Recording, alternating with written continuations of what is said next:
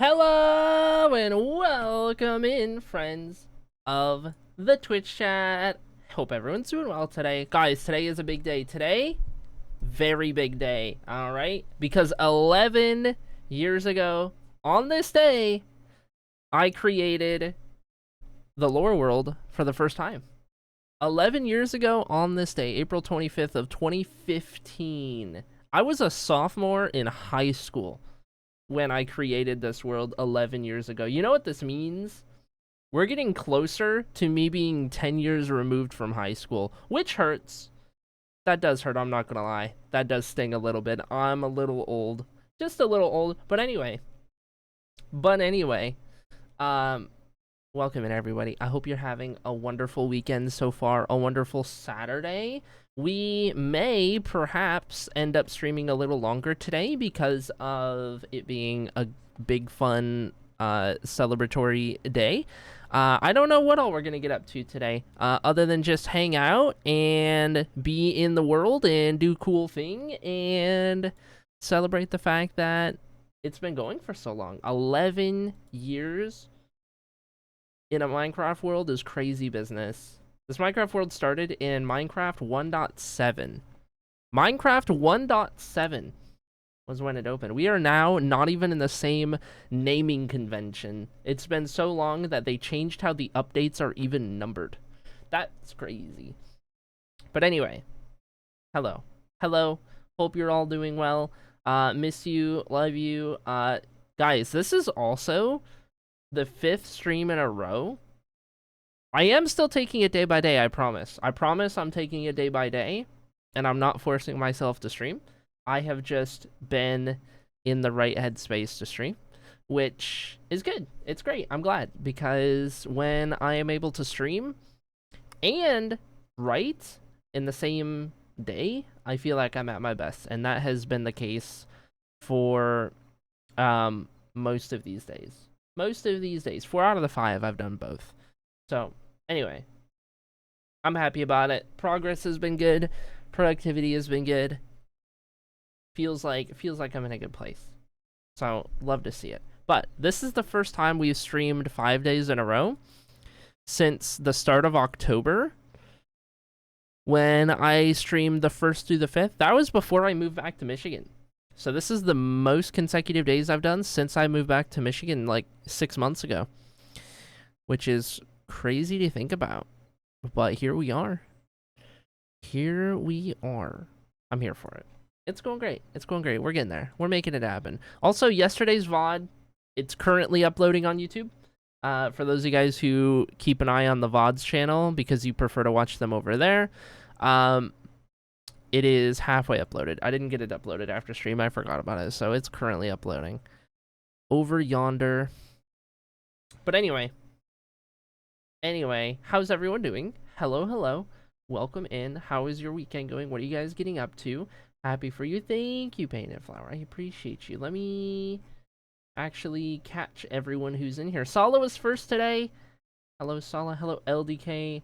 Sloppy is here. I'm only gonna call out people who actually type in chat, other than lurk messages. Chocobo Knight's here. Norm is here. Misty's here. Voided. Did I say Voided? I don't know if I said Voided. Voided's here. Luna's here. Hello, hello. Hope you're doing well. Did I say Dark Fairy? I don't even know. Dark Fairy's here. We'll be back, I should say. Snowy's here. Hello, Snowy. I say a name and then I forget who I've said. Did I say Lycan? I don't know, but hello, Lycan. Hello, Gecko. How's it going? Good to see ya. Hi, Kitty. How do you? Hello, Rebecca. If I didn't already say hello. I got Snowy, right? Did I say Snowy? I hope so. Anyway, hello, Snowy. Hello, Stunny. I'm just gonna say everyone in order, even if I'm repeating names at this point. My attention span is cooked. Short-term memory is cooked. It's always better to be more productive than to be more conductive. Yeah, you might be onto something there. You might be onto something there. Weekend been good. Glad to hear it. Glad to hear it. Heck yeah.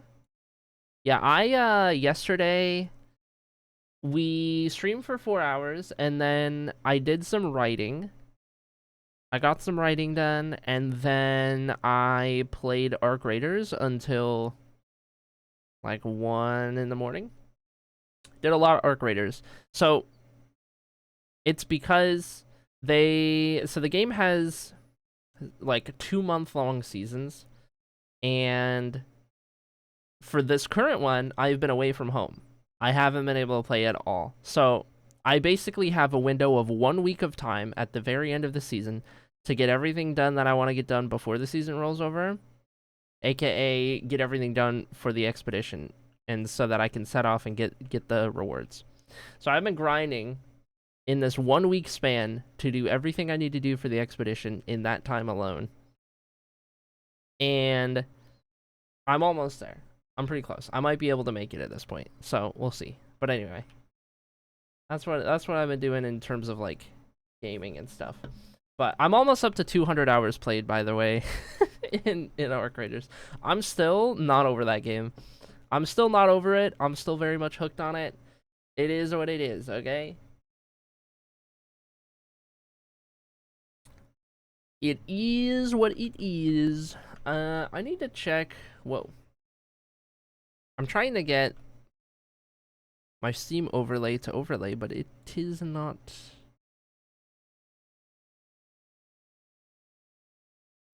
Okay. Bum, bum. Okay. Nope, we're good. All right, chat. Are you guys ready for some marbles? Exclamation mark play to join on in. Calling all marblers. You guys know the drill. We got to give away a VIP badge to the winner. Defending the VIP badge today, should this person be here, is Cedar. Also, oh no, stream died. Hello, are we back? Hello? We just dropped 19% of all frames. Did stream just go buffer really bad? Are we alive? Hello, can you hear me? I mean, we're good now. I just don't know how bad that was. Don't quite know how bad that was. Stream was fine. It looked like we dropped frames like crazy. Maybe we're fine. 18% of every frame I've streamed has been dropped. It's because I'm uploading that YouTube video at the same time. 23 minutes to go. Okay, well, okay. It's red, but it's still enough. I guess it's just an unstable. The bitrate is still enough. It just showed red even though it was enough, so I don't know. I don't know. Alive, as long as we're alive, we'll take it. We'll take it. I'm still sick, says Kitty. Sinus is hurt, but yesterday I went with my mom to pick up my cool native plants we ordered from the yard. Ooh! Or for the yard. I hope you start feeling better. I'm so sorry that you're sick. It's struggling for me, but I thought it was on my end. Nope.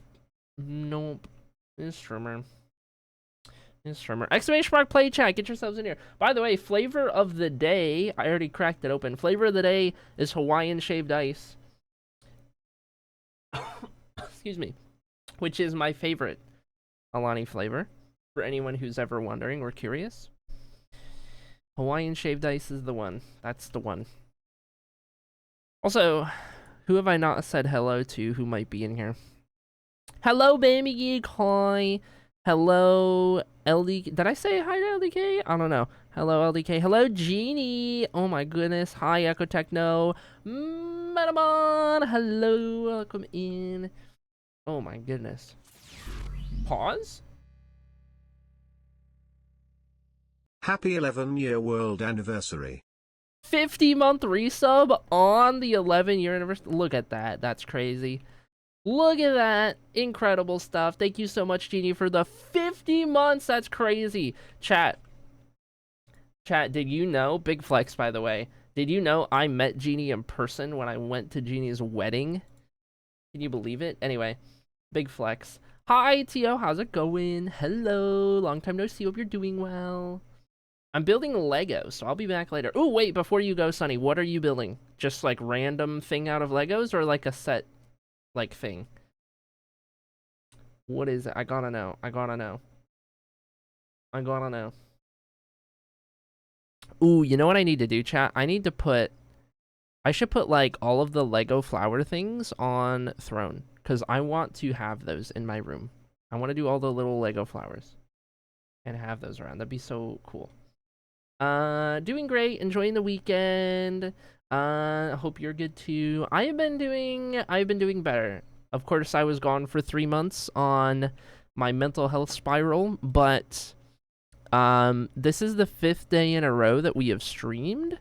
So I am at least in this week in a good place regarding all of this kind of stuff. So we take those. We take those. I don't know what each day looks like. I'm taking it very day by day. So, we we streamed 5 days in a row this week. It could very easily turn into like a week without a stream. It could be like a stream every other. I don't know. I really have no idea. We're just taking it day by day. Mental health first, and then going live second, dependent on that. So that's where we're at, and it's been a good balance so far. Just to ease myself into it. It'll probably be a couple months of this, to be honest, chat. It'll probably be a couple months of like, hey, no guarantee I'm gonna be live the next day or week or whatever. Like, just if you see the notification, great. If you don't, check Discord. I might have an update, and I'll try to keep you in the loop. Glad to hear it's better. Thank you, thank you. Aston Martin F1 sets, Speed Champion Series. I've been collecting them as rewards for hospital visits. I got 3 sets: the Aston Martin, the Haas, and the Kick. After my trip to ER, I'm fine. Nice. I love it. I would love to collect all of them. To be honest, do all of the F1 Lego sets. That'd be so cool. I don't know where I would put them though, because all of my belongings are in this room, and yeah. I don't have space for anything. And Girly Pop's gonna be moving in here at the end of the year. That's gonna be a whole thing. We gotta figure out space. We gotta figure that out. Anyway, did I mention that? Anyway, we support whatever you gotta do. I appreciate you. I appreciate you. I'm just happy to find you streaming whenever you can. Heck yeah, and I'm happy to see you in chat whenever you can. So take that. Know you. Also, I don't know if I said hello to Arteme, but hello, Arteme. Welcome in. I see you back there. All right, chat. We got 20 marbles. We got a VIP badge to giveth away to the winner of this race. I do not know if Cedar is here to defend the VIP badge. Not by the looks of it. All right, here we go, chat. Final call, final warning, final chance, final opportunity. U-Haul be U-hauling. It's not, okay, it's not a U-Haul situation if by then we will have known each other for a whole year. / been seeing each other for a whole year. It's not the same. It's not the same at that point. Though me effectively living at her place for the past 2 months was kind of that, because of how early it was. But like, not fully living there, just being there. Sure, buddy. Okay, I can't win. I see now that I cannot win. I see now that I cannot win. Okay, hold on. Before we get started, actually, I have to reply to a thing.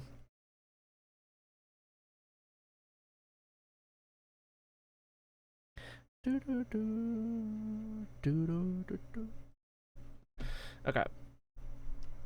Me and my boyfriend moved in after 5 months of dating. Shrug. Yeah. No, it happens. You had the U-Haul experience for sure. For sure. I did in Phoenix, so I get it. I've lived that life once. You forget the mods know a tiny piece of info that makes it more meaningful.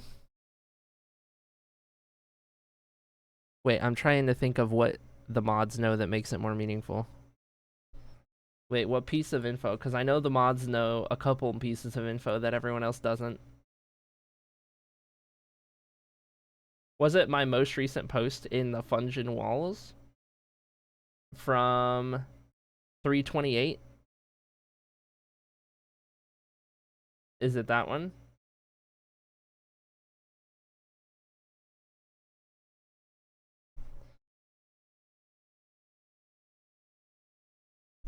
I'm trying to think of trying to think of which one it would be. Starts with a P. Me just waking up post gummy. We do? Yeah, I'm trying to figure out what Dark Fairy's talking about. I don't. Is it my most recent post in the Fungin Walls Discord channel? I don't know, man. I don't know. Whatever you think is the right time is the right time. Yeah. No, realistically, we would probably already be living together if not for like um active lease and everything like that.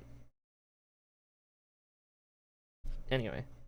Yes, it is that post. Okay. Yeah. No, that's fair. That's fair. There is that underlying thing happening. Yes. Yeah. Anyway, wasn't planned 100%. I just didn't let him go back to. Is that because I didn't want to be alone in a new apartment? No, I get that. That's fair. I think it's the last pick in the function walls. Yeah. Yeah. Welcome to the party, Beanie. Yep, you're caught up now. It took me and my partner a few years because we weren't ready and needed to live alone for a while first. Yeah, I get that. That's fair. That's fair. Oh, actually, mods, I can send you another update. Hold on. I can send you guys another update in the function walls. People on Snap, the mods who have me added on Snap, you've already seen it.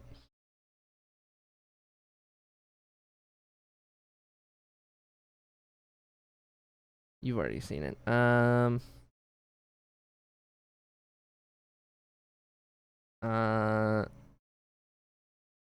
Mini update related to what I'm talking about on stream right now.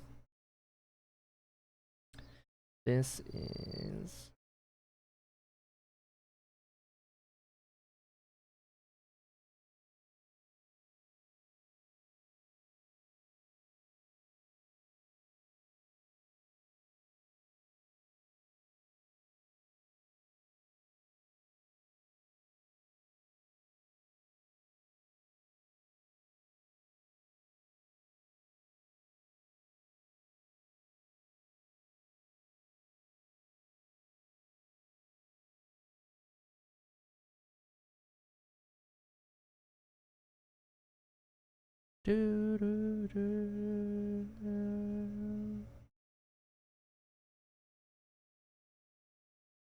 Actually, wait, hold on. I'm actually not going to do that because I actually haven't talked to this person about that. Because I know Girly Pop's fine with mods getting updates, but this involves somebody else. Anyway, scratch that. Become hydrated, you got it.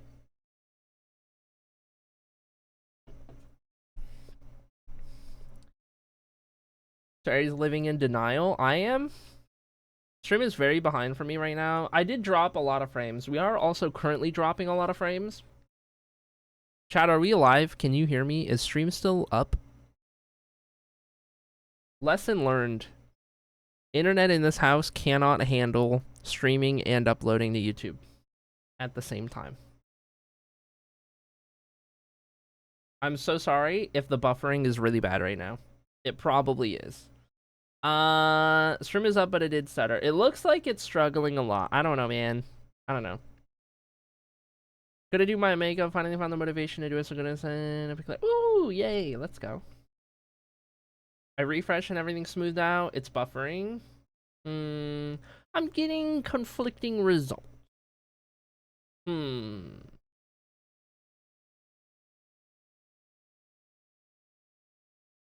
We got 13 minutes left of this video upload, of the VOD uploading. Note to self, don't do this while I stream in the future. Thanks, self, for this note. I will do my best. Oh my gosh, Jamal gifted me a sub to Bloom. Oh my gosh. Wow. Wow. Birthday book moment. TY and Jamal cat kiss. There we go. There we go. Got it. We can deal for 13 minutes. You sure? Should I start the race? I feel like I gotta start the marbles race before 13 minutes. I feel like that's a bit extreme. I feel like we at least gotta do that, you know? Alright, chat. 22 marbles. Final call. Don't say I didn't warn ya. Welcome in, Wolseyman. I did not say hi, but hello. Here we go! Stream is breaking up. but I am not. Okay, here we go, chat. 10 seconds on the board. Down and around we go. Actually, no, there's no funnel at the start of this. This does have a scuffed finish line, though. Here we go. If stream starts buffering bad, just refresh. If you're having stream issues, just refresh. Rip Bozo, Walzerman, goodbye, Dark Fairy. First two going to be off of the map, and we're going to make it 3, 4, 5, 6, 7, 8. Goodbye, Kitty, Bambi, Geek, Sloppy, Metamon, Sala, and Arden May. Goodbye, Genie. As now Misty takes the lead with a good shot right there. LDK is going to fall off of the map in the background. We're down to 12 marbles remaining. Everyone chasing down Misty Harvest, going for another VIP badge up towards the front. What would it be for Misty Harvest today? Looking for victory number 23 as TOA falls off of the map. In the background, Strimmer in second place. Norm up to third ahead of Voided, Beanie, Rebecca, and Flower. So everyone makes their way into the later half of the map right here. I got a feeling, chat, that we are going to have marbles overtime. We've already lost too many marbles. I don't think we're going to have any survivors. Misty Harvest hits that bomb right there. That's going to be another marble down. 10 remain. Rebecca trying to get up there to challenge Strimmer for first place. Not happening at the moment. Strimmer's through. Rebecca in second. Flower in third. Here comes Voided Nay. Gonna have to compete with Norm and Beanie. Strimmer's gonna fall off of the map in the background, unfortunately. Another bomb to avoid the top two. Rebecca in the lead, looking to get the elusive win that couldn't happen on the birthday. Is it meant to be now? No, it's not. That bomb's gonna send Rebecca into the void. There goes Flower. Gets sent by that little thing in the middle of the road right there. Now Voided in the lead. Is Voided gonna do it? Could Voided tie the all-time record again with Sloppy up front? Here we go. Who's it gonna be? How does it line up? No, yes for Norm, and it's gonna be Gecko who survives to get the VIP badge as an eligible marble after all of that. Incredible work. Norm gets the job done, and Gecko gets the VIP badge. Let me write this down in here, and then let's take a look at what number this might be. This is going to be win number 2 for Gecko all time, the first coming on the 20th of December. Gecko is going to be the 126th marble to win multiple VIP badges. There we go. All right. Congratulations, Gecko. Let me switch the VIP over for you. Un-VIP here and VIP here. There we go. Beautiful. There you have it. Good job, everybody. Good job. Good work. Good work. All right. Into the shop, into the skins. We're looking for a squish. That's not quite the squish we're looking for. This is not the squish we're looking for. No, nothing. No squishes. Hate to see it. Alright, chat. Hello, Minecraft. That is what I do after all. Let me see the progress on the video. 9 minutes left of that upload before we're good there. Before we jump into this too far, give me 1 second.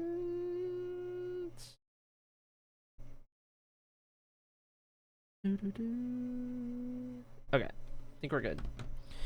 Think we are good. Chat, it is officially official. We have been in this world for 11 years as of today, if you could believe it. We've been working on this Hall of Fame in recent days, making some good progress, getting all of the lighting in place, and doing cool fancy things such as those in the staircase. But all the while, we've been closing in on this world anniversary, which I'm super excited about. Probably something that we'll do at some point today is go through and walk around different parts of the world, revisit some of the old areas, just take a look, take a gander, take a little nostalgia, little nostalgia trip, you know, do all of that, and just kind of, you know, see what got us here. I might even potentially load up the earliest version of the world that I still have, because I do have I have a version from 2020 before I did the custom world generation. I do still have the version from before that, which is crazy to look at now compared to how everything currently looks. But yeah, could be a thing because that's the OG world seed, the OG like what is it, default Minecraft generation that this world started out with and everything. Crazy to think about, but yeah, we might do that at some point as well. I think for right now, I want to continue trying to get this lighting figured out while we get into like peak hours and everyone is finding their way to stream and everything. So here's where we left off. Yesterday, we did a ton of lighting in the walls. We first finished cutting out the entryway at the top of the stairs. So instead of that little hole in the ceiling now, we have this ready to go, where we've dug this out into this area right here, because this is going to be where the second tower goes, long term. And then we're going to have our little walkway here. This brings us into our drop into the Hall of Fame, all that kind of stuff, right? So we did that, and then we did lighting. I hid lighting behind these walls, these wall blocks all the way up. And then... Happy TOA anniversary acrylic hype. Oh my gosh, Peaches, thank you so much for the 500 bits. I appreciate you. Oh my gosh, you didn't have to do that. Thank you, though. We did the lighting around the sides of this ring in the ceiling right here. I'm waiting to do the corners. We got to figure those out next. But we did that. We did the diamond right here. We lit all of that up with some hidden lighting. And then, of course, we lit these up here as well. These light bars right here with some hidden lighting just above it to give it that look. So today what I want to do is we need to figure out these corners for the ring in the ceiling. I want to put some light around the tops of the columns to put some more light on those colors. And then we need to light up the lip of each of these hallways. So the arch right here, we need to find a way to light that entire lip and then do that for each of these. However that might end up looking, that's kind of the idea for lighting. That's like bare minimum what I would like to get done today. And then we can kind of go from there. I think for starters, because I really don't know what the diagonal is going to entail, but maybe we should just figure that out so that there are less unknowns at the moment. Did you already mention making a little shrine or something for the anniversary? Or am I crazy imagining things? I think you're crazy imagining things. But we probably will do a moment redeem now that I think about it. Though, the way we have it set up with StreamerBot is that it only lasts 30 minutes. But realistically, I could do this one like all stream. And we might even... I'll just make, here's what we'll do. I'll make a channel point redeem manually. And then mods, you just gotta be very... very intent on not touching channel points so that the whole queue stays there. Let me see. See, I haven't a manual make one because the one we have automated, like refunds and everything, which is great, but it's okay. It's okay.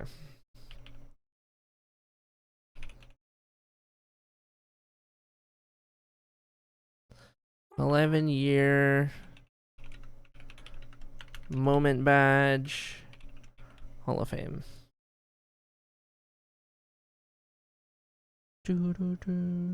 I'll try to remember to... I will refund these assuming a mod doesn't accidentally clear the channel points. And this is going to be 2,000, so it doesn't get spammed by people who don't need to be redeeming it. And we'll do that. And redemptions per user per stream 1. Done. You have created the maximum amount of rewards allowed? Huh? I have too many channel point rewards?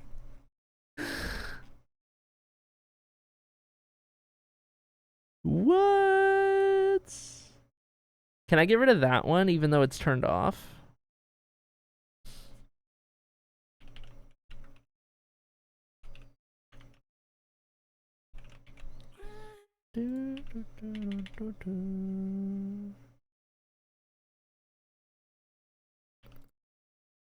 Yes.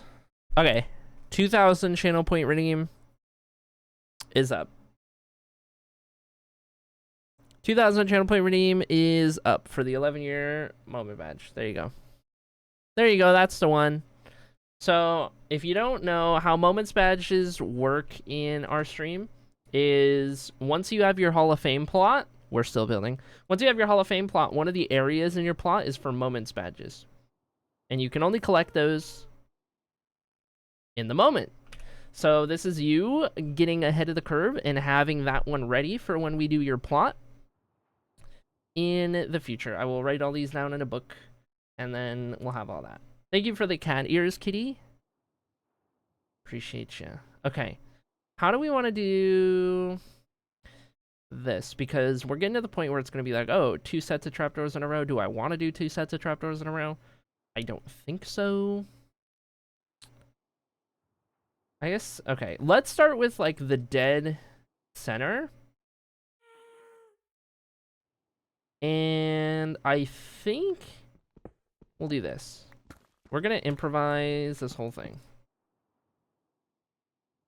But whatever we do, it's got to be, like, symmetrical to a degree. It's got to work with the existing design. So this will be step 1, is to do those on the corner. I've caught all the moments, but oh well, I haven't crying FOMO. It's okay. You know what I should do though? Is just in case, I should write these down in a book as they happen rather than wait, because if I wait, there's a chance the channel points get cleared and then I really don't know who has what. So that's Armor Ops Reset. I know I have a book that has all of our moments in it. I don't think it's this one. It might be this one. Texture pack moments, streamer house moments, mods band moment, subathon day 100 moment. Okay, so this will be 11-year anniv moment.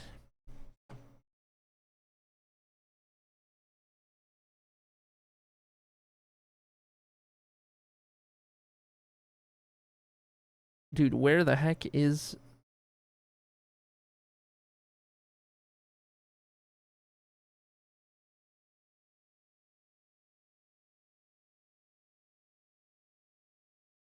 Okay, whatever. I'm gonna have to do this in the whole queue. I was looking to separate it. Okay. I'm gonna write these down as we go for ease of tracking all of this. Okay, here we go. And I'm gonna refund these as we go. All right. Kitty was the first.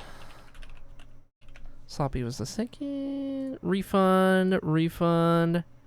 Then we got Metamon, Gecko. There's your channel points. We got LDK and Beanie.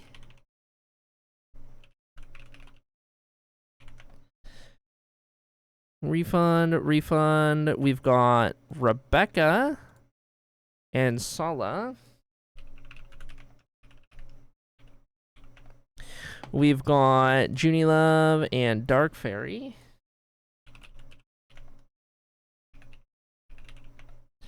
We've got Dab and Arden May. Page 2.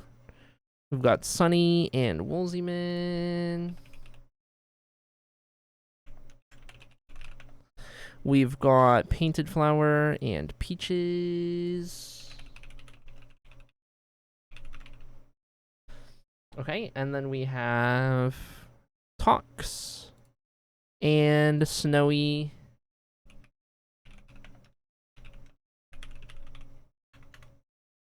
And big patch. Okay, now we're caught up. This means I need to keep this book on me. So we shall do that. Beautiful, got it. Alright, you guys you don't have to worry. You are safe. The channel point redeems are not going to scuff it. So anyway, I think I have old names in half of those, probably. Probably. I haven't needed to revisit those pages yet because the Hall of Fame isn't done. But at some point, I'll be doing that. And then that'll become my checklist. Like, we will have those pages, and then like, let's say you get your Hall of Fame plot, I'll remove your name specifically from each of those lists, and then I'll just remove people's names as they have their plot, and the list will just become whoever doesn't have a plot to have their name in there, if that makes sense. Anyway, I'm 100% sure that when you check this, we're going to get like 4 old names. Oh, I'm sure. I am sure. Okay, here's what we're going to do. I'm going to try and keep the pattern going, but I don't want to do 2 trapdoors in a row. So, whatever we do, I want to try and avoid, so like right here, I'm not going to do that. But then like right here, I will. And then I'm going to skip that next one. And then do it on the one after that. Right here. And I think we'll still get enough lighting out of this. And it'll all work. It'll all work okay. So this one's fine because there's a gap.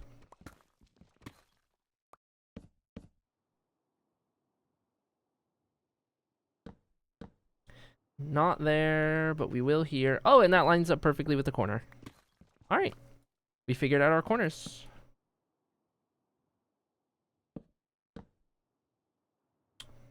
I was stressing out like that was going to be a whole lot worse than it was. Okay. So now, same deal this way. I was hoping it would line up with that corner without being like a weird, like, gap or whatever, but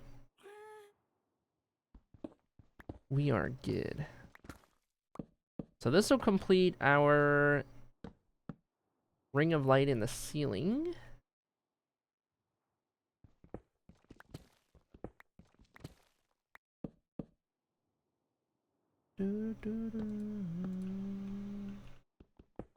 Beep boop.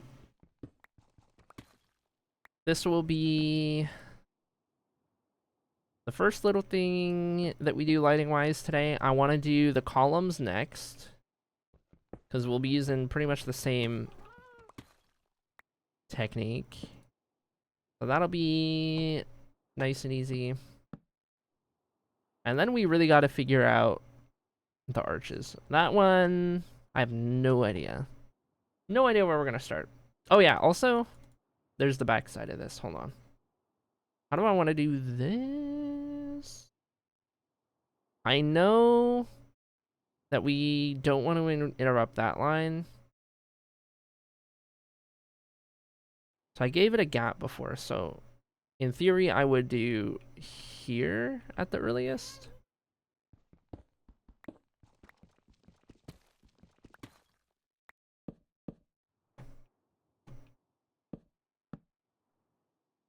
And then try and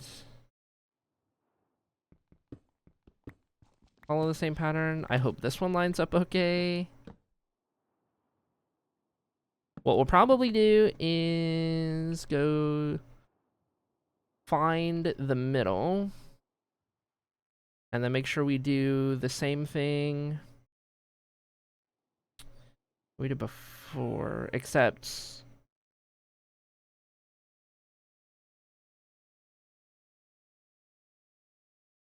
this would have to line up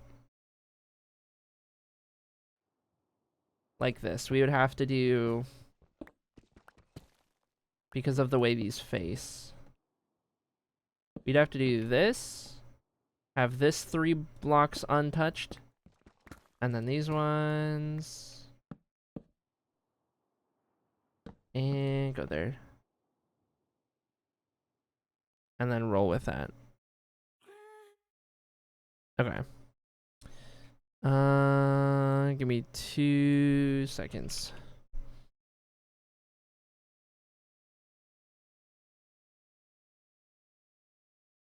Okay.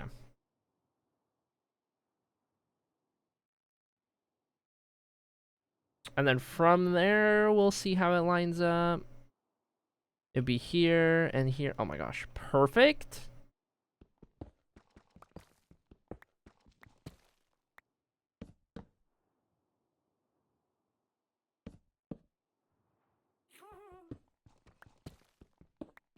So satisfying. I love not having to reconfigure things because they don't line up. Okay, so that is how that's gonna line up. This can just be a repeat of what we just did.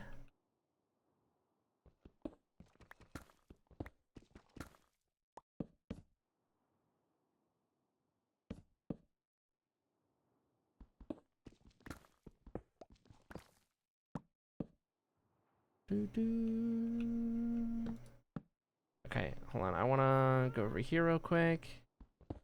Or this one. I know a couple of these gaps are different.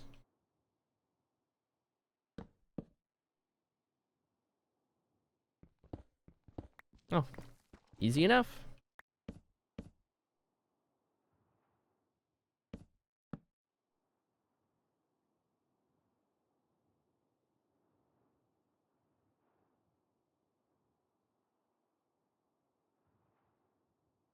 I'm curious to see all of the shapes that the shadows on the ceiling make, because I think that'll be a cool touch as well. Having those in there.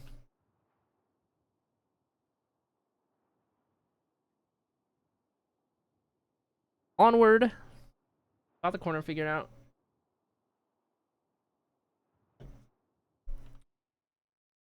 Let me pin a message, by the way.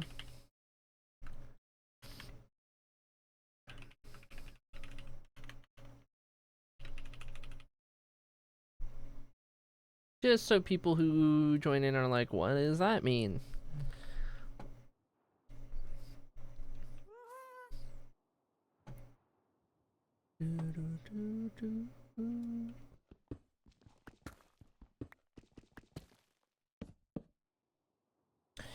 Alright. Order of operations. Finish the ring in the ceiling. Do the tops of the columns. Do the lighting around the archways for each of the 8 halls. And then at that point, I think we'll do like world toury type stuff.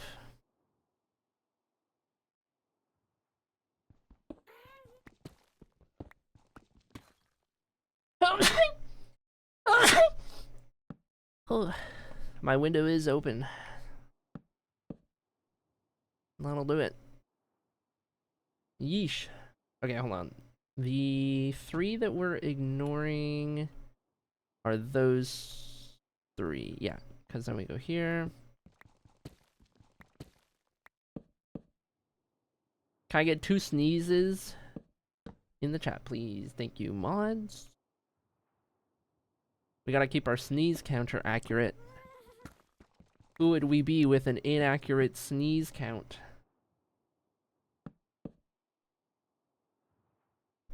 Also, a true sign that streamer's back. We're updating the sneeze counter.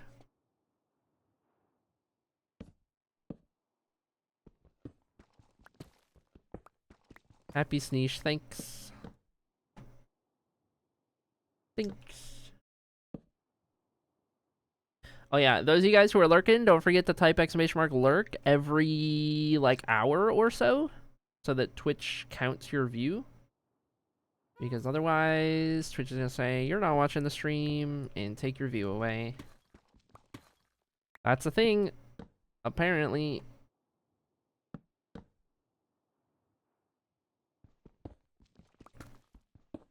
Don't worry, I won't call you out if you type lurk. Maybe I'll say things for the lurk, but I won't even say your name if I'm being good and remembering my own rule.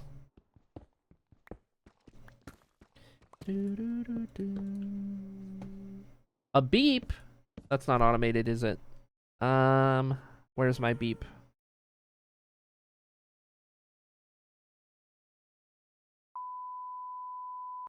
There we go.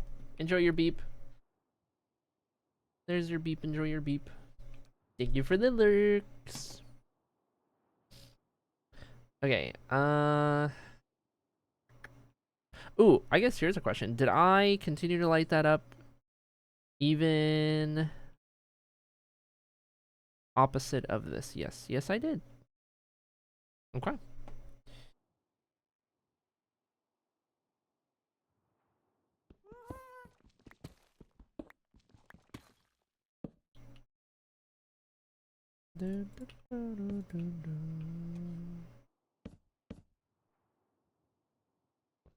Skip that one. Do this one.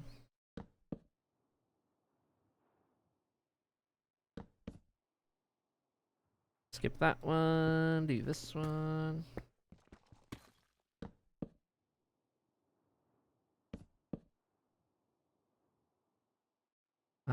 That's a block. Yep. We can do this one.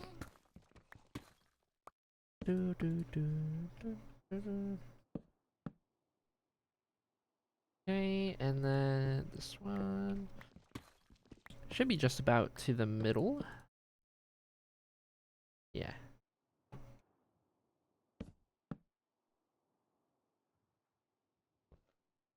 Actually, this one.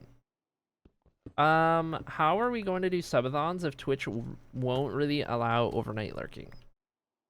It's an interesting question. I don't know. I currently don't have any plan for future subathon. So I don't know what that's gonna look like or if.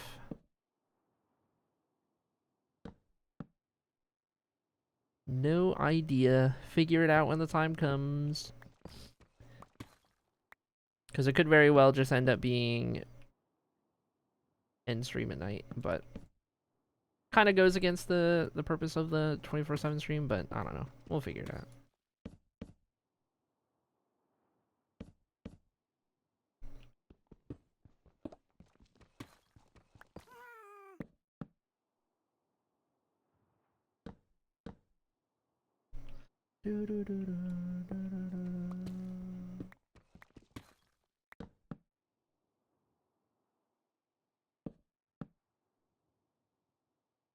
Okay, and then this one, and then we're caught up.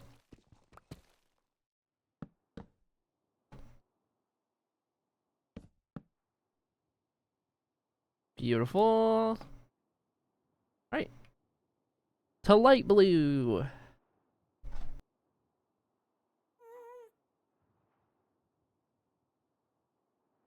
I just had to mute for the most aggressive sniffle of my life because of my allergies.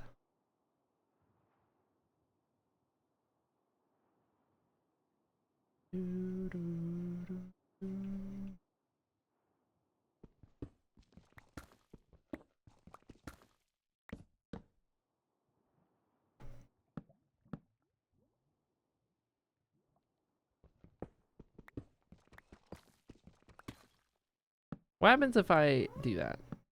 That's gonna bug me.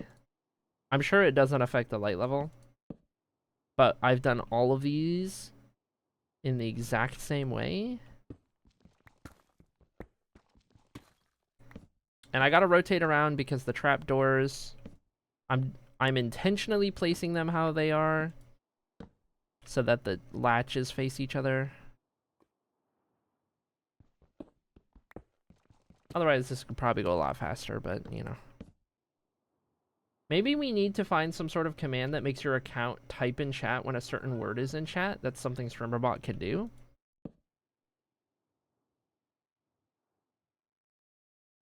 Not on, you mean type from your account? Only if every single person is using StreamerBot. And even then, iffy. Like, I can have StreamerBot say something in chat, but StreamerBot already does. StreamerBot already says, don't forget to type exclamation mark lurk or whatever.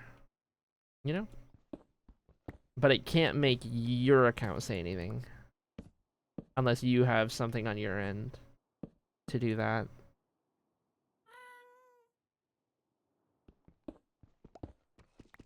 Unless I'm misinterpreting what you're asking. Which is possible. Okay, big brain.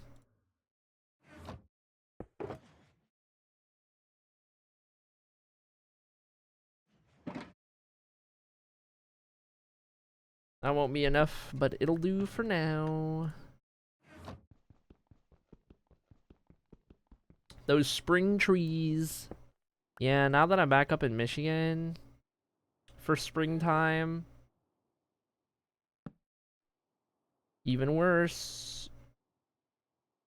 One spring ago, I was still in Texas. I didn't even get an Arizona spring. And my other, like, there's still pollen in Texas, but nowhere near what I am going to experience this spring / have been here in Michigan.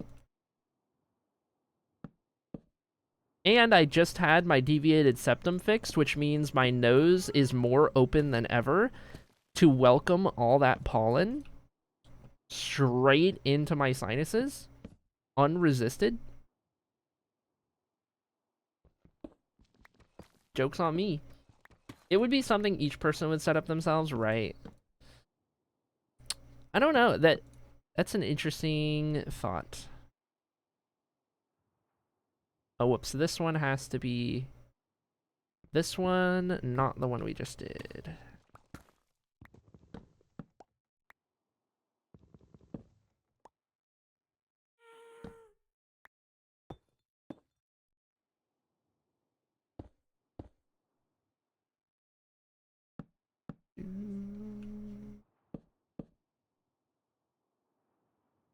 Okay. I'll be the outer one, and let me go here. Is that something that B was able to use in other chats? He's working in though. I think that only happened in zone. I have no idea.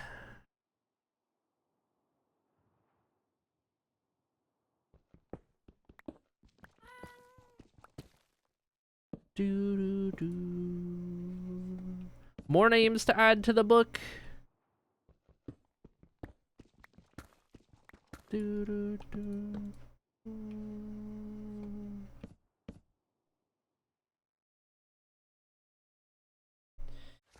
Gotta go all the way to that page. Wait, can I? Oh. Oh my god. Oh my god, you can jump to a page. Ugh.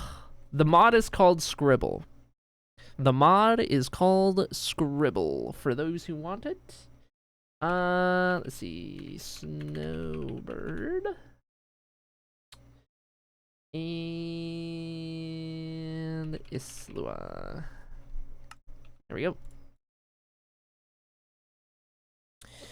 Clear this queue. Refund your moments badges, because I don't need to keep those channel points. And TO. Okay, let me do this.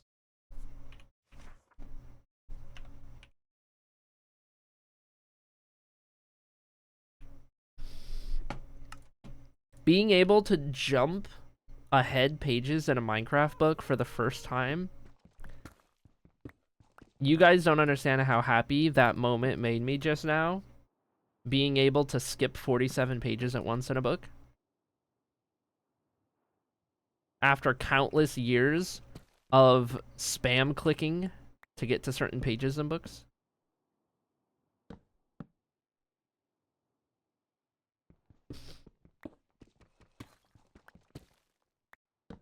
Don't forget, chat, for your moments badge to count, for you to actually get the reward, you gotta enter the Hall of Fame once it's done.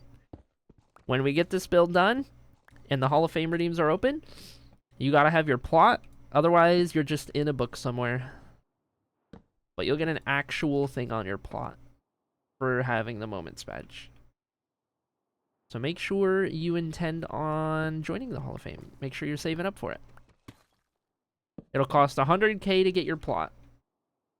To make use of the moments badges, all you gotta do is have a plot for 100k.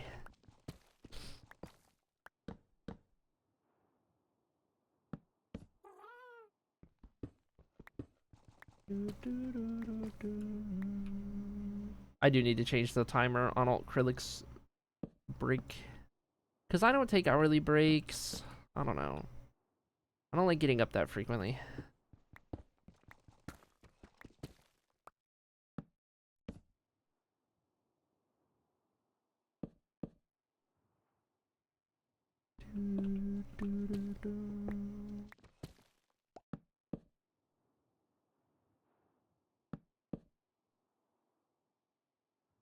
Okay.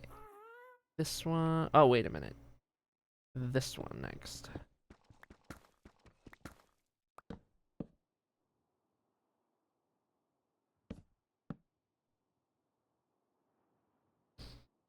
Okay, that's both of these.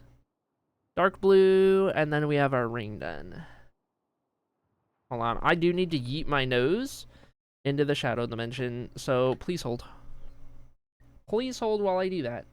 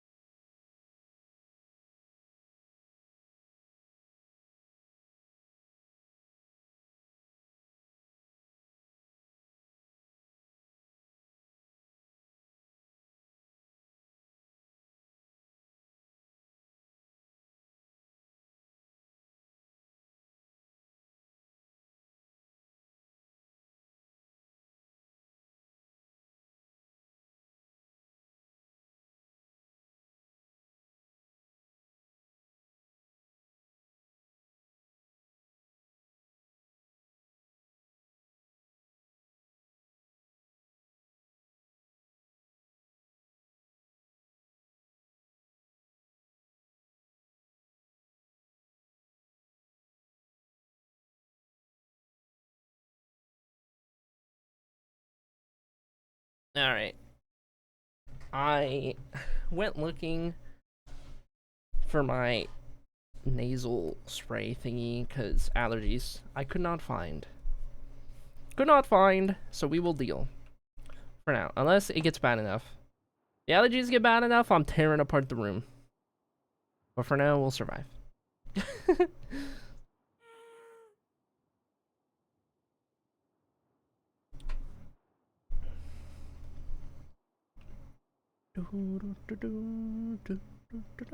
I missed how many sea shanties are on this playlist. It's nice to be shantying again.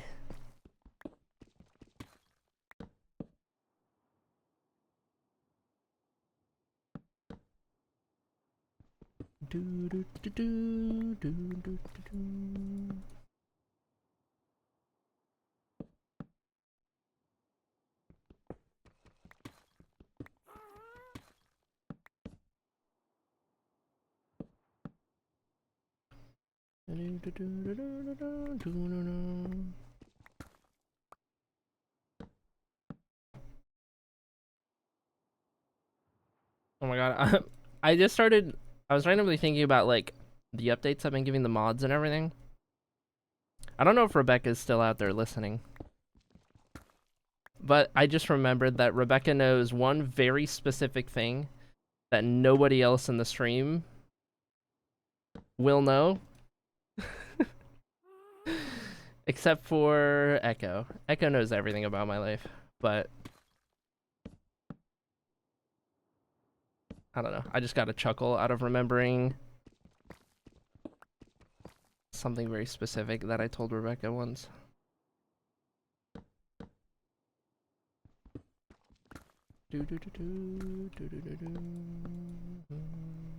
So crazy how great happy gas are for building. Yeah, I was just talking about this the other day where it was like, or maybe even yesterday, like, I don't even have a problem with the speed because it's good for building. If it were any faster, building might be more of a headache with it. My only gripe is the turn radius. It's like turning a freaking boat. I likened it to driving a 70s Cadillac and then trying to park it in the Walmart parking lot. Have fun. But other than that, I'm learning it.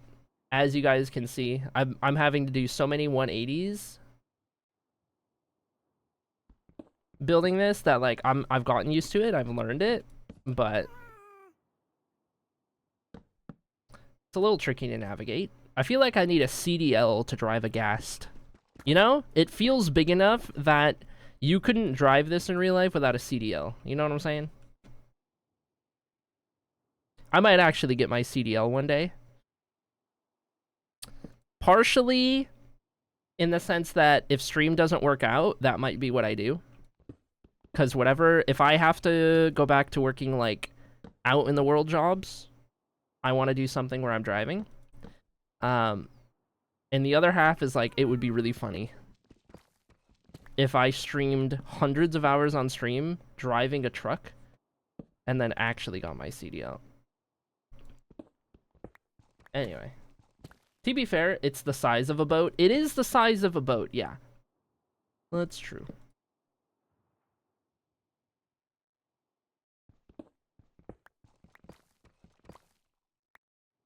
I was like, wait, how is she flying? And then I remembered. Yeah.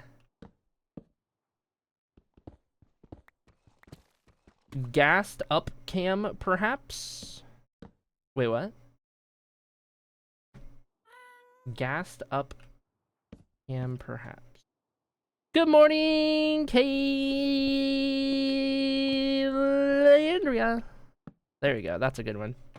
Flavor of the day right now is Hawaiian shaved ice. I don't know if you were here for the conversation recently, Kaylandria. We're no longer boycotting Alani because they got bought out. So the bad owners no longer own it. And now we can drink Alani's again without feeling bad about supporting bad people. So I'm drinking my favorite flavor today, Hawaiian shaved ice. That's the one. That's the one.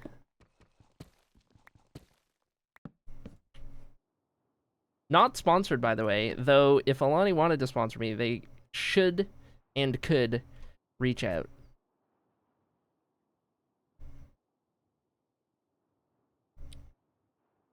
Okay. I don't know if we're gonna light up those right there. Loud car. That was a golf. Which was your fave? Hawaiian shaved ice. Backup but gassed. No? Back to the oh, you're saying a backup camera for the gassed. You're saying we need a backup camera for the gassed. Actually, does somebody have it within their capability?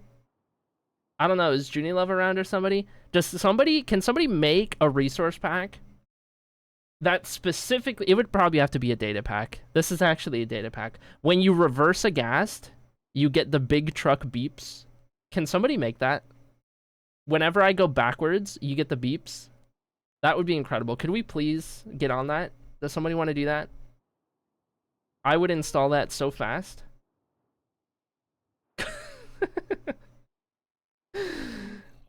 It'd be so good. It'd be so good.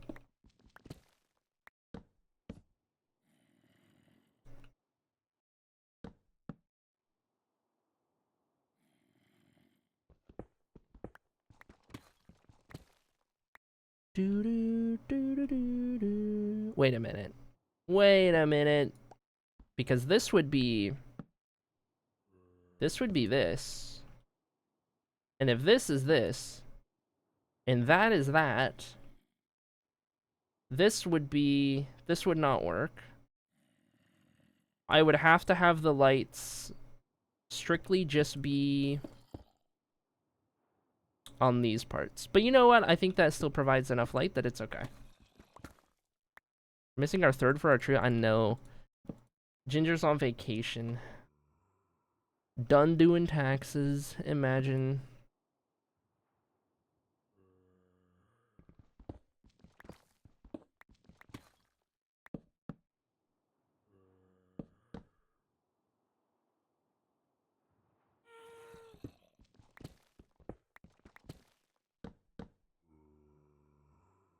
Whee! Oh, that went wrong. Oh, I can't. The pillar's in the way. I'm trying to put it in reverse. And I'm just hitting the pillar. I hear a zombie. There's a spawnable spot in this pillar. In this column.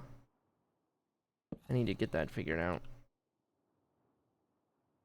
Let me put the last... 1? 2? I guess that one's interesting because it lines up with that. Maybe I undo that other one.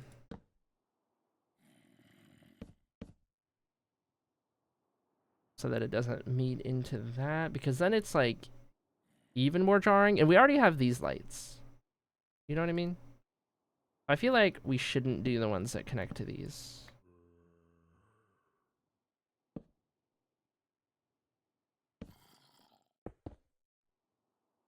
Because there's still enough light going on. Okay.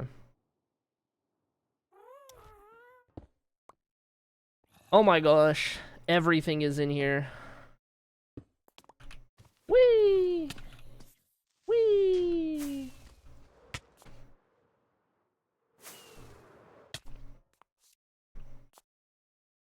I thought I carpeted all of this. I guess I didn't carpet the top. I'll do.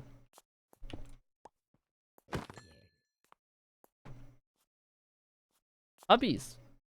Stop running away.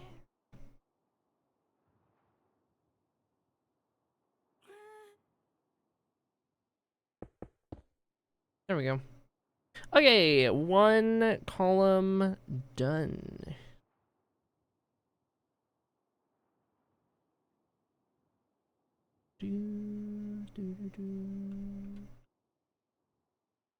And we're not doing that side, so we'll start here.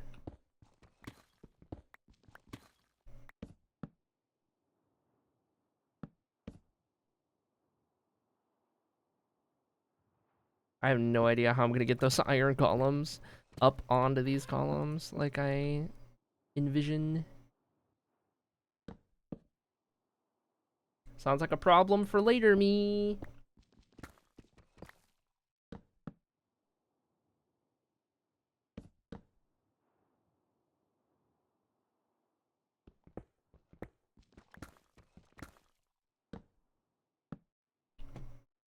out again.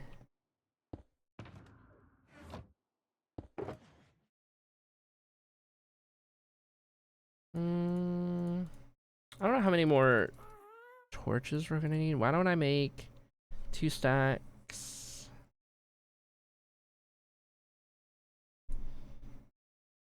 I'm trying to use the woods that are like less annoying to gather.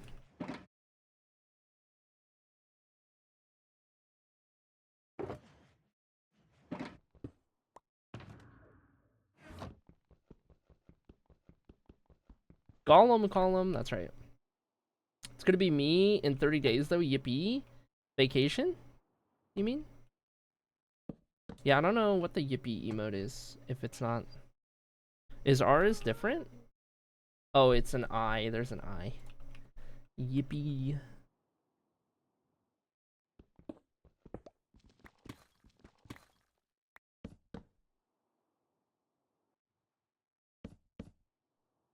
Alright, purple done.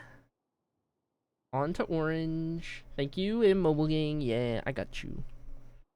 I got you.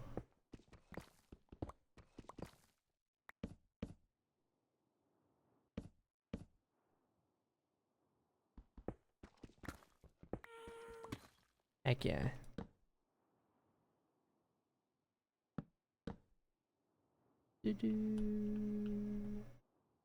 Beanie will be a column golem in 30 days. Yeah, that's the one.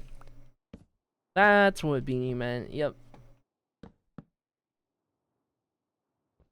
Oh wait, we're not doing those two. The best vacation. What does it mean to be a column golem? I don't know.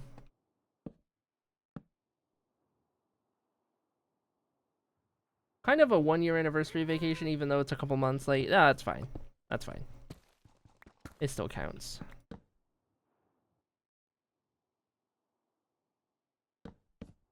Whoops.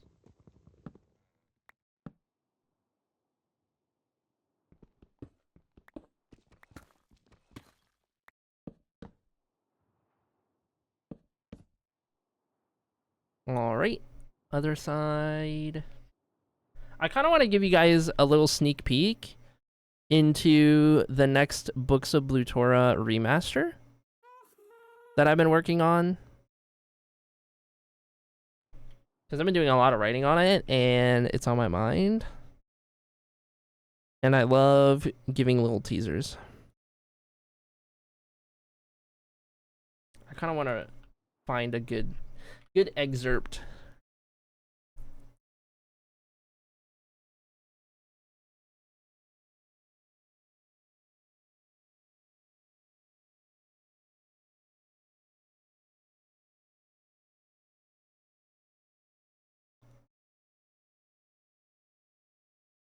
Hold.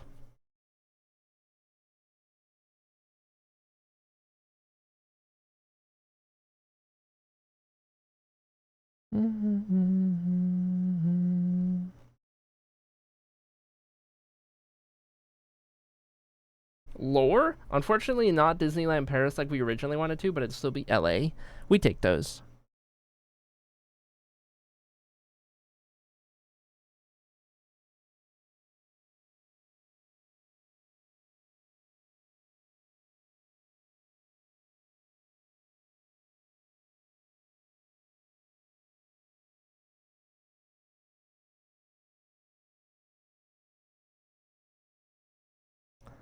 I'm trying to pick out what would be a good one to do. Because there's a lot that I could read here. But I just want to pick like a little section.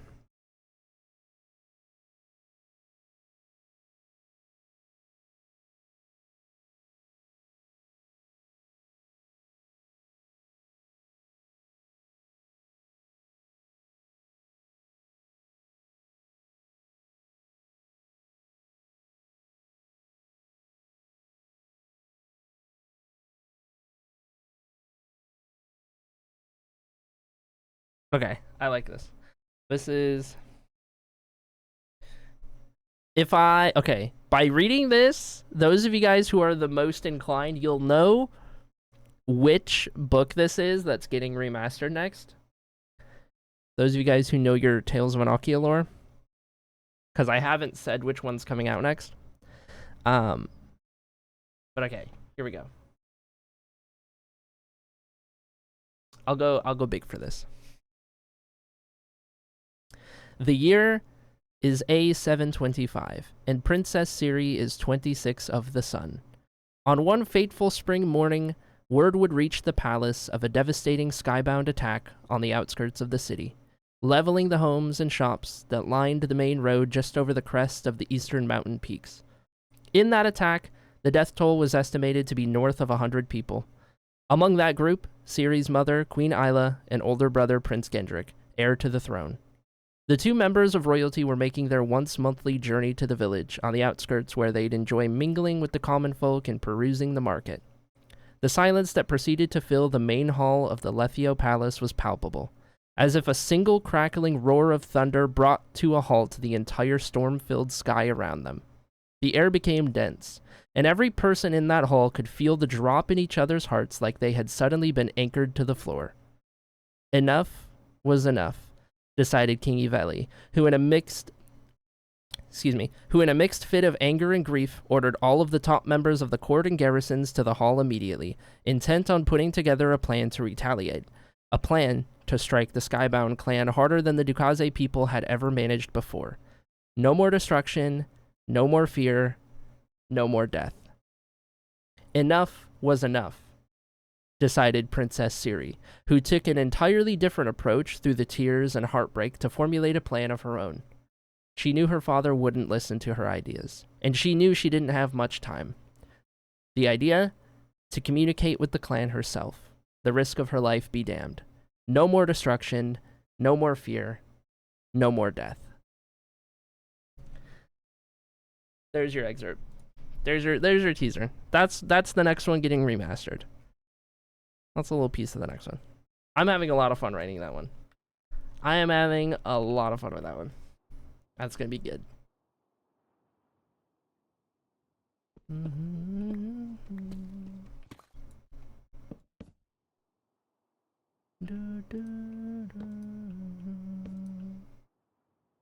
We love to see it.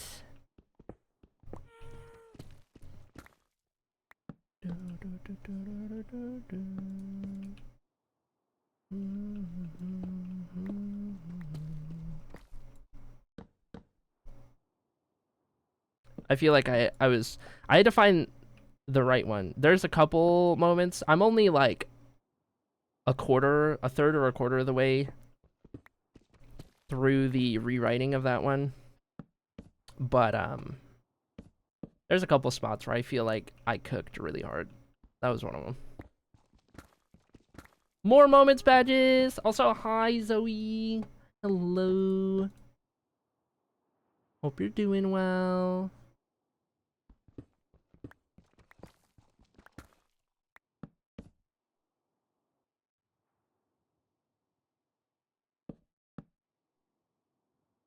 Okay, that's all of them except for these two, which is good. I want to double check that I didn't miss any of these. There needs to be 6 on each column. 2, 4. I forgot this one. That's exactly why I wanted to check. I had a feeling. More moments. Okay, we've got Misty and Kaylandria. This one is an entire stream long moments badge. So when's the pre-release? What do you mean? Of what? What's up? The repetition is impactful. Thank you, Kitty. Thank you, Kitty. That is, so the style I'm writing this piece in, because each of these pieces, remember, is written by a different person in universe. So the style in which this is written is different than Annocia and the Nine. This one's less of a scholar's piece and more of like well, you'll see for yourself. You'll see for yourself. But yes. This specific author has some really good, impactful repetition mixed in there, and I'm having a lot of fun writing that way. I love some impactful repetition. Oh my gosh. For your book, listen, I got no timetable. All I got for you right now is that the books of Lutora are getting remastered actively. All the while, I am still making progress on the first novel. That's a much bigger project, though. One of the reasons that I'm putting a lot of focus on the books of Lutora right now is because it's something to give you guys / hold you over in the meantime. Especially with the remastered versions being so long and fleshed out. Gives you a lot of lore to have in the meantime. A lot of stuff to know about the world and what have you.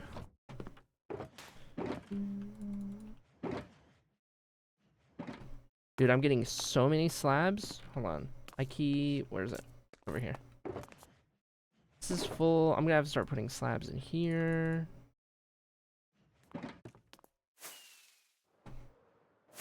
Where are we at? Uppies.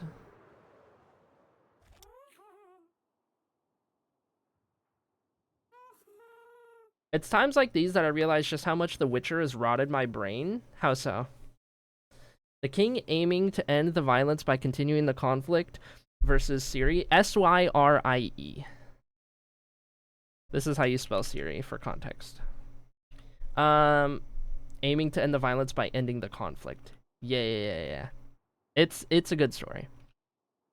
And I mentioned a bit ago, for those of you guys who have paid a lot of attention to the lore stuff I've done, you'll know which book this is, which part of Books of Lutora this is. But it's getting renamed.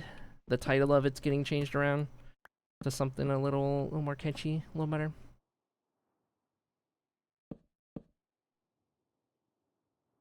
But it's still the same book in terms of number. Series of character in The Witcher. Yeah. I know about The Witcher series. I just didn't know if, like, I didn't know in what context The Witcher was rotting your brain. I need to finish reading that series. I was reading them on stream. We got to, like, the second book, right?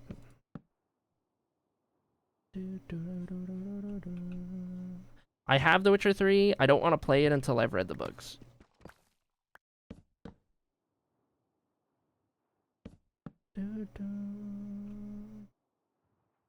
Okay, should have all of those. I love The Witcher so much, yeah. It's one of my big inspirations to the Tales of Annocia. The bits of the universe that I am familiar with.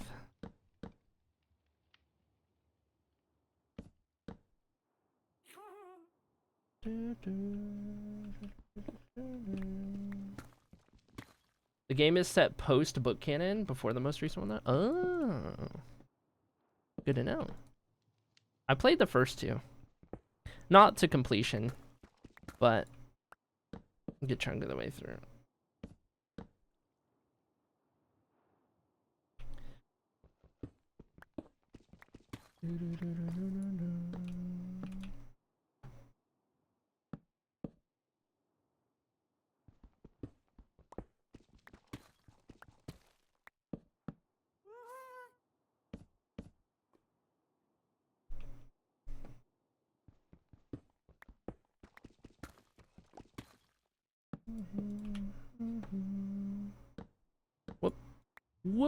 Whoop.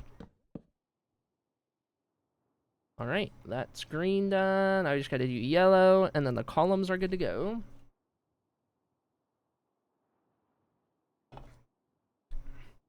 Never would have guessed the song. Yeah. The title, I don't know, man. I just work here. I just know this song's a classic.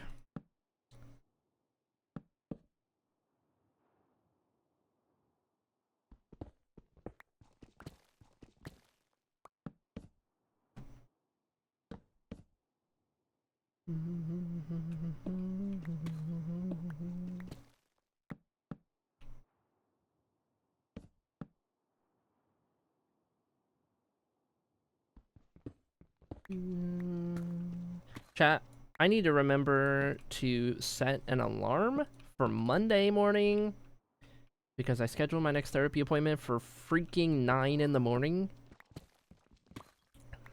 Didn't realize till after the fact that I probably should have done 10 because that's a bit early. I was telling Girly Pop this too. I was like, I set it for that time when she asked because I was like, oh, that'll make me get up at a nice time so I don't sleep the day away. And now I'm like, frick, man. That means I gotta get up at like 8 so that I'm awake enough. I don't want to get up at 8. Anyway. It was better than 3 p.m. My first one was at 3 p.m. and I'm like, I do not want to have a weekly thing in the middle of the freaking day. I can't do time commitments that are in the middle of the day because it ruins the entire first half of the day. Because it's all I'm thinking about. It's the only thing on my mind. So I need to get it out of the way early. All of my commitments need to be out of the way early. Unless it's like hanging out with a friend or something, that's different. But like appointments and stuff, get those out of the way so that I can actually enjoy my day and like focus on things I need to focus on.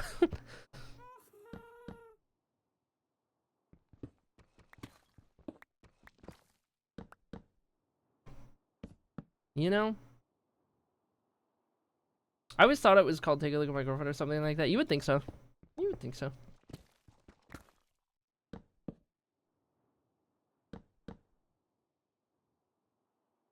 Nice. Ooh, we're all done. With the columns. Let's take a look. Yeah! Okay. We got our whole ring lit up. We've got each of the columns lit up. Okay, so this is one of the interesting things I wanted to see. What shapes, what patterns do we get in the ceiling? What designs do the shadows start to make, right? Because there are layers, right? Part of the design is the texture of the blocks, right? That's layer 1. Layer 2 is the depth we're using. That's part of the design. That's the second layer of like what we're looking at, right? Layer 3 is going to be the lighting. I wouldn't even say that. Layer 3, actually, no, let's start this over. 1 is the color. 2 is the texture. 3 is the depth. 4 is the lighting. 4 is the light. 5 is the shadow. Right? 5 different layers to what's going on right here. Because when you look at this from different angles, now you have this symmetrical shadow pattern that has formed in the ceiling that creates this interesting detail to look at. It really puts an emphasis on the diamond in the center because it's got a circle around it out of light. And then the diamond itself has this like triangular shadow in it. There's so many details you can do with light and shadow, right? And I am a beginner. I am a novice with lighting and shadow. But, like, this is a good example of just how powerful it is when building a Minecraft. Just one example of the things you can do. And then on the outside, right, we have this. So this is probably going to change a little bit, but this is cool. This, like, spiky bit. It's probably going to get a little lit up from when I do this part of the lip, but it's cool to see all of the things that are happening because this is going to be the case on each of these walls, right? And then the corners have their own look, right? And the corners will look a little bit different once we get that lip, I'm sure. Perchance, maybe. I don't know. This line might end up staying there. We'll have to see how it plays out. But, like, all of these cool things in the shadows, right? All of these cool little things in the shadows. So next up on our lighting adventure, we do at some point certainly need to light up the columns. One of the things I actually want to do real quick is Okay, alright, uppies. We're gonna get rid of all of the torches on the sides of these columns. They're gonna go fully dark, but this will remind me that I need to do this. It'll also show me just how bad it is.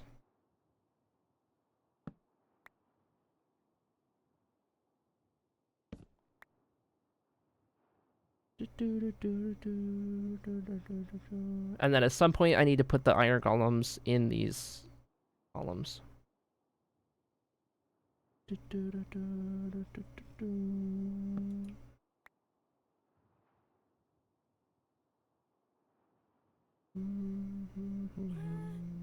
As a little cat nose and mouth and pointy ears, the tops of the columns are the eyes. You have a crazy imagination. In a good way. Mine is not putting that puzzle piece together.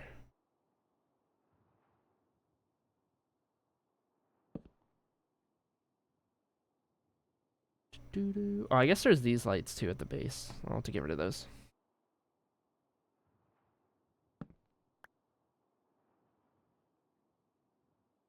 Go, here we go, here it goes again.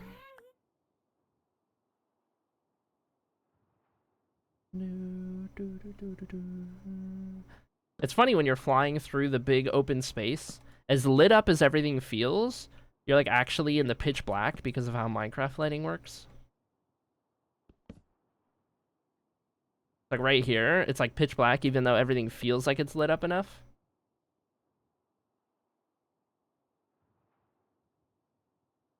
Cats just live in my mind rent-free, I suppose. I mean, as they should. I mean, it's literally in your username, so. Can't go wrong.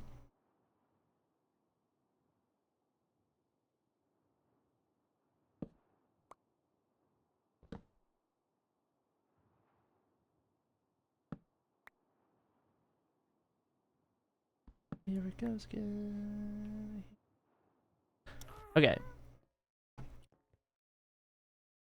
This is the only one that has these torches at the base. We'll go to these.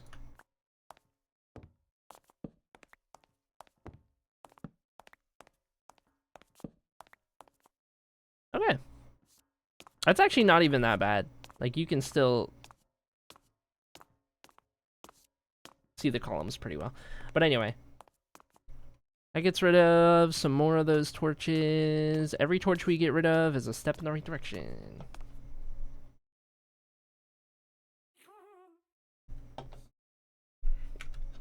Also, I'm gonna set that morning alarm now while I'm thinking about it. This needs to be Monday at 8 a.m.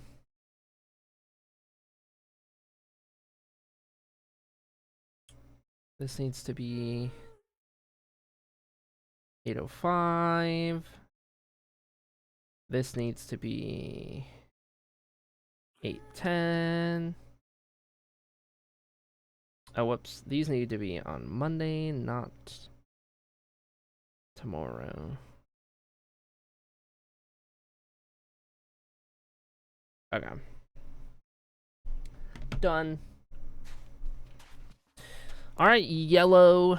This is going to be the first one we try to determine the lighting for. I kind of want to start at the top. I guess it's purple now. I kind of want to start at the top of the arch and then make our way down. My immediate first thought is that we're going to do full block lighting just behind the walls. Though, I'm not in love with that idea. Because then that leads to some other questions like, do we put anything underneath? That's going to shrink the open available area, but light does come through the wall, so we can use that. Alternatively, we could hang stuff off of the arches, but if I want it to be a consistent level of light, we would need to do a lot of them, of whatever we do. Happy 11 years. You know?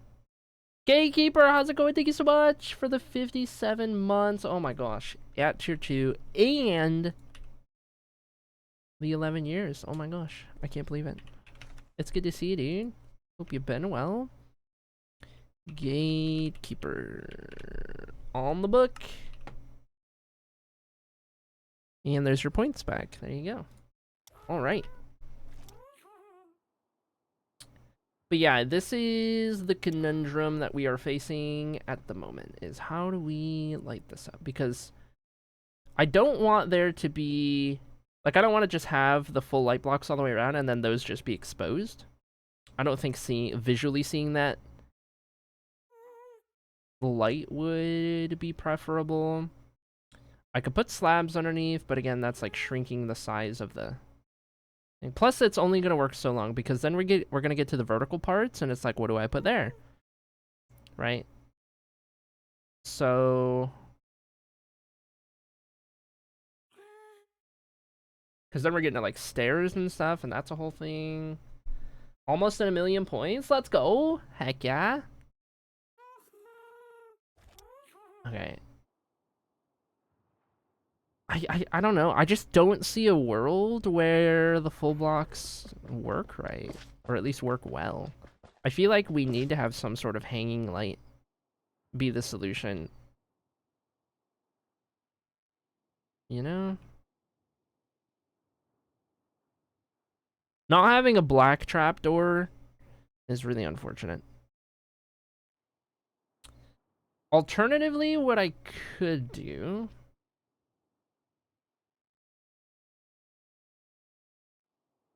to actually get away with doing the full blocks... Here we go, hold on. Because I don't really want to have hanging lights if I can avoid it. Where is... my blackstone? What if we grab...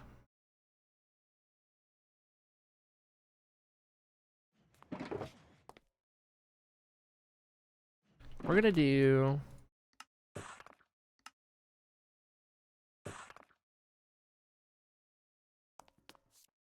bunch of these. What if I do... I'll start up here. This layer of bricks. Let's say I do this. And we hide them on this side of the lip. Then it just becomes a matter of how much of this do it. Do I just do like corner pieces? Do I do more than that? I need to see how it looks.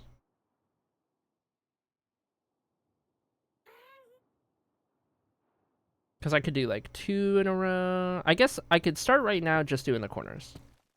And then if I want to add more, I can. But for now, let's just say I do the corner of the brick design.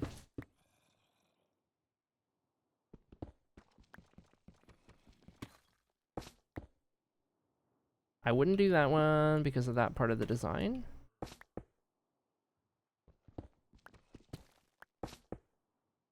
And actually, I don't even need to do a full block back here.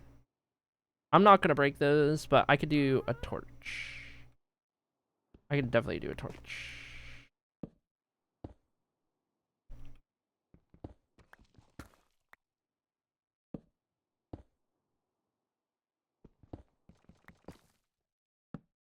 And this isn't even going to go down all the way because it's going to get to where it's more vertical than anything.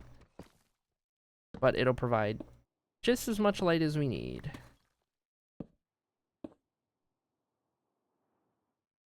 Oh wait, it's occurring to me that if I do the full block, I get this texture. With the part in the middle. But I don't think we need that. The flat one almost blends in better. So hold on, it does make a difference. So I will go back and redo these.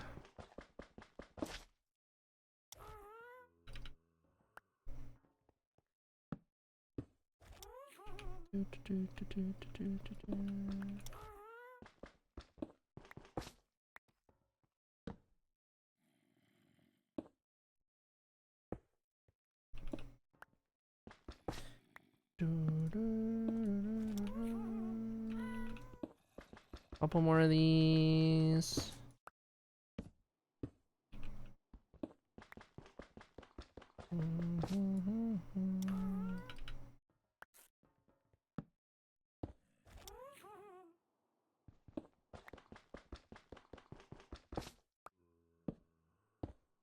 Okay.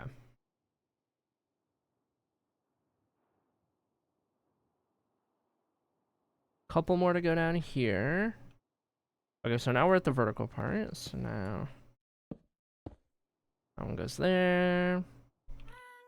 This one right here. I think this is gonna end up working out okay. My only concern at this point is that diagonal just corner by corner gonna look weird? Or is that gonna be okay?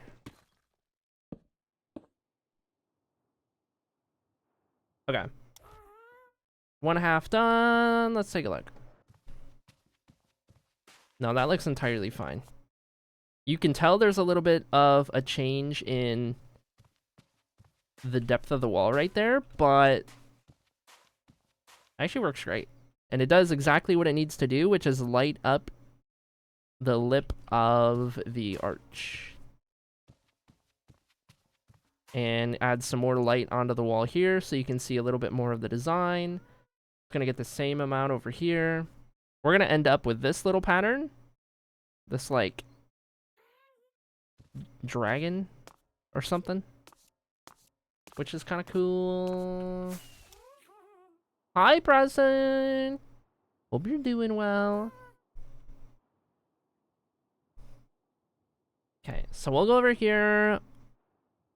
We'll get the same thing. Then we'll take a step back. We'll see what it looks like on the whole wall all at once.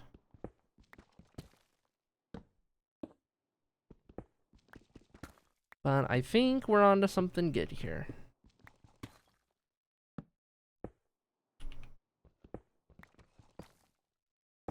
Oh, whoops. I need to get those off of my hotbar.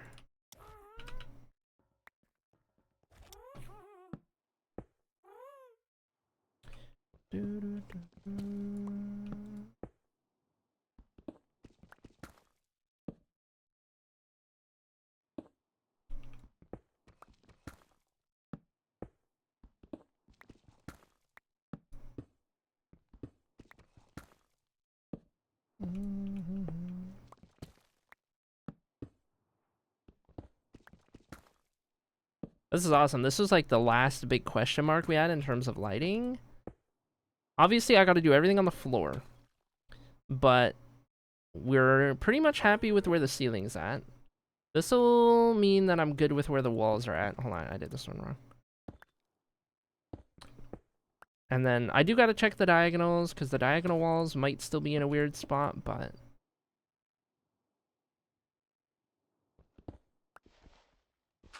the lighting portion of this build has actually been going over really well. Okay. So that part of the wall is a little darker, but I think that's okay. Let's take a look.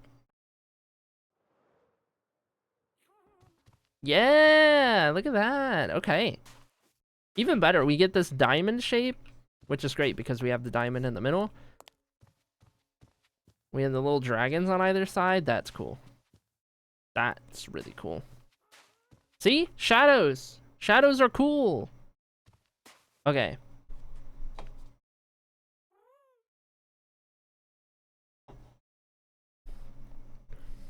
This is so cool. We're gonna do this on each of the 4 main halls. The diagonals might work a little different. Maybe, maybe not. We're gonna see. Because they're diagonals, of course, and weird. But for now, let's at least do the flat walls that we know work normal. Looks like a bat. Bat slash dragon, whichever you prefer. Whichever you prefer. There are bats in here.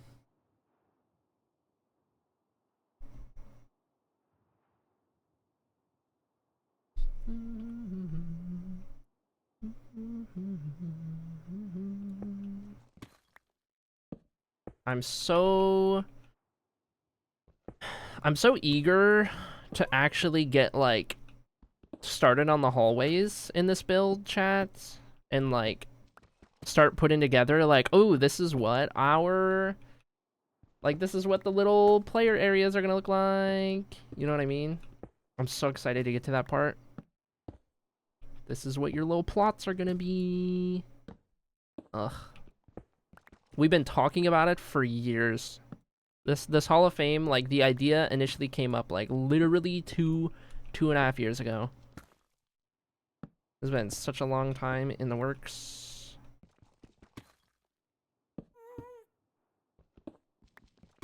And we're almost to the point where I'm actually building the plots. And that's how you know it's really getting real, is when the plots are coming together. But I think we decided as a community that the Hall of Fame isn't going to open until all 4 of the main halls are done. So that, like, whatever, Yellow Hall doesn't have an advantage over the others and gets in before them, or Purple Hall doesn't, you know, whatever. Then everyone can get in at the same time, regardless of what hall they want to be in.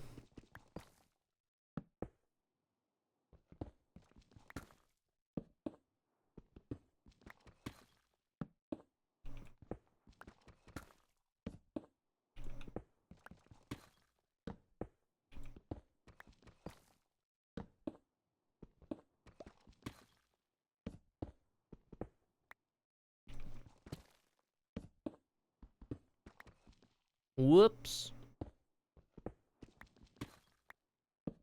Easy to miss the one that starts going vertical.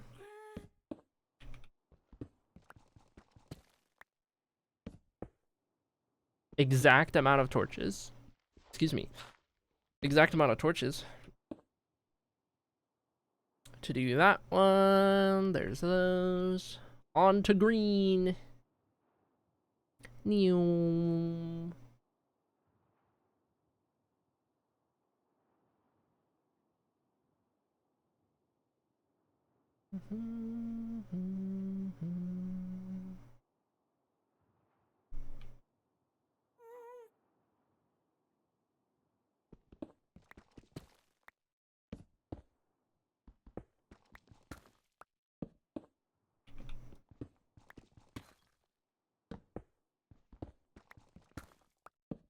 I sent a picture in Discord if anyone wants to see a really small bat.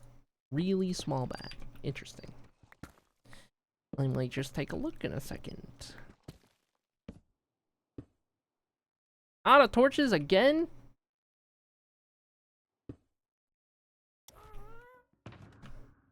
Torch machine broke. 24. 24. This'll be not enough.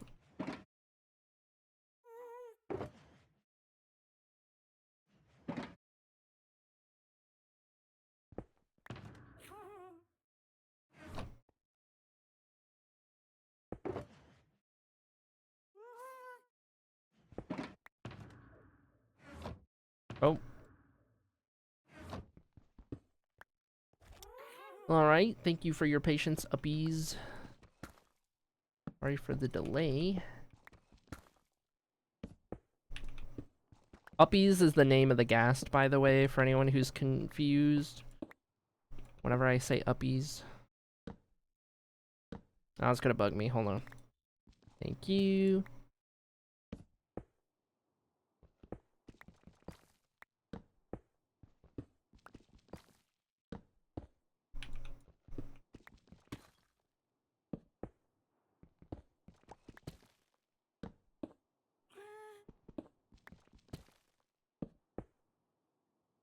And back down the other side.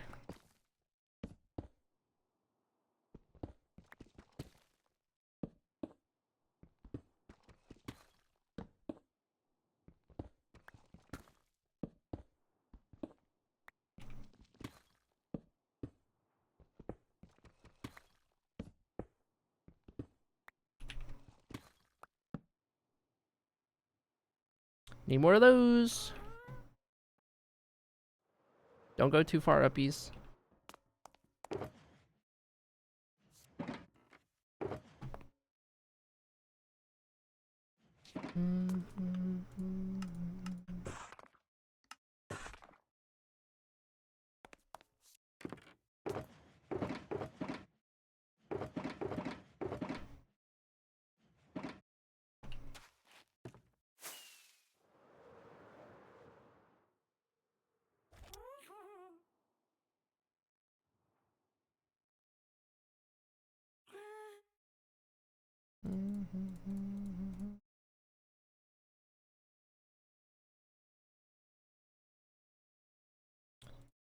More satisfying. There we go.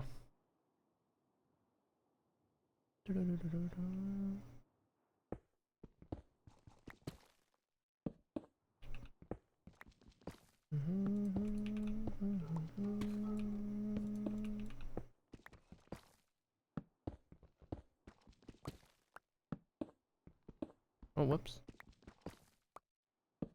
Bork. Something's making Willow go crazy. Oh yeah, I was gonna see if I had a picture of Willow yesterday to show you guys.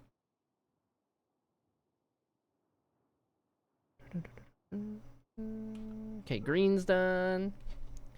Let me check my phone while we fly over, see if I do.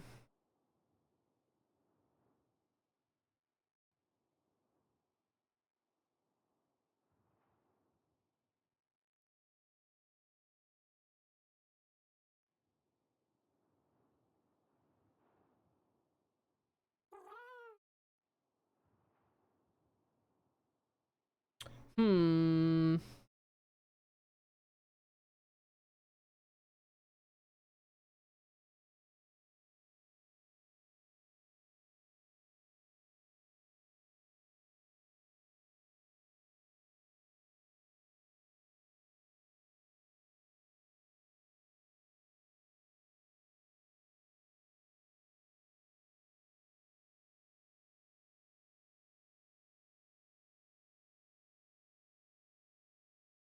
I'm looking.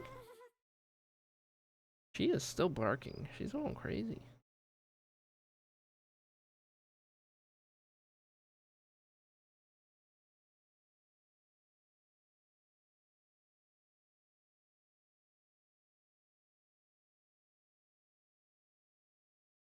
Not a great picture.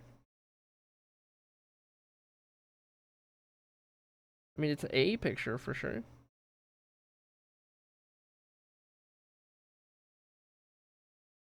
Hold on, let me send this to myself and then I can show you. You guys ready for dog picture?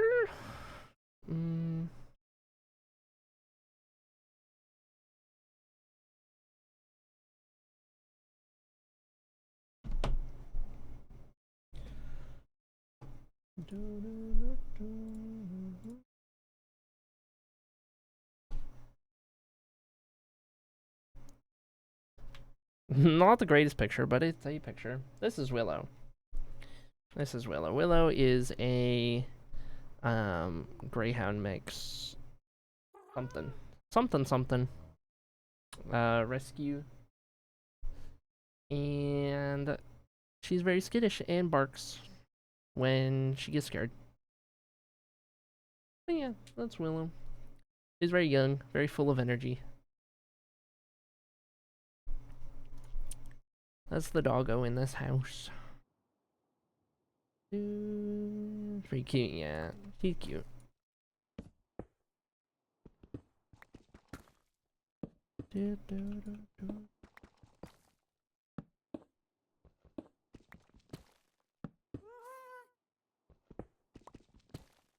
He's just like my Greyhound Max. Oh my gosh. Nice.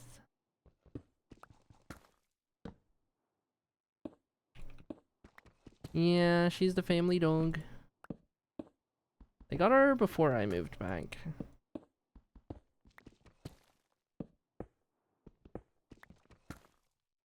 Skittish, and she thinks she has a sworn duty to protect the house. Yep. pretty much. Oh, whoops.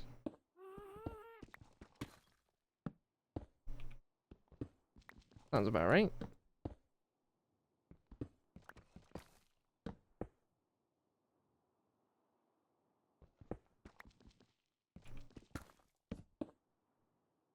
Trying to debate if I should take a food break soon.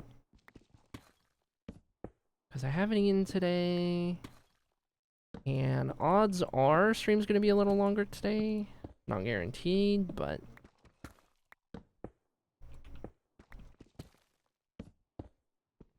Oh, it's also already 2 p.m. So I don't know if, like, Grandma was going to make something or whatever. Because then I would just wait for that. I don't know, man.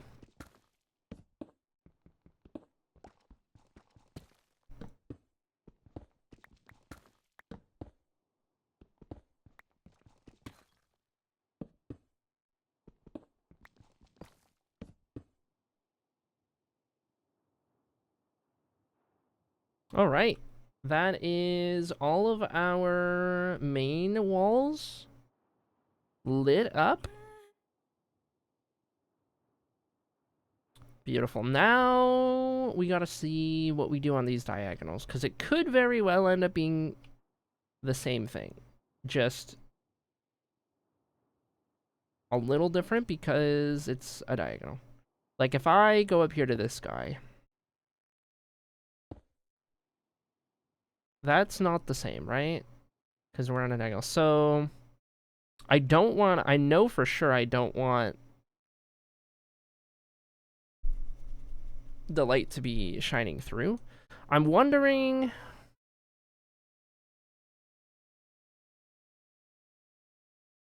Well, no, because if I put a stair back here, the wall won't connect. And then we get even less wall if there's nothing connecting, right?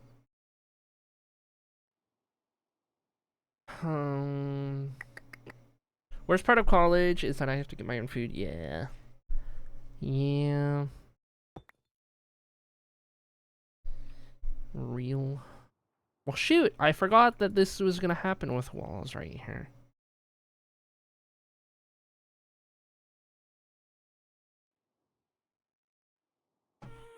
I mean, what if I did...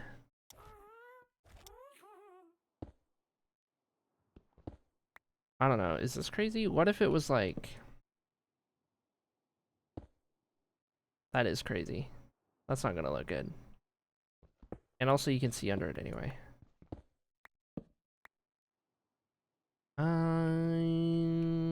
What other options would I even have here?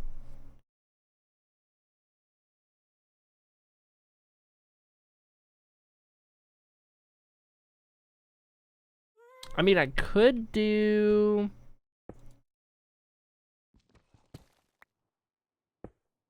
It would be a lot more intricate. But I could do that. We do still get... You can still definitely see the torch in there. If I really want to use a lot of walls, I could do that.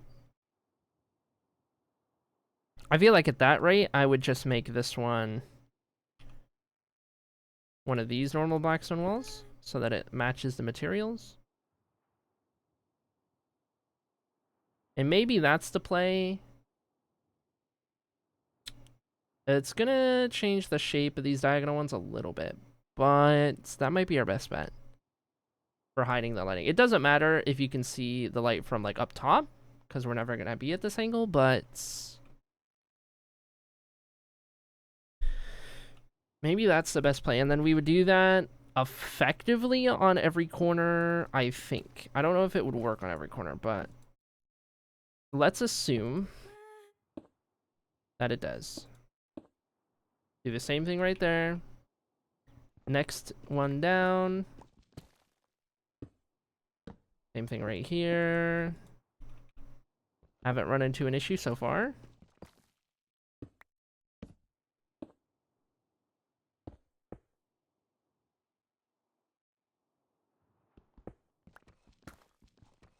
keep going until we do.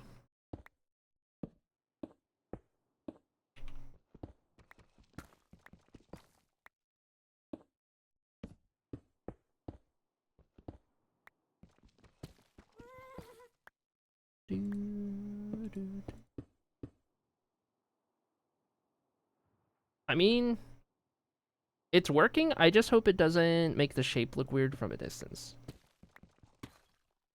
Right now, that's the big concern I have, is how's that going to end up looking? At this point, we might as well just keep doing as much of this side as we can.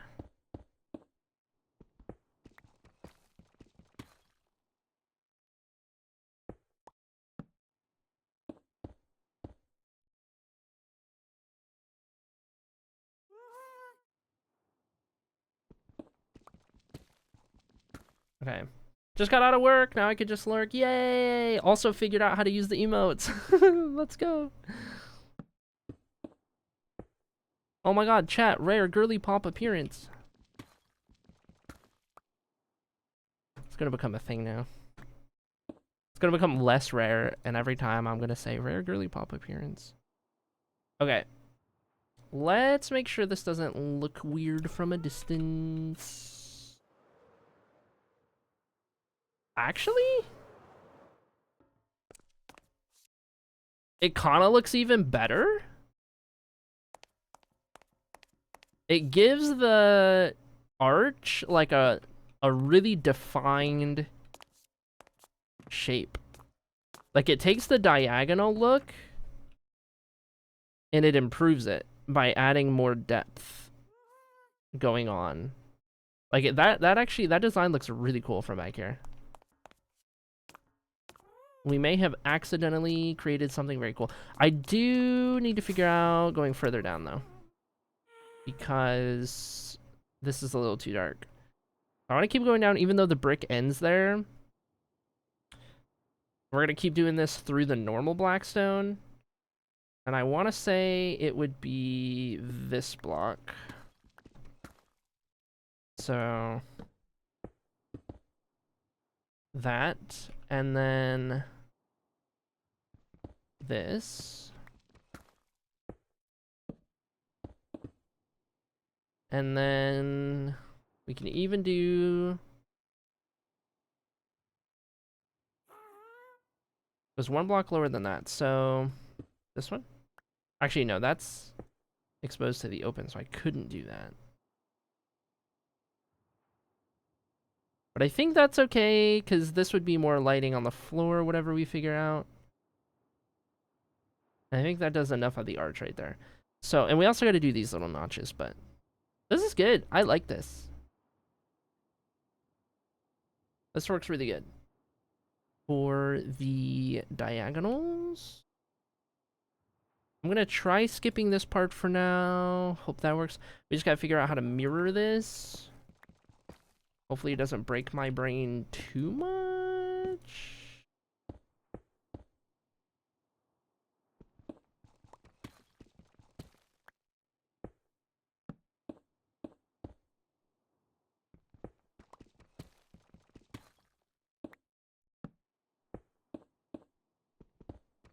I think we're good.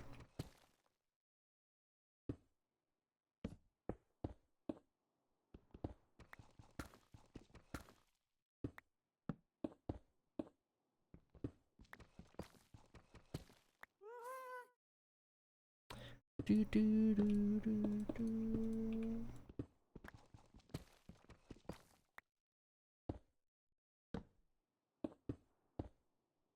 I still gotta try not to go into autopilot brain too bad.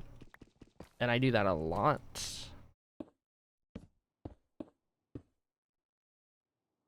Because as soon as I start going into autopilot brain, I tend to make mistakes.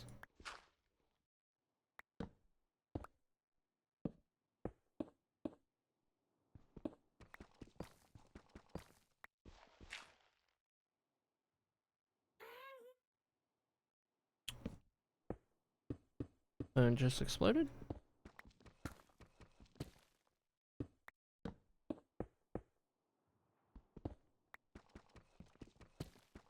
I still need to wash my mouse pad. Context, no mouse pad right now. I got mouse, keyboard, hands just straight on desk. I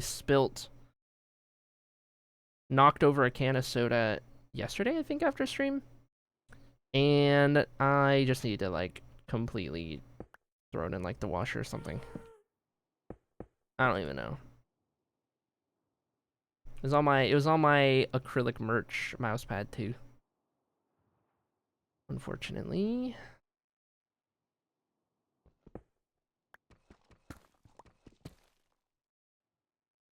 I hope it's okay after washing it. Okay, I need more normal walls.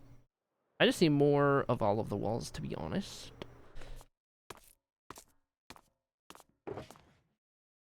Except for the polish. We don't need those ones. Let me go ahead and convert. Actually, let's use these.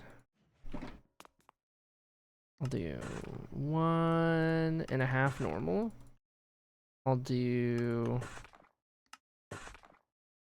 2.5 of those. I'll keep a little bit more of those.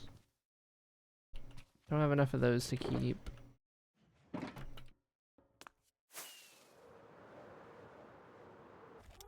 Oh, 7 mouse pad. Hopefully it comes out fine. I just gotta actually wash it. I procrastinated that a little bit yesterday.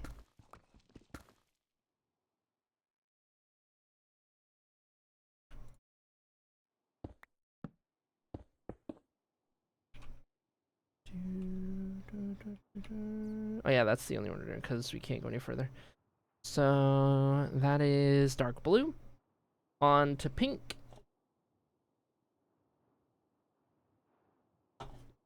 By the way, chat, we finished doing these on the diagonals all the way around.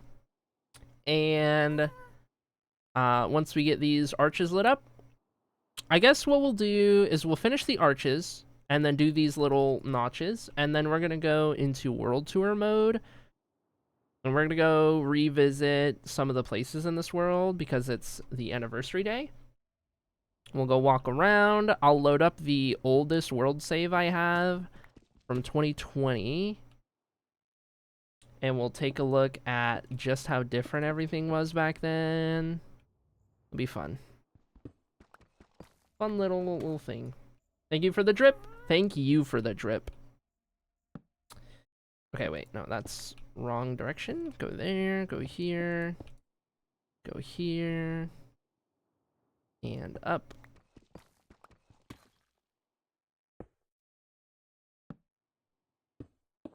Bing, bong, boop. Doing this going up is really jarring after having done that entire last one moving down as we went.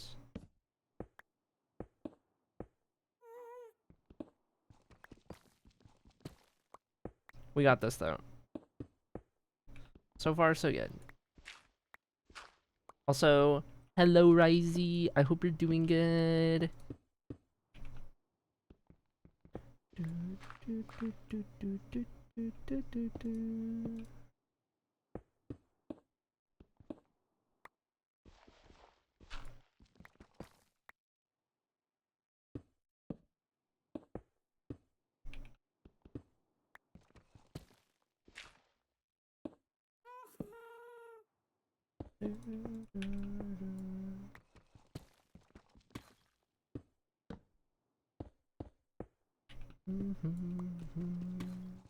Doing pretty well.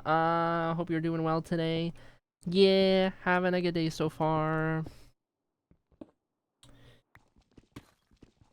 We're streaming. If I'm streaming, that means that I was at least up to doing that, which is a good sign.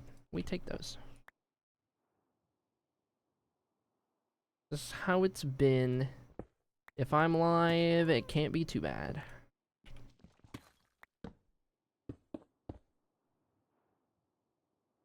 Okay, there's that one. Now we'll work our way down on this side. Heck yeah, you're so powerful. You're so powerful. What the heck?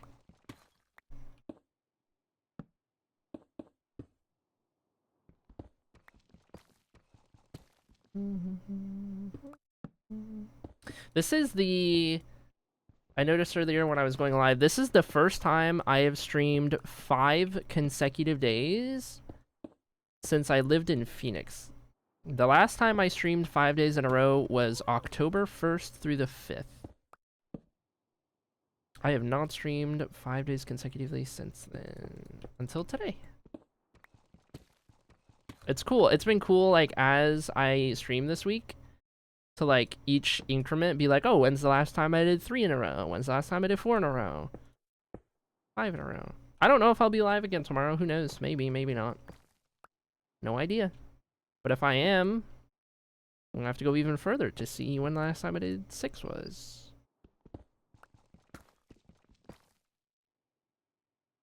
Even in a lot of my, like, healthier times where stream was consistent, I didn't stream 5 days straight.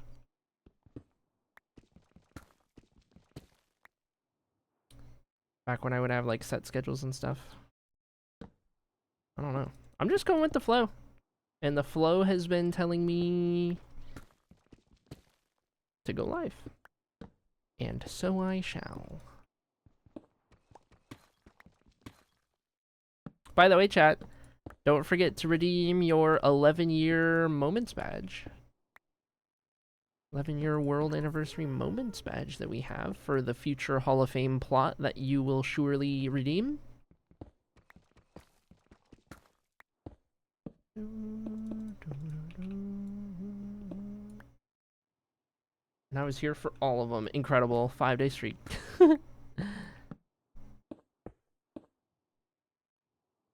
It's before the dawn. Oh, whoops.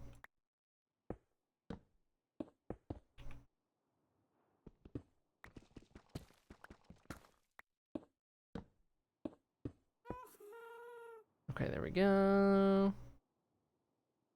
Alright. Pink wall, good. Oh yeah, get your moments. Get your moments. This is genius for lighting, you think so? How's it going, Viper? Hello.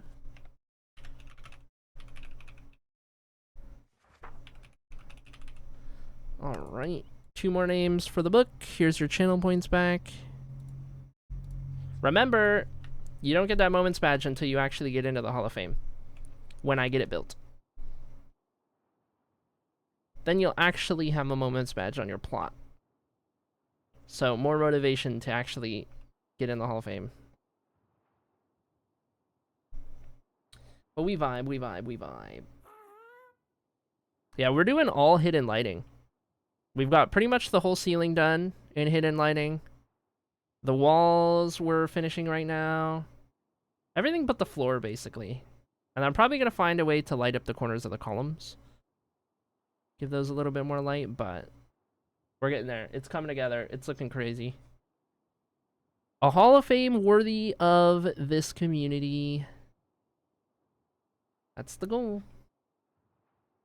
Okay, right here. Beep. Boop. Beep, boop, beep. Ceiling is looking amazing. You're looking amazing. Thank you. That little Risey B mode is so cute. I forgot it exists anytime it's not right in front of me. Yeah. Yeah. So many of the homies have their own emotes. It's great.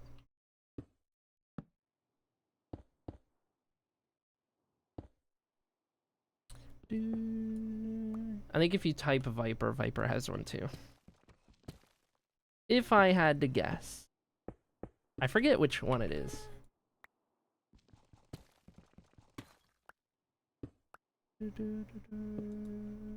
Yes, there it is.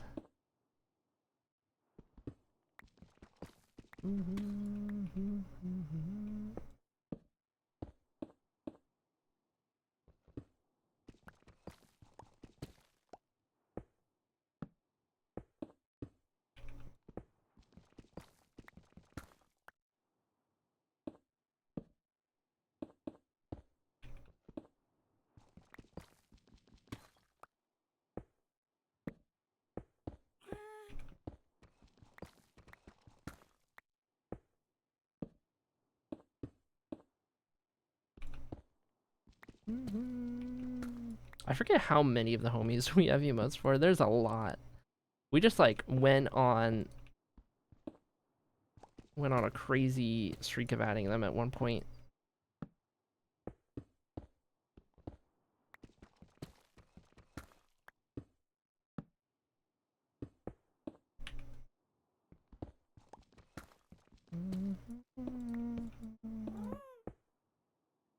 Here we go. And back down.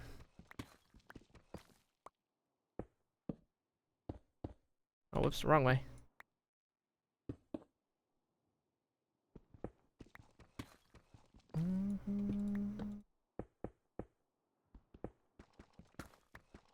I can't believe we figured out something that works so good on the diagonal. Who'd have thought? I'm getting this whole diagonal building thing down after all.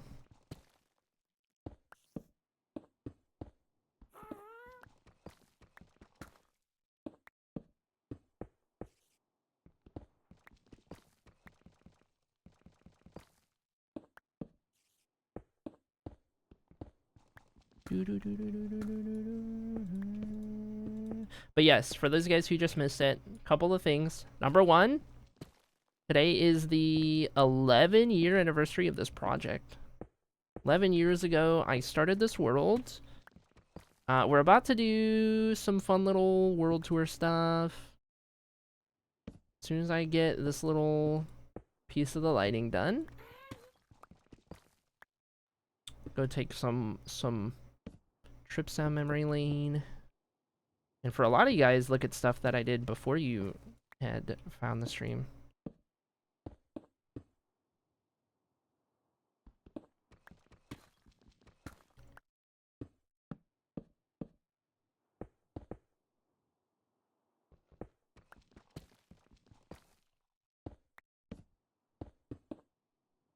Okay.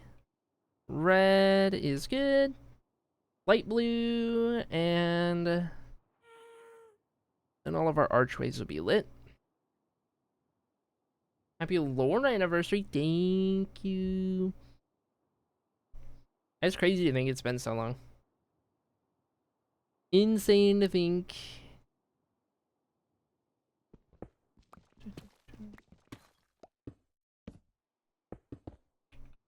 And up we go. May I say your command of lighting is Chef's Kiss. Thank you. Oh my gosh. My command of lighting.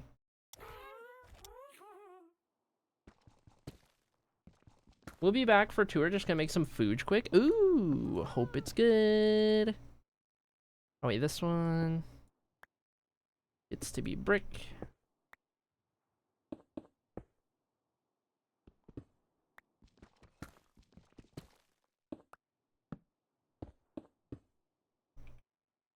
Yeah.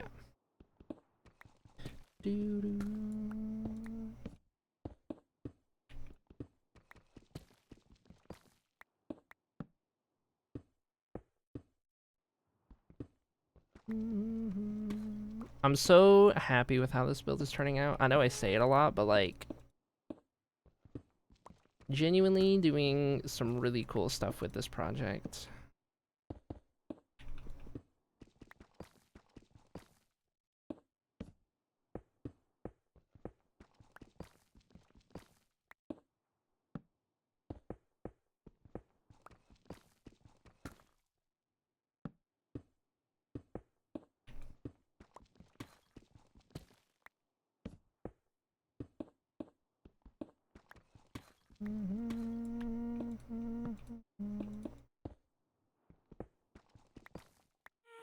One of the most impressive Hall of Fames I've seen. Heck yeah, let's go. Yeah, I mean, like, every Minecraft streamer, for the most part, builds a Hall of Fame at some point, right?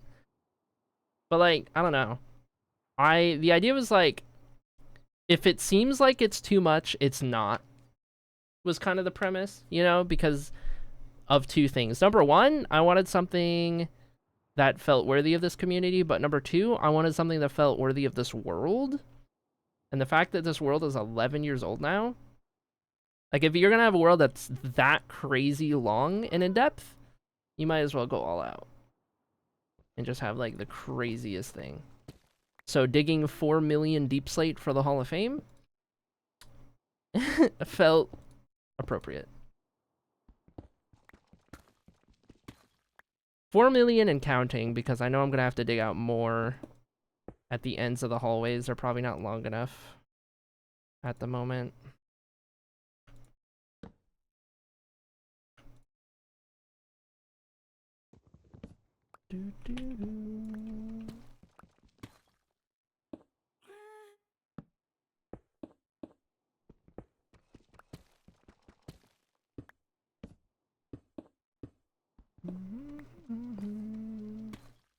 Looking forward to it being done. We're getting closer.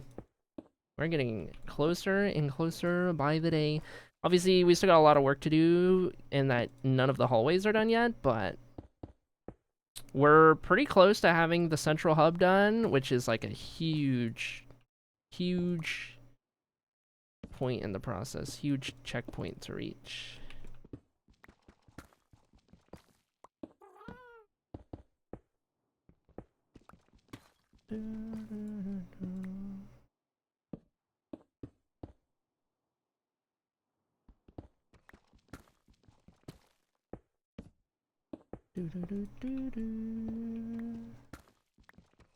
Endlessly flabbergasted by these builds. Okay. I'm not building anything that cool. I don't know if it's that crazy. I appreciate you guys. I also just don't know how to take a compliment. I don't know that it's all that.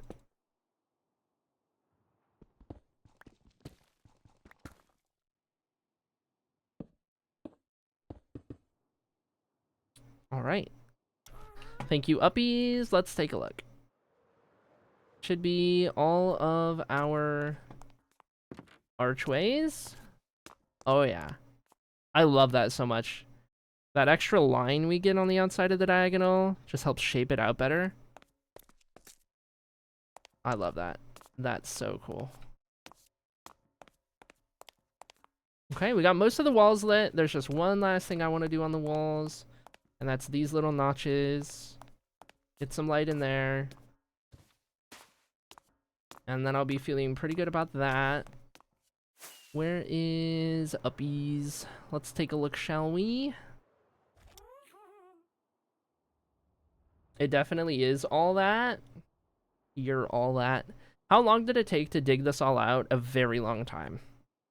A very long time. I did about half of it on stream and half of it off stream while binging like whatever on YouTube for hours and hours and hours.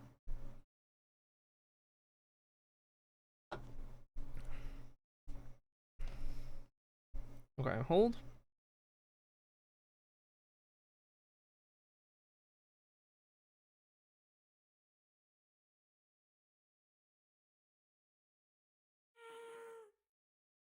I just got a friend request on Snapchat, but I don't know who it's from. I don't. It's like somebody's legal name, and I don't know this name. Guess. Oh, is it you, Viper? I'm like, I don't know this person's name. I'm like seeing a whole legal name, and I'm like, I don't know who that is. Name reveal! I know Viper's name!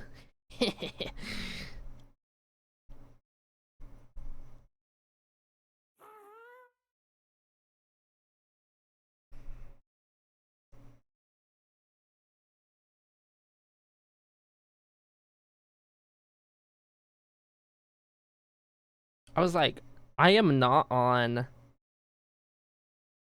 Find Friends. Like, I have my settings set so I don't appear on Find Friends. So you can only add me if you have my username. I was like, who could have done that?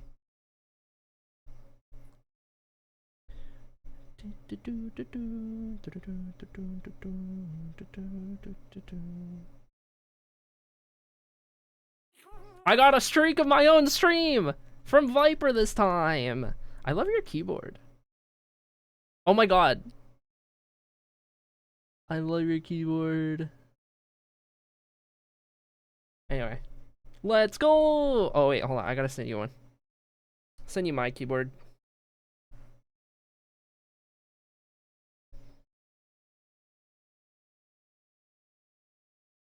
And my lack of a mouse pad because I need to wash it. A little scuffed. I need to clean off my desk. It's a little dirty. I'm sorry. Here we go. Here we go. Enjoy.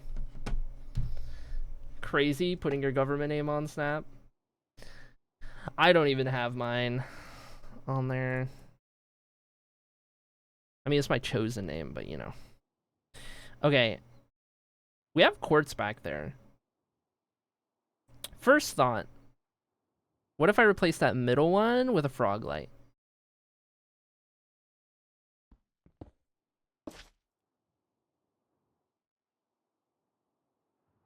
How noticeable would it be? So alternatively, we could figure something else out, but let's see. Like, not at all noticeable. Like, not at all. To be fair, my Instagram also has my government name. That's crazy. That's crazy, but at the same time, I can respect it.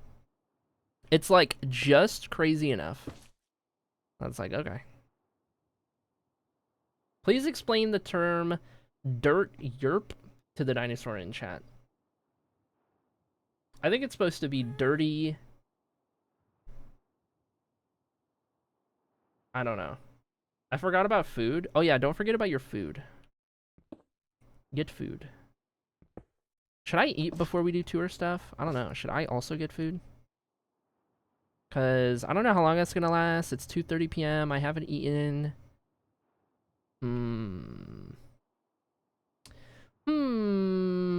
Questions. Decisions.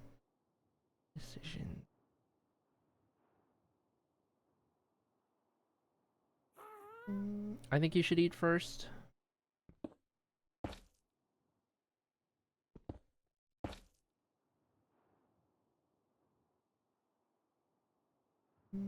Selfishly, because I also want to get food and meds and don't want to miss it. Right. I do have to take my 2 o'clock meds. I did not take my 2 o'clock meds 30 minutes ago. And by that I mean my antibiotics, which I take at 10 a.m., 2 p.m., 6 p.m., 10 p.m. Okay. Over yonder. Is this the last one?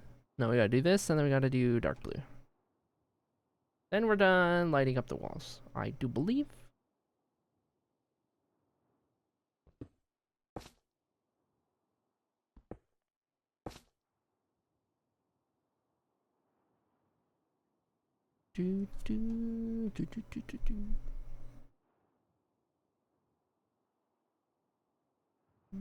Just cruising at gas speed. Little Saturday drive.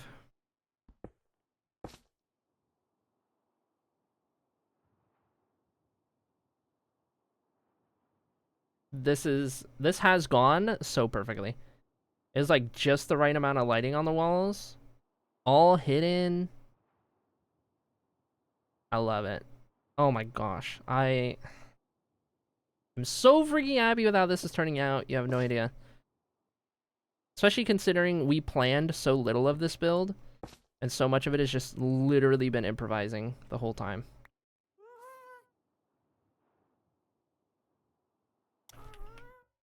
Alright, let's take a look. From the middle.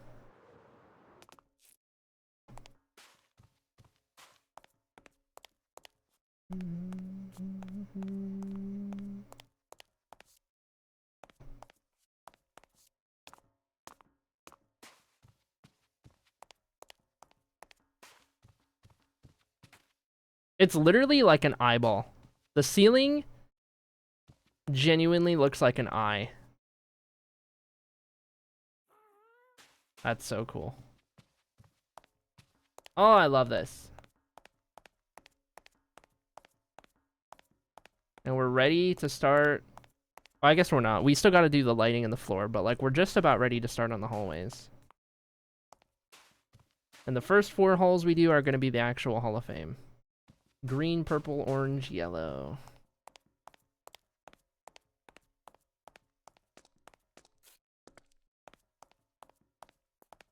Love a good spooky eye. And then the staircase design. Oh my gosh. Like the perfect staircase design for this.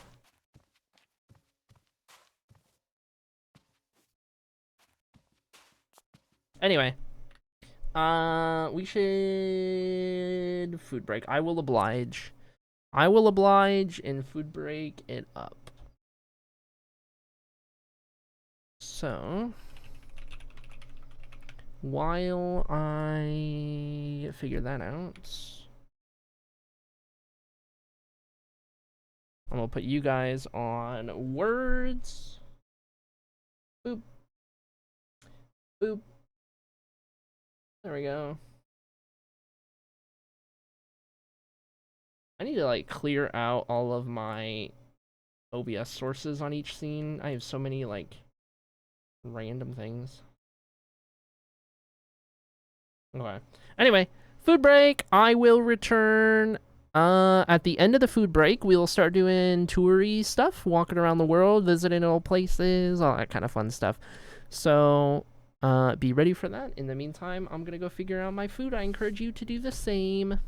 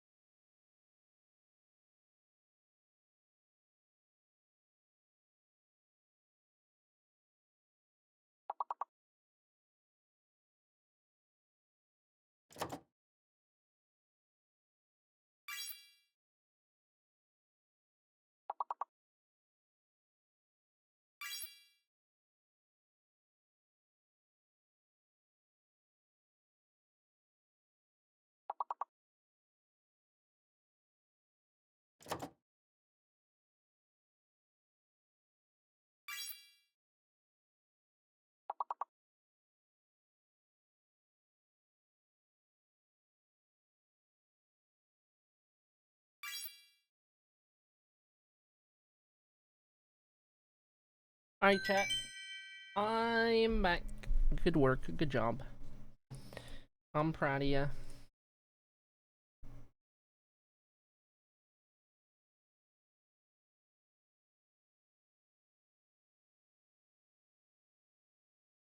Welcome back. Thank you. Okay. What do you guys say?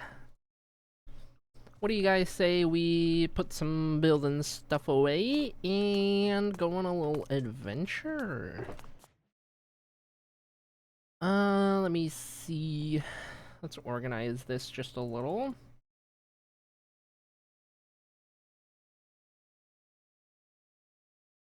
I have so many brick items.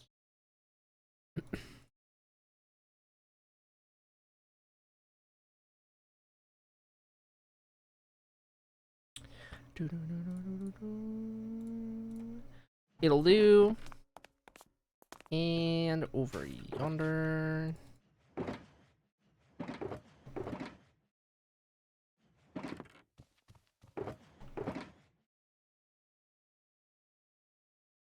I don't know what to do with all of this stuff. We might end up using more of all of this when we get into like lighting the floor. Do I have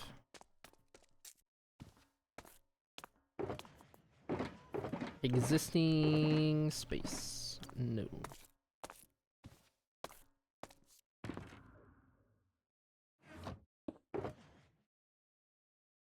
Here's what we'll do then. We will make a new shulker.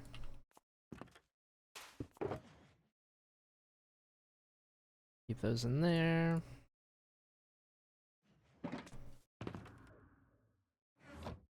Probably refill this because there will be a lot of flying if I had to guess. So we'll do that before we go.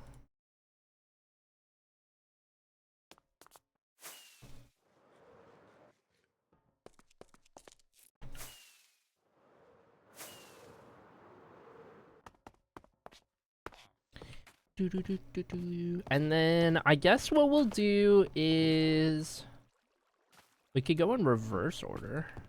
Wait, do I have stuff upstairs? Reverse order of all of the places that we have worked on.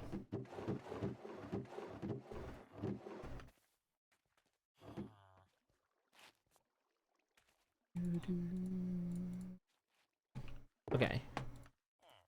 Well, these, and then gunpowder. Is this on? This is not on.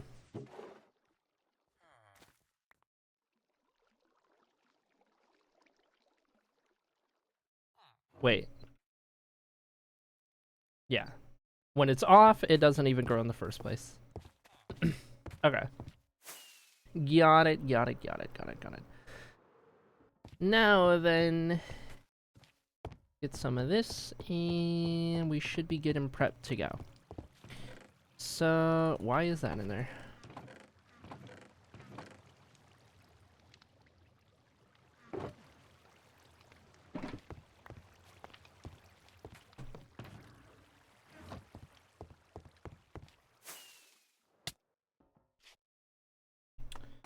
Also, hold on, do I need to do a moment? I do need to do a moment. Let me do that before I forget. We have soup. Done and done. Don't forget. Don't forget, chat. Redeem your moments badge for the 11-year world anniversary thingy. Alright, so here's what we'll do.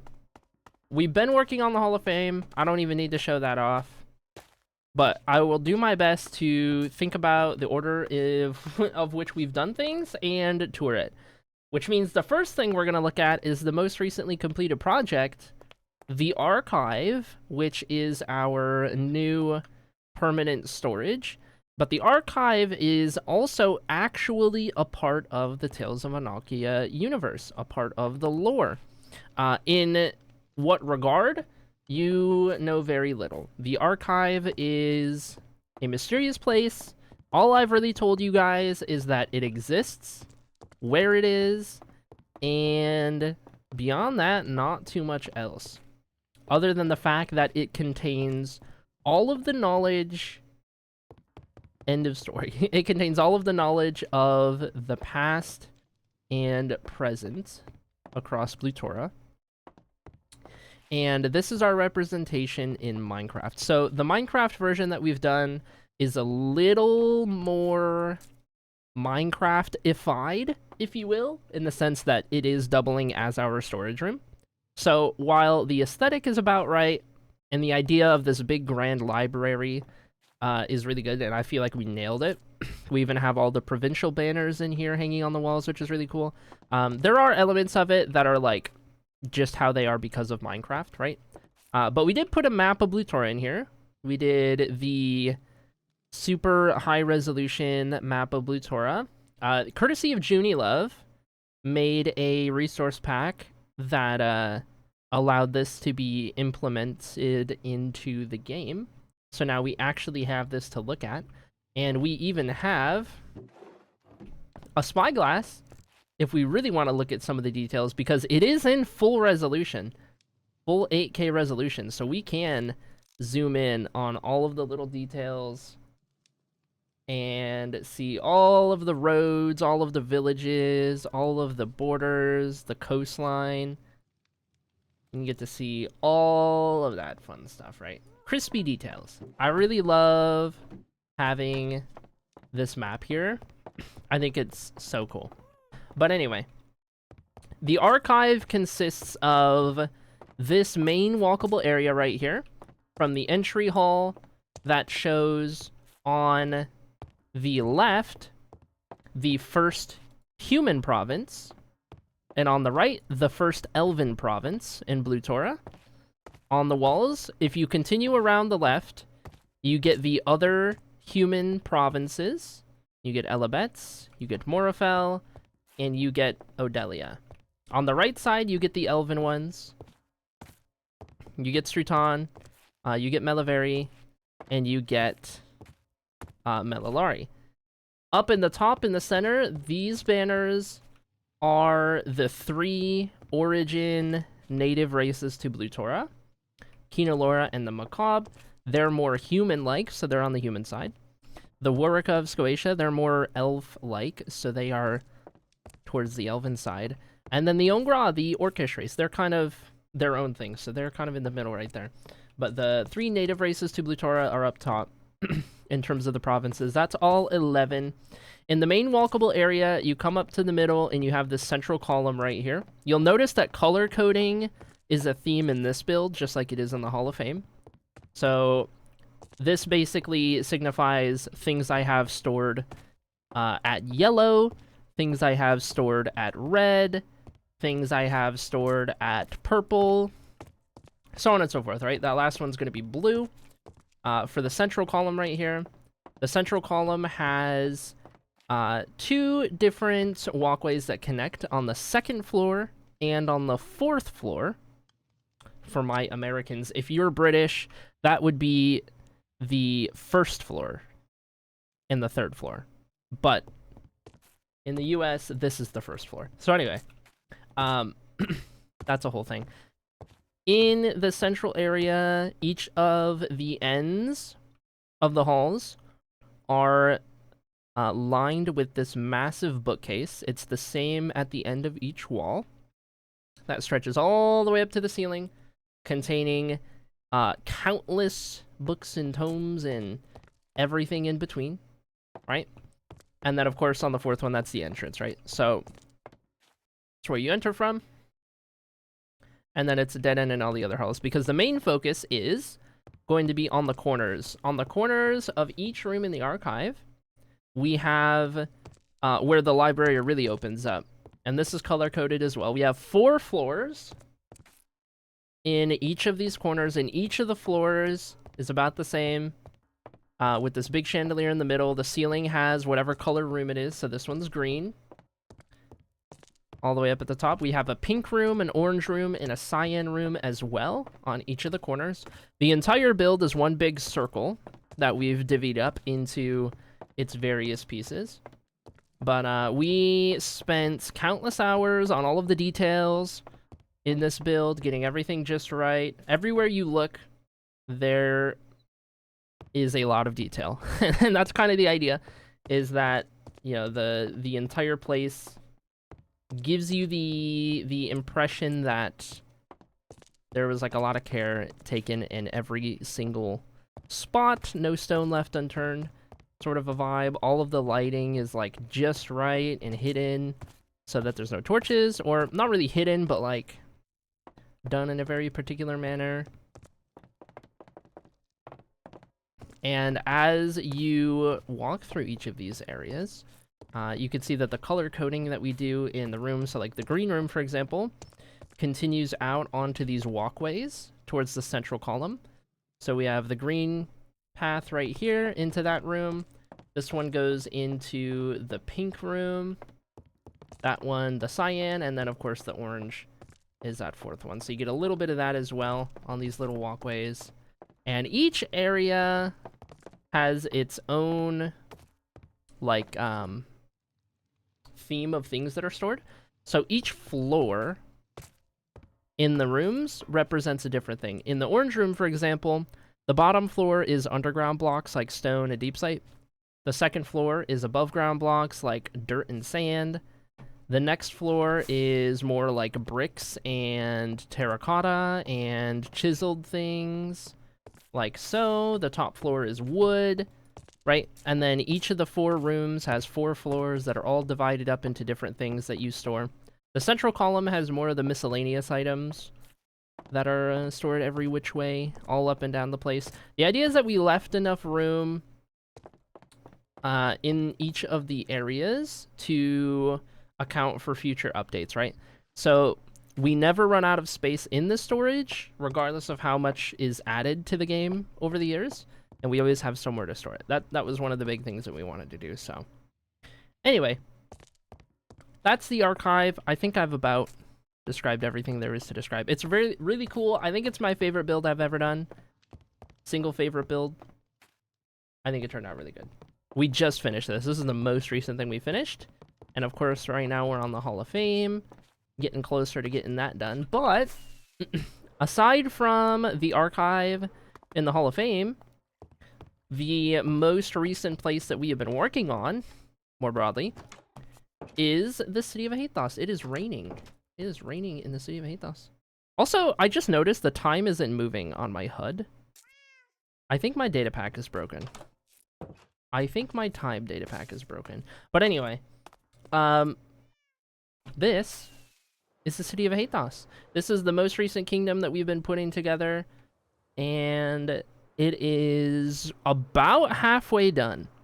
We are about halfway through this build being complete. The biggest thing, the biggest challenge has been the fact that every single tree is hand built and we're in a forest. So I've had to do all of these trees by hand. Fortunately though, in some of our more recent progress, we're caught up on trees. I'm sorry for all the loud cars outside, by the way. We are caught up on trees. Wherever there are buildings, there are trees. And that was a recent development. We've gotten all the way over to this side of the town. If I look at the map, you can see the progress from above.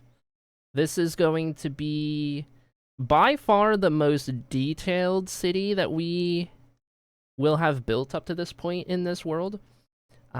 Probably not the biggest in terms of number of buildings. Maybe not the biggest in terms of area, because Alethio might be a larger area, but definitely the most intricate, for sure. I think we really took a big step in the right direction with this place. And we are not even close to being done. We have half of it to go. I have an entire castle to build in this courtyard. I have an entire list of things to do. Every single rectangle is another building. All of the pink represents roads that need to be built. And then we gotta figure out trees in between all of it. So there's a ways to go. But Aethos is a really, really cool place. I am in love with the style out here, with the aesthetic. It's just a big vibe. All around, big vibe. We've taken a couple of really big steps in terms of like building quality. I've learned a lot as a builder. Learned a lot about trees. And we also did some cool texture pack things because of this city. It inspired me to take glazed terracotta and make a bunch of roof tiles with cool colors, because it is a fantasy world after all.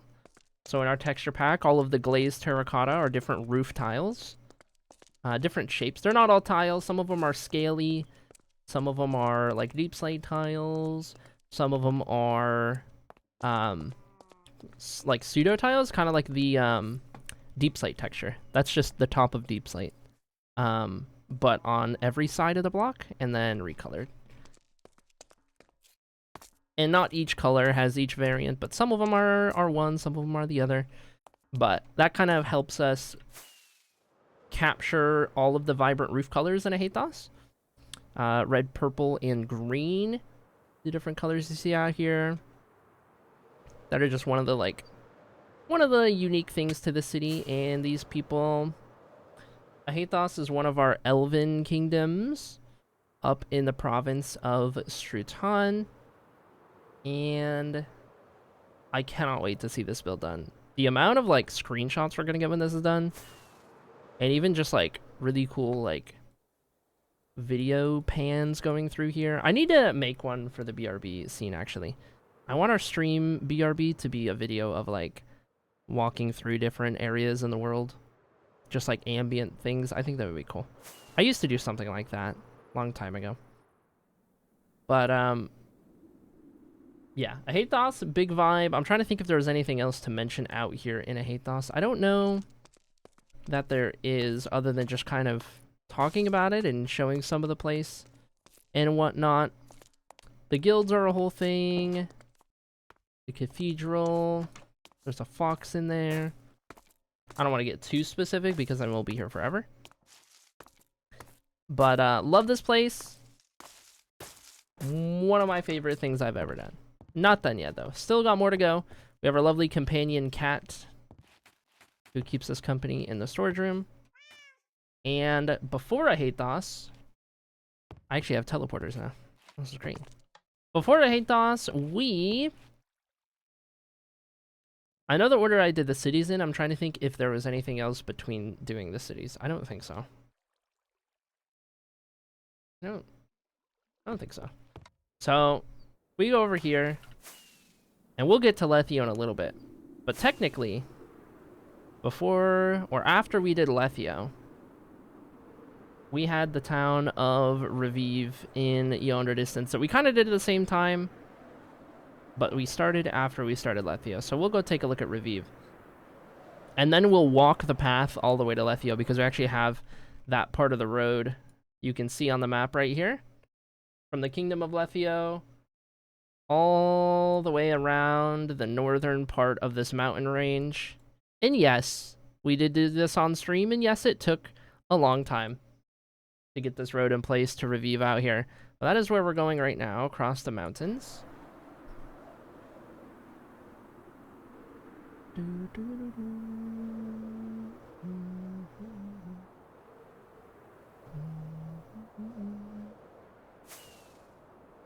We've taken this flight, I don't even know how many times. Back when we were building Reviv, and we had to keep flying back and forth.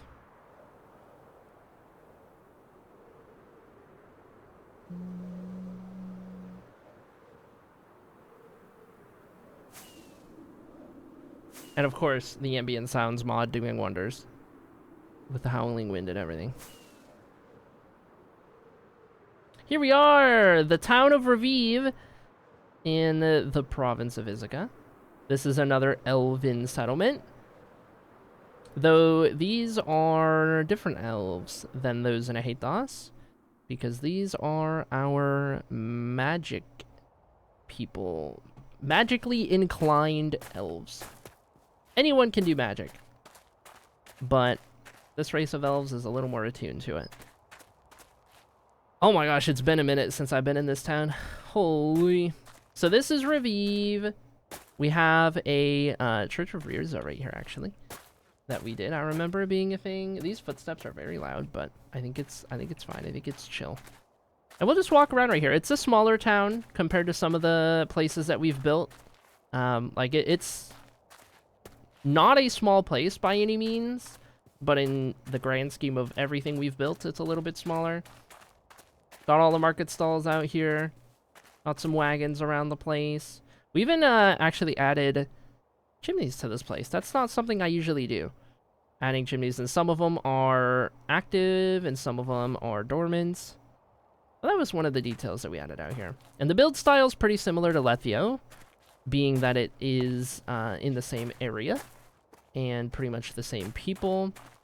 But I think with all of Reviv, and I'll take a zoomed out view right here so you guys can see the entire place as a whole.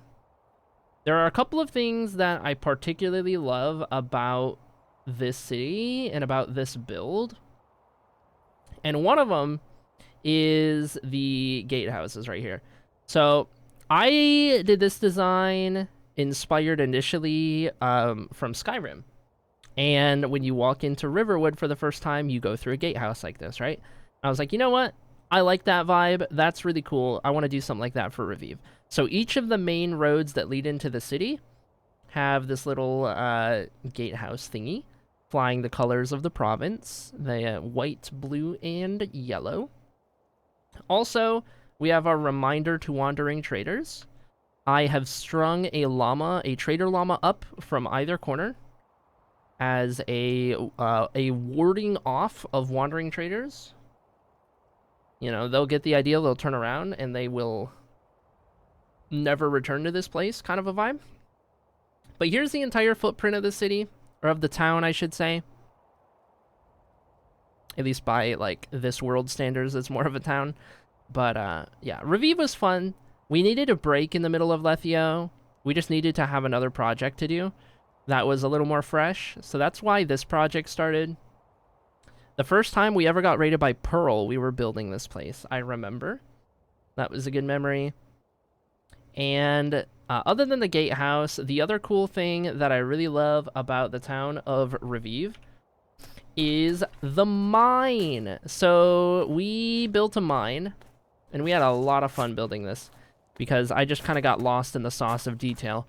So out here we have our Revive mines. This little town is a mining town known for exporting very expensive gems and such. My texture pack is broken. I'm gonna have to figure that out. I have a vertical slab. I have accomplished vertical slab. Anyway, I'll have to fix that at some point. Here's the Revive mines, and I'll do you one better. We're gonna go cinematic cam, and I think even shaders. Excuse me. I'm gonna throw shaders on for the Revive mines so that you can get the full experience as we walk through here. Also, let me not swift sneak. There we go. The idea is that no stone was left unturned because I just wanted to go crazy on details. So as you come down into the main area, one of the first things you'll notice is that there are moving pieces going every which way. So let's use this hallway real quick as an example with the minecart rails that are shooting out of the walls, going every which way, being sent back and forth with materials or being emptied. If I sit here for a moment longer, we'll see it come back around. And it's really cool when you're walking through this area and you see some of the moving bits going every which way, kind of through the walls and around the corners and everything like that. And the idea is that the minecart track never crosses where you're walking. If it has to go to the other side, it'll go up through the ceiling, like on that support right there. And we set it up in a way that they're always moving, just in different directions, different places at different times. So it's an entire thing. That minecart probably got put on the other track a couple times. So we'll just keep walking through here, but we added all of these fun little supports around the place. We added these little like mini cave-ins in the wall. There are like offshoots every which way. You can kind of get lost in this place just a little bit.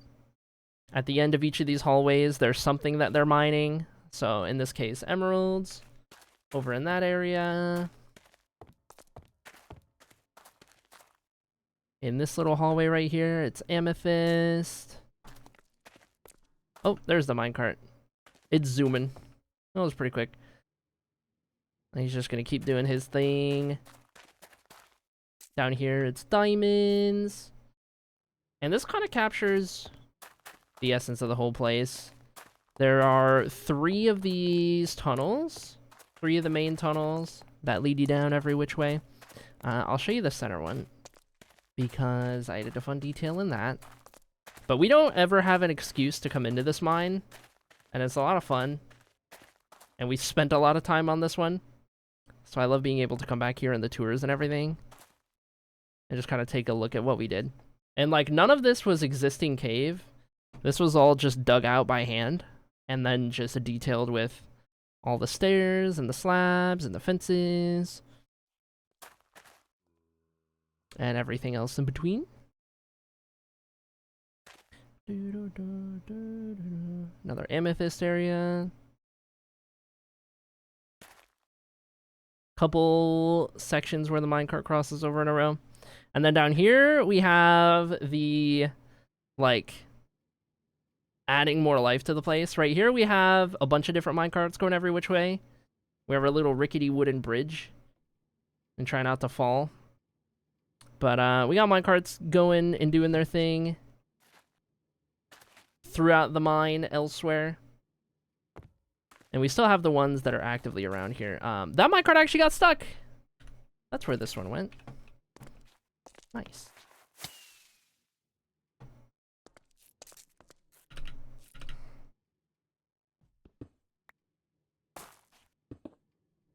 There he goes. Anyway. That's kind of the idea. Do this mine. Had a lot of fun with this. It was just a cool little side project to do at one point. Add some character to the place. But that's Revive. Little mining town. it exists. I wasn't originally going to be building any of the towns across Blutora. I was going to keep it strictly the large kingdoms, but I don't know. It just happened this way. It just happened. Oh, that's the command. !BOB. That's the one. I was wondering what I had it set as. !Bob. Anyway, there's Revive, and of course, I built the road, so we will walk the road. I think we timed it one time, and it takes like 7 minutes to walk it all the way to Lethio, or something like that. Let's time it. I'll actually no, I'm not going to time it because there's a stop along the way. There's a couple stops along the way. Some lesser known builds that are on the outskirts of Lethio. But here's the city from kind of out here looking back at it.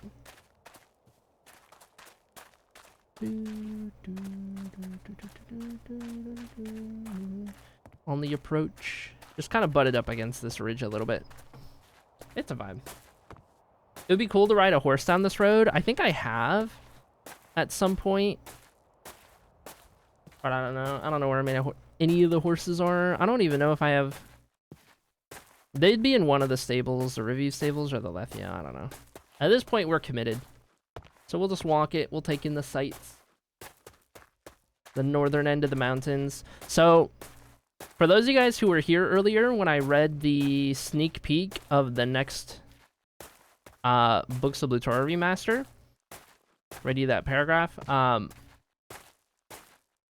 It is talking about Lethio. I did mention Lethio in that. And more broadly, concerns itself with this mountain range. I'm really excited to get that one done and uploaded, because I think it tells a really cool story.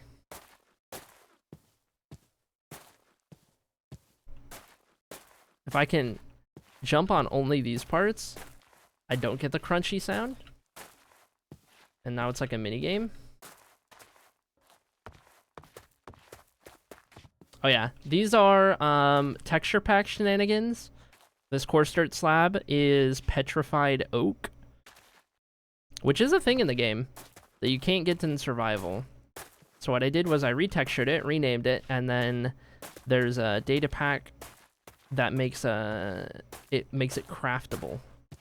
So if I put 3 coarse dirt in a line, I get coarse dirt slabs. It's all just texture pack and data pack shenanigans. Because dirt slabs are nice. I wish dirt slabs were real. I know. They're nice to have. One of the things I do need to do is I need to finish lining these roads with string. I guess this road with string. Because when it snows, it buries the road, and I don't like how that looks. So there's big chunks of this road that have string covering the top of it. Right now we're in a section that doesn't.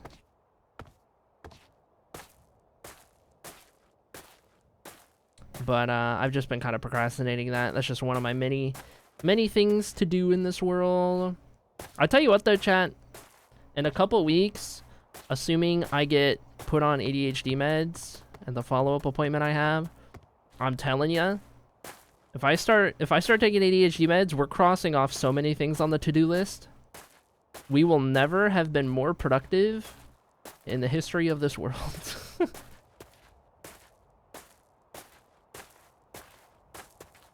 Give us dirt slabs. Yeah, dirt slabs would be nice. They would indeed.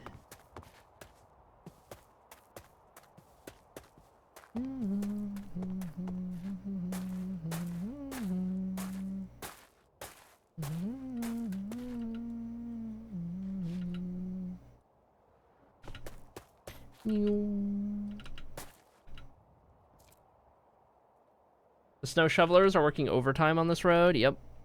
Real. That's the lore.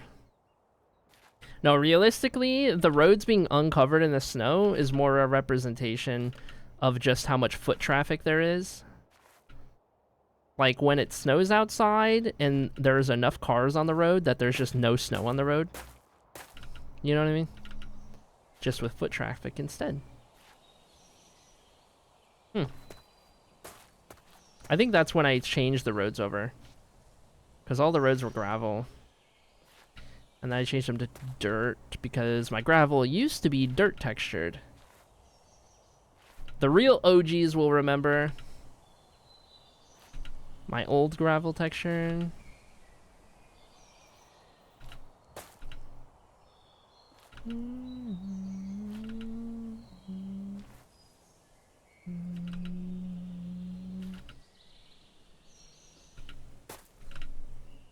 Public Works are a value department in the Lethio area? Yes. I mean, they certainly have enough money. There's certainly enough wealth to go around. Lethio does very well for itself.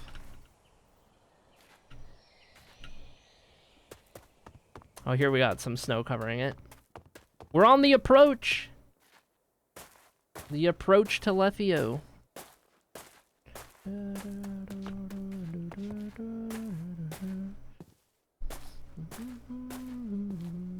Somewhere right around where we're at right now would be the village of Ashilio, if you're familiar with the map.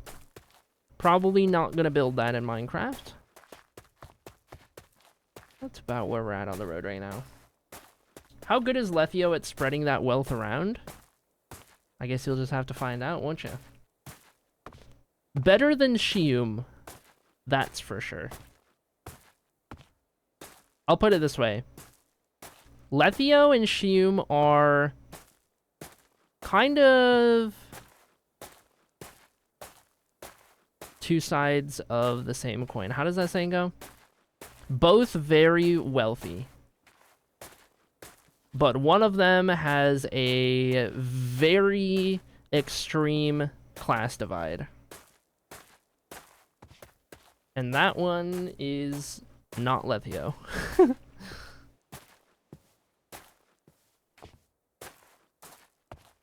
It's okay. One of the Books of Blutora episodes covers it. One of them that'll get remastered at some point. I don't know what order I'm going to do them in. It's just whatever I'm inspired to do.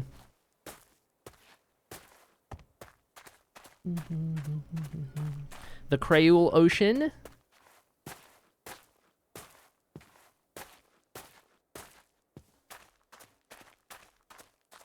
Somewhere... Where am I? Roughly. Okay, somewhere very far in that direction would be the Elven continent of Endenzel, which will only scarcely be referenced in any of my works, I think. But it is where the elves originated from.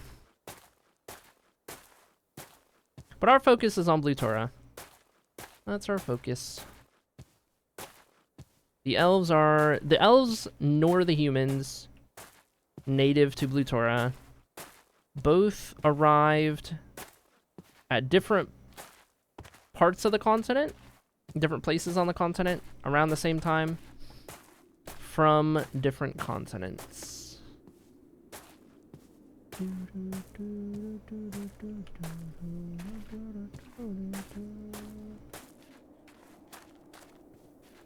Look at those tasty forested sloped coastline. It's so beautiful out here, isn't it? Let me throw the shaders on. It's so nice out here. It's such a vibe. I forgot I can't have shaders on without lagging my VTuber, because I need to upgrade my PC.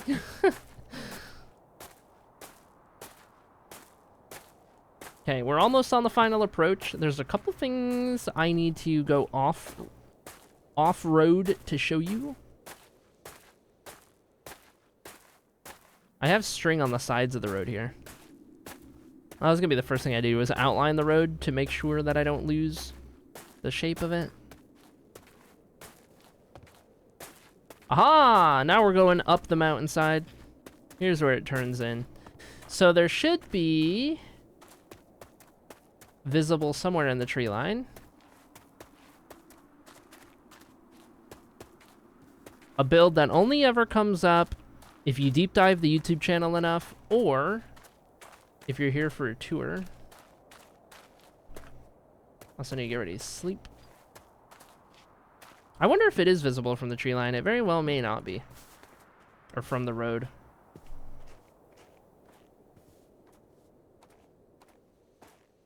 It might be a little too far out. So we'll make our way over there. There's no way I can't sleep right now. Do you see how dark it is?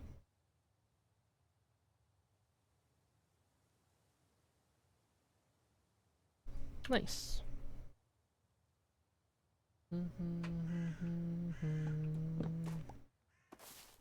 The sun rising over the ocean. Okay.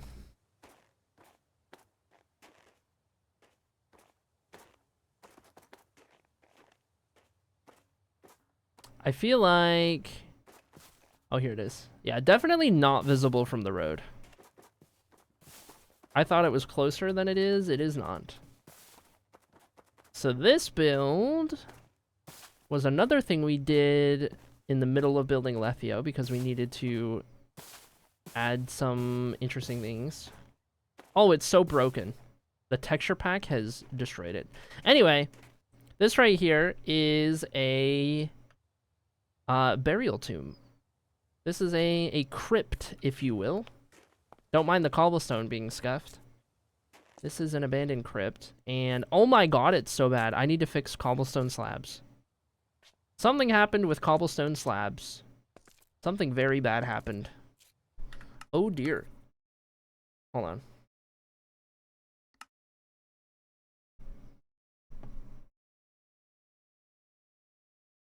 Okay, we'll just go to vanilla for this. It doesn't look nearly as good in vanilla because it's endstone, but you can at least get the vibe, right? There's dragons on the walls. The whole place is done at half slab level so that it could be about this dark without anything spawning. And it's usually a lot darker because the endstone is more stone colored. But the floor is too broken. Hold on, where is my brightness? It's meant to be viewed not at full bright. But there's a couple little walkways right here. It's not a very big build at all. There's a creeper. You're not supposed to be able to spawn. But I guess you can on the candles or something. Anyway, that's kind of the idea. Just a little crypt that we did. Didn't take all that long. We just wanted to add something out here to, like, add some interesting bits to the world. I can't believe how broken the slabs are. That's crazy. I gotta figure out, that's gotta be something with the block state that's rotating it at random. I have no idea. Anyway, that's one of the things out here that I need to show you before we get to Lethio. The other thing should be right over this little part in the mountain. There it is. We also built a little hunting cabin out in the forest, disconnected from the road and everything. This is another thing we did at one point. Another small build, kind of like the crypt. Just like a little standalone thing. Little fenced in area, tiny little walkway, little campfire. This house, I believe, even has an interior. Yes, it does. Little closet. Little kitchen, very, very tight quarters. Very cabin in the woods vibe. And it's even got a little tower right there. And the idea is that people would come out here on little hunting trips and stuff. And you can even head up into the tower, get a little view of the forest around the place. Up the mountainside. It's a nice little vibe. Nice little vibe. We never get to show it off because it's just so far away from everything. But it's a cozy little place. Those are the two kind of random builds that we did outside of Lethio. And now if we return to the road, We can view the approach.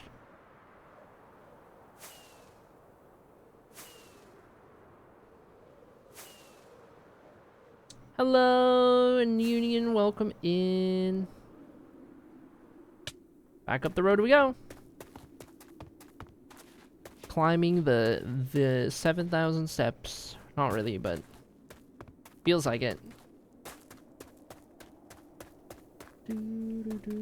This is one of my favorite views. You can see the road that we walked like 10 minutes ago. Stretching off into the distance right there. Swooping around. Disappearing off into the fog.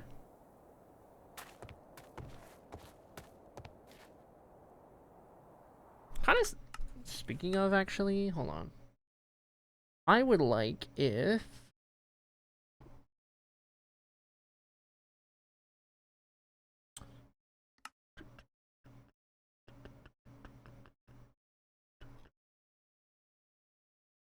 I'm looking for... What am I looking for?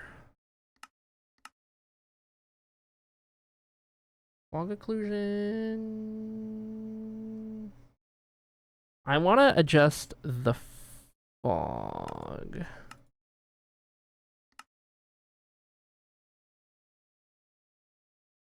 I want it to do the thing.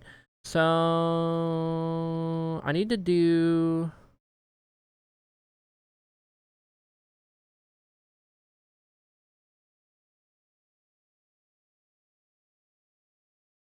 Render distance, border fade, and multiplier. If I go down... I'm trying to make it softer so we don't see the edges of the chunk. If I go up... What does that do? I'm not noticing a single difference.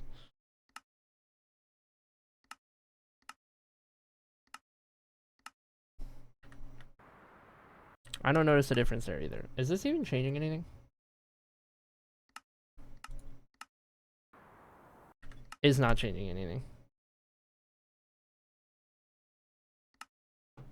Consider me confused.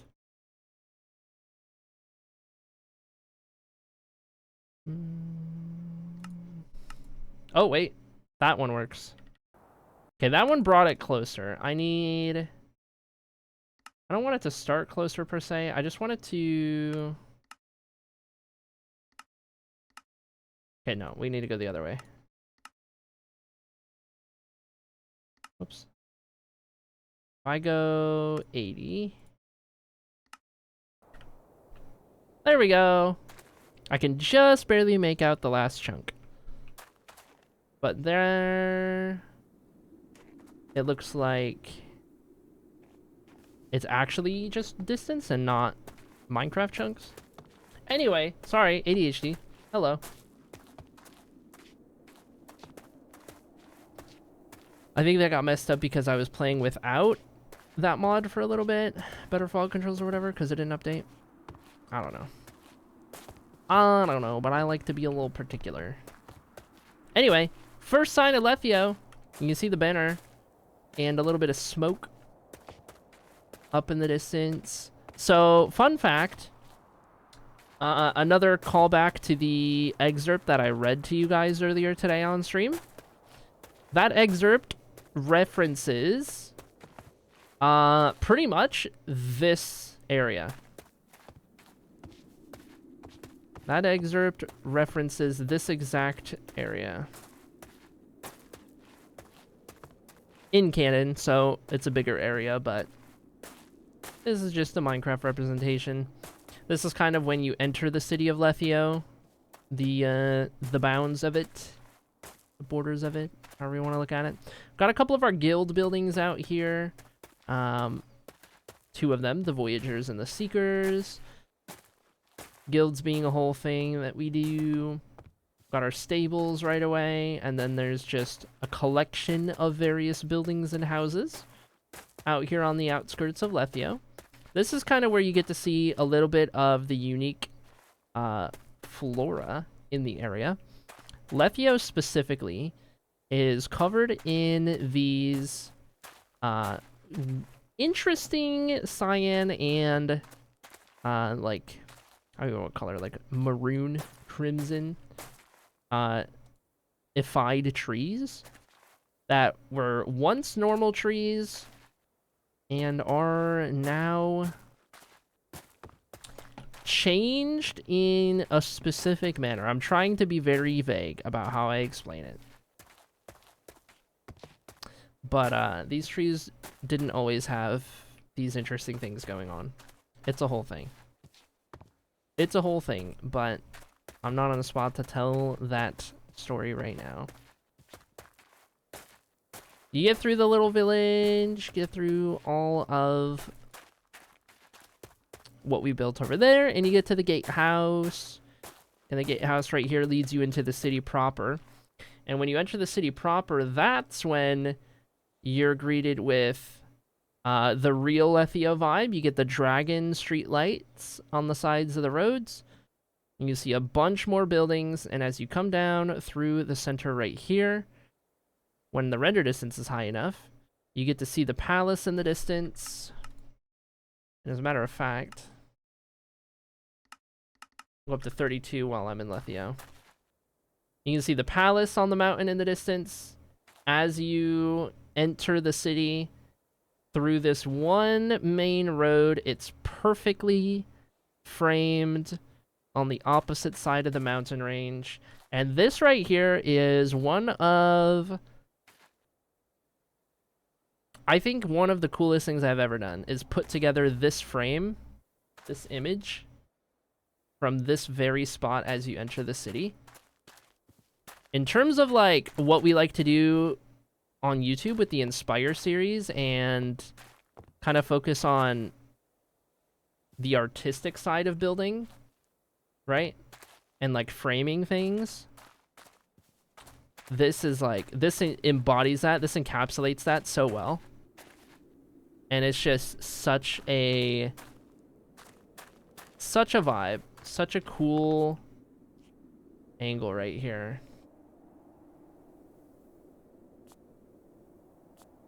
I even want to get a screenshot right now because I just love the vibe in the moment. But anyway, that kind of, that sets the tone for Lethia.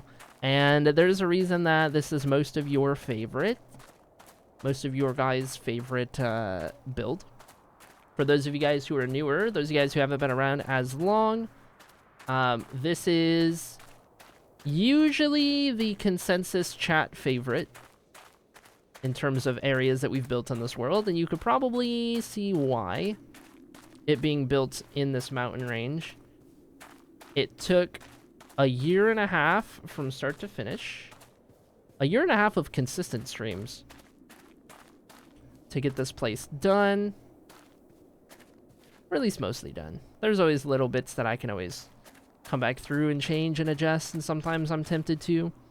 But it's effectively this valley in between the mountain peaks, and the city is built into the sides of the mountains all the way up and down this area. This was the first elven settlements on the continent of Blutora. The city of Lethio. So it is the oldest elven settlement. And it's got a lot of history. It's got the most history of elven places for sure. I'm just going to kind of stay, I think, around the outer roads right here. Just taking different views of the city. And we can end with the Colosseum. This was when I joined, so I am biased regardless. Yeah, that's fair. Get some different views of the area around here. And even at nighttime, it is a really, really pretty place at night. We got the dragon wing sculpture down there. Okay. Sleep real quick. Those dragon wings are tied to the book that I'm remastering right now. All of this is, to be fair, all of Lethio. But we'll keep walking around here. There are, I want to say, I have the map. There's a lot of buildings here. We counted them all at one point.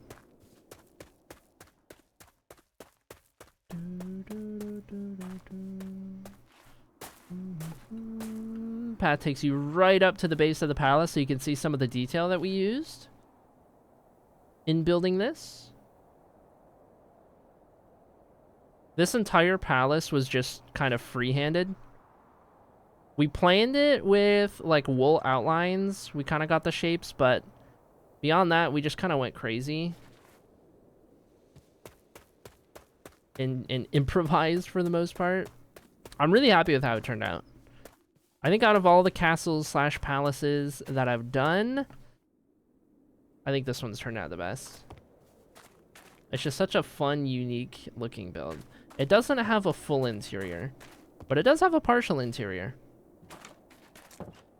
in the form of the throne room right here. Dragons are a very common theme in Lethio. For those who don't already know, you've probably gathered at this point. Dragons are a very common theme. And it is no different in the palace. These banners up on the sides, these are the provincial banners for the province of Ithaca. It's just built on a small enough scale that I couldn't fit the blue in there to outline the yellow. That's the throne. Beyond that, I didn't do any of the interior. But you walk out of the palace, and this is the view of the city that you get.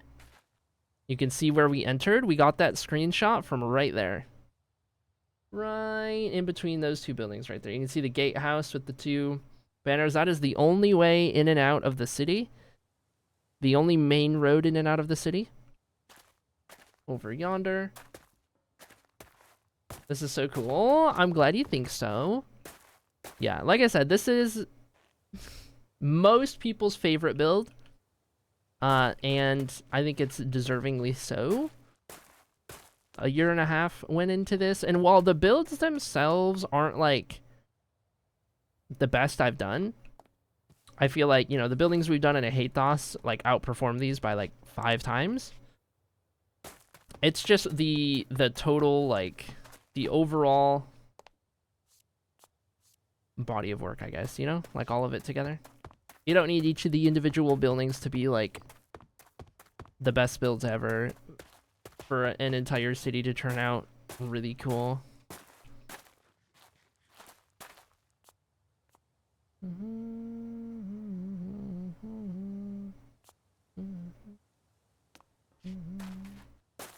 And you could walk around this forever. There are so many roads to walk in the city if I take a look from above, because all of the roads are covered in string. So none of them are covered in snow. Obviously, there's a handful of tunnels, right? You've already seen me walk through a couple of the tunnels. But all of these different roads to navigate. All these different pockets of buildings. Different areas, waterfalls. The kind of lakes at the bottom. Or ponds, I guess. And then you can see this right here, the Colosseum. We're getting to that. We're getting to that. We just gotta make our way all the way around. Goes down to a lower level.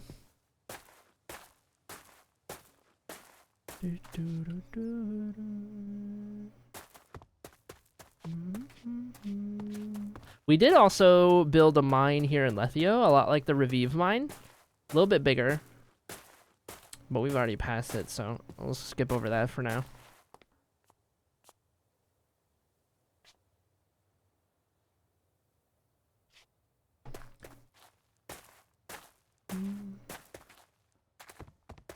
Big vibes. For the longest time, the Colosseum that we're heading to was kind of my, like, go-to, this is my best build I've ever done answer, I guess, when asked. Until we finish the archive. And I'm not counting cities, because that's a combination of a bunch of different builds, but in terms of individual builds, until the archive was finished, it was definitely this Colosseum. Coliseum is a lot of fun to put together. And the entrance to it should be...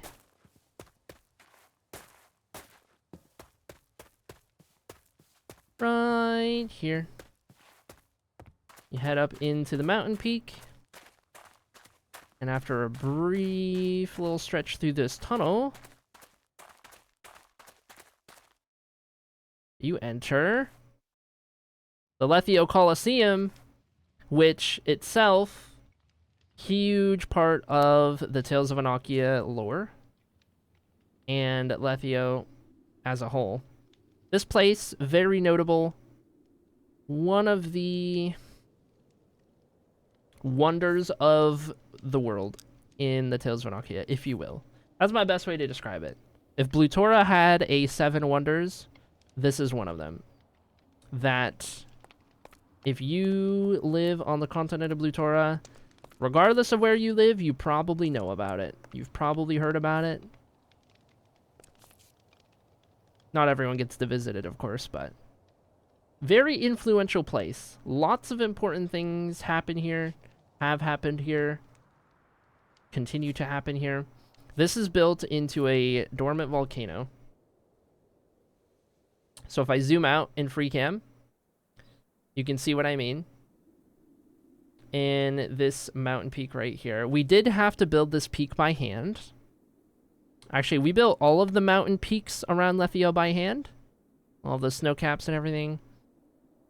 That took us a while, but this Coliseum is built into the peak of this dormant volcano. And it's built in a way that pays homage to the city. So the top layer, of course, represents the Lethio Palace that I just showed you guys. So it's like a little callback to the Lethio Palace, and then you have 3 kind of floors. You have the actual arena itself down here, right? You have the first spectator area, first spectator floor right here, and then there's like the fancy chairs right here on the ends. Up here, you've got another area. This is more walkable, but you'd have spectators up here that are just kind of watching from above. This hall, these are all chatters, but what they actually represent are fighters that have been honored over the years. That's the idea, right? So, like, Jarrett being a fighter from insert city here. Kit Kat being a fighter from insert city here. Daisy being a fighter from insert city here. And then the idea is like, oh, you chatters were people who fought in the Colosseum and got a statue of yourself, and then wherever in Blutora you hail from is represented above. And so we did a bunch of these all around the place until we filled them all out. At the time we were doing this, this was marbles race giveaways, right? I think it was like we were still doing every sub goal marbles race we did in Armor Sand, I think. Something like that. But yeah, the Coliseum, awesome. Love this build. The we have a command, exclamation mark. Is it volcano? Is it exclamation mark volcano, I think? But anyway, I'll fly around Lethio now that we've been on foot.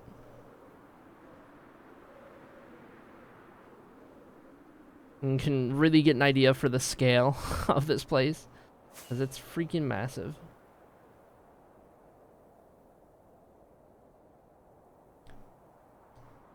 These down here are, or this monument right here. These are the wings of Cielia.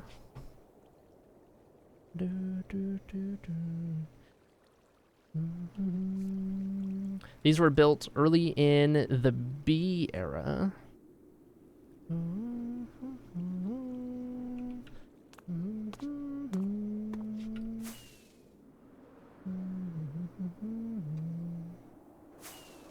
Missing a apostrophe in the command?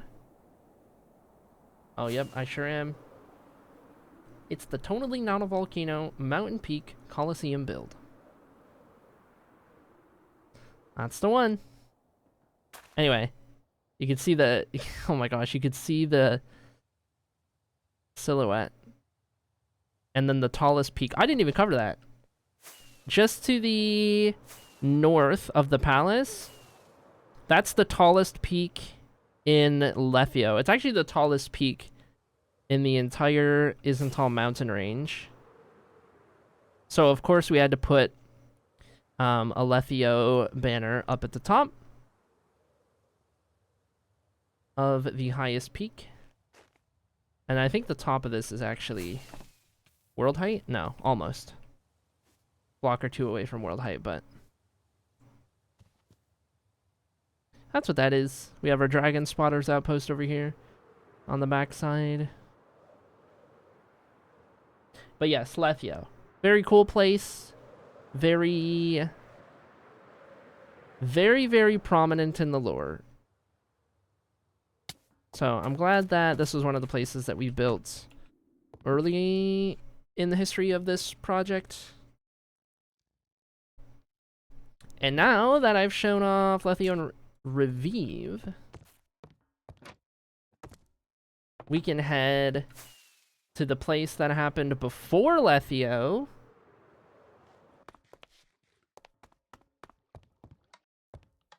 And that place, we'll get here in a second. That place is a Crypt of Alone. I am realizing now that I use cobblestone. There's going to be a lot of scuff. But this is a Crypt of Alone. We are now at the northernmost point on the continent of Blutora. Northernmost point. And I don't need this to be up so high anymore. We are in Kinalora, so this is the first place I've shown you that is not an elven place. A Crypt of Alone is a macabre settlement. And to this day, it is the fastest I have ever built a city. From the moment we started this to the moment we finished it, took about 2 months on the dot to do this entire place, boats and all. And I will probably never accomplish that ever again. However, there's a good reason for it. The build style here, very simple and very repetitive. And it was intentionally done that way. If I built a Crypt of Alone now, I would probably detail these a little bit more. But it does capture the vibe. The vibe of having houses made entirely out of wood, all put really close together because of how cold it is. To kind of like, you know, retain the heat a little bit better. Kind of the idea. But all in all, I think it turned out good at the end of the day. I would probably do some things differently. I built this in 2021. This city was built in, I want to say, March and April. This was March and April of 2021, if I'm not mistaken. It was somewhere in early 2021. So anyway, I've improved as a builder a lot over the last 5 years. I can't believe it was 5 years ago that I built this. I can't believe it's been that long. But my favorite part is definitely the castle or Potato Dude's boats. When it comes to the boats, I did not design these. These are initially Potato Dudes, one of our stream moderators, and one of my favorite builders, who sent me the schematics to put these boats in here. I had never built a boat in my life, so it was a fun way to build some boats and kind of learn about placing blocks in certain ways and kind of what makes a boat, you know, in Minecraft. So there's a bunch of different designs out here that came from Potato Dude, but the boats are a nice touch. I do love the boats around here. One of the cool things about a Crypt of Alone is that this is the last city in which every single building got an interior. Originally, when building this world, everywhere got interiors. Every single building in every single city got an interior. And that stopped in Lethio when I determined that it was... Number one, people didn't want to watch it. At the end of the day, interiors are cool, and everyone will say, oh, they have interiors, that's cool. But in reality, only half the people were showing up to the streams that I built interiors. If I was building normal buildings, we would have like 80 people. If I was building interiors, we'd have like 40. And it was a consistent trend. So I stopped building interiors. Also, it just took a while. So we could do more stuff outside of that. But the castle has a full interior. In part because we've been filling it with chatters. And did we not recently... Yeah, we recently closed it off to new chatters. We have enough chatters in here now from hitting goals and doing marbles races and everything. But the whole place has an interior. Most notable, the hall right here. I could go through the whole thing, but I don't want to be here for too long touring this place. One of my favorite things about A Cliff of Alone is that the peninsula here, if I zoom out on the map and let this render in just a bit, the peninsula is dotted with beacons all the way up and down the sides and all the way down to this wall right here. I've only done the road out to the wall, but this is the only way to get here by land because it's on a peninsula, of course. And then along the coastlines on either side, there are all of these beacons. The idea is that from any one of these beacons, you can see the neighboring few around the area. So you'd see the next one down the coast. You'd see that one. There's a couple inland. So there's one up on that mountain. Or that big hill. You go down the road this way. You can see a couple more. There's one inland. The idea is if any one of these beacons get lit, all of the other ones will very quickly thereafter get lit. All the way back to the city to warn of potential invaders from this coast, or from inland. They've kind of got it set up that the city will be warned well in advance as soon as anything is spotted. Everyone on the peninsula will be warned for the most part. This is a fun little thing to put together. Very simple towers. Very simple little towers. I don't even know if I did anything inside. Just a ladder. And then these up here. And then you get to the wall at the very end. And the wall does look pretty cool, especially at night. I think I have a screenshot somewhere, but... You approach the wall at the very end. It's kind of ominous. Especially with the shaders. Just like coming across this wall as you're on the road. Because there's not really anything going on. You're out in the tundra. It's just kind of wide open. And you just have this here. But it was a lot of fun to put this together. That's a cool world building detail. I'm glad you think so. I love when we can incorporate some of the world building into what we're doing in the Minecraft project. Obviously it's all world building, but like when we get to do unique things to each place, like the beacons here for Cliff of Alone, or the I'm blanking. The like mine and Revive. Right? But yeah, it's a vibe. It's a vibe. There's a lot of cool little details in this world that nobody ever gets to see because we're, you know, spending forever at a time on one very specific project and we're never over in these other areas in the world.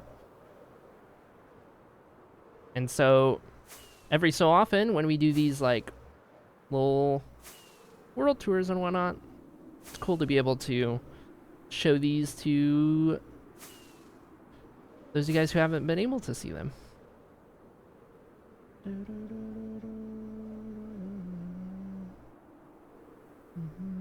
Well, that's a Cliff of Alone. There's not like too much to show here. This was the third kingdom that we started building in this world. Before A Cliff of Alone, it was not a city, but instead our active place of operation. Before A Cliff of Alone, it was out here in the jungle, Lake Baxia, and initially looked much different. Eventually, when I go and I load up the very old world save, you'll see what I mean, because we were in the middle of building Baxia at the time. That tower was only partially built. There's a whole thing. But this is what it looks like now. This is the more lore accurate look of the area here in the jungle. And it sits... Wrong button. Wrong button. Let me get back up here. It sits... Oh yeah, I don't have this whole rendered. I'd have to get the other map out. I can get the other map. I can show you. Hold. If we take a look at the map of Blutora, I am not on food break. Hello. So, if we go to the center of the continent right about here, in the province of Eustrea, you see outlined by black right here and right here. It is right down here in the jungle, right at the very end of the Sco jungle, in this kind of wilderness, untouched area, just enveloped by the Cecial Mountains here. That's about where Lake Baxia sits, and Baxia is a canon place, not a city, and not a place that really anyone knows about, for the most part, other than you, because I've told you, and this is kind of where we're, what we're using to double as our Minecraft headquarters. But there are 2 towers here. I've only built one of them so far, way back in the day. And then we still have to do the second tower, where that gap is, the entrance to the Hall of Fame. You guys have seen me talk about that a lot recently. But there's 2 towers in this lake, and then the archive is down below. And that's like a whole thing. But originally, before I had come down here and built this place, our base of operations was literally just a house that I was living out of in the first place that we built. And then I decided I wanted a new place. Long term, this is all going to get rebuilt. Long term, I'm going to tear down all these walls, and we're going to rebuild all of this to something that looks better. Because this was about what I could manage in 2020, is when all of this was being built. Early 2020, don't really love it. Kind of want to do something different now. But, anyway, is it the canon location of the archive? Yes. Yes, it is. And as a matter of fact, in this tower, while we're here at the base, in this tower, it's gone through multiple phases of like what's in here, but what it is now is our Patreon hall. So at this point, it is all of our Patreon members. They each get their own room that they get to design. This is the starting soon screen, if you've ever wondered. This is where the starting soon camera pan comes from. And each of the rooms that are closed off, these are somebody who is on the Patreon who had to cancel their Patreon thing. I don't get rid of your room. I just cover it up so that if you get back on the Patreon, everything's still there. For those who didn't know. So all of the closed off rooms, these are people who just, I kept their rooms intact.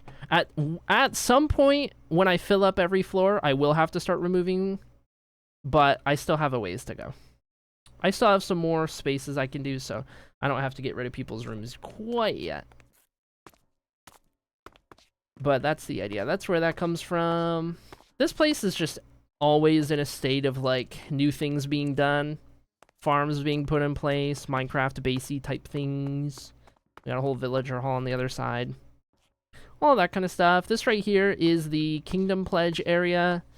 These are all of the primary kingdoms across Blutora.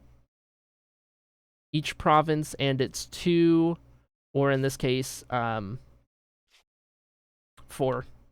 primary cities, main cities. And then all of the chatters who sign themselves up to be a part of that kingdom, just for the fun of it.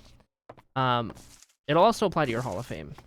If you do the Kingdom Pledge, you get your city banner on your Hall of Fame plot, I think is what we decided. But that's a whole thing. Beyond that, is there anything else I need to show here? I kind of already covered the archive. We've been building the Hall of Fame, so you guys have seen that. There's not too much out here. This then takes us to the city of Shium. I want to sleep real quick.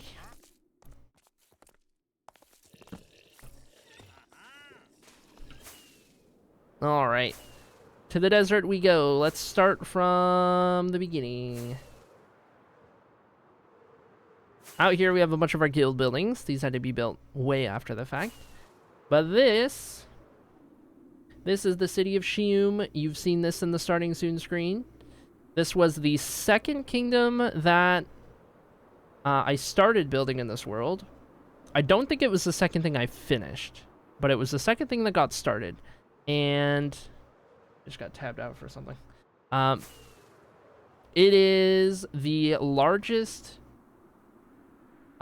place I've built by number of buildings. There are 400 something buildings in here. 400 whatever different structures across the Kingdom of Shium. And like I mentioned earlier, a lot like Lethio, this place is very wealthy.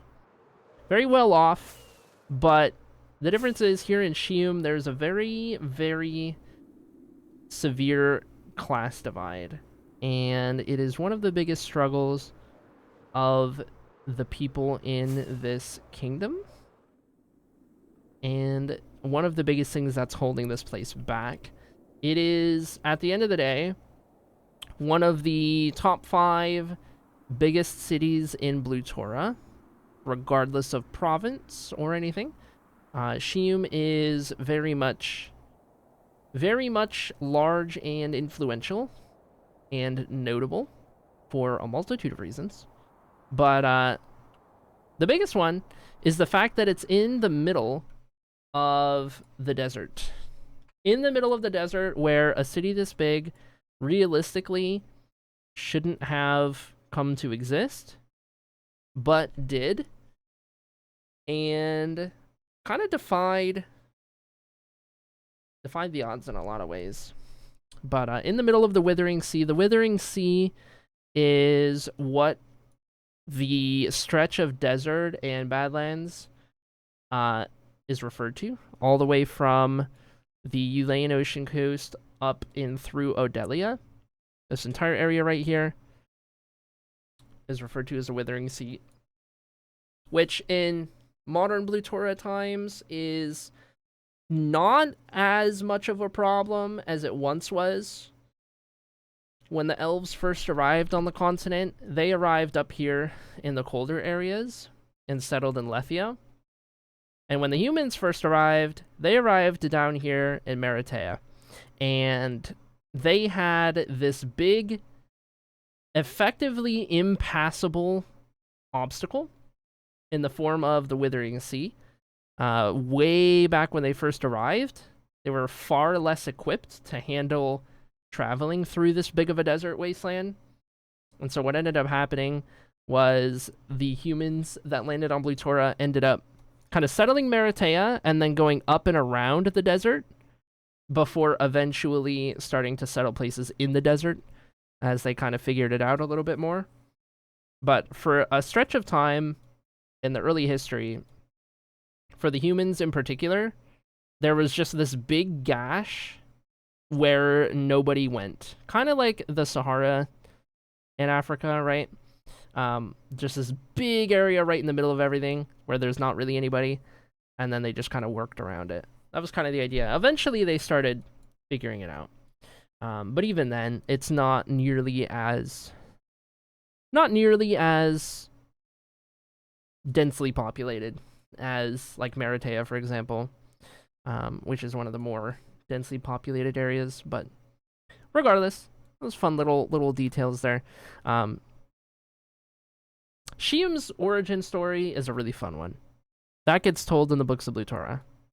So I won't speak too much on that right now, because I still got to remaster that part. But Shium is, I would say, if Lethio is consistently everyone's favorite, Shium is usually people's like the other favorite. People whose favorite is not Lethio, usually it's because of Stream.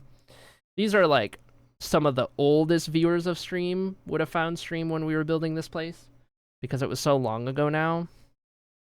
But yeah, you're gonna see a really different version of Shium in a little bit when I load up the old world file, because this city went through it went through two phases. The initial build, which was quite literally this wall right here that you can trace on the map, and the stuff inside of it.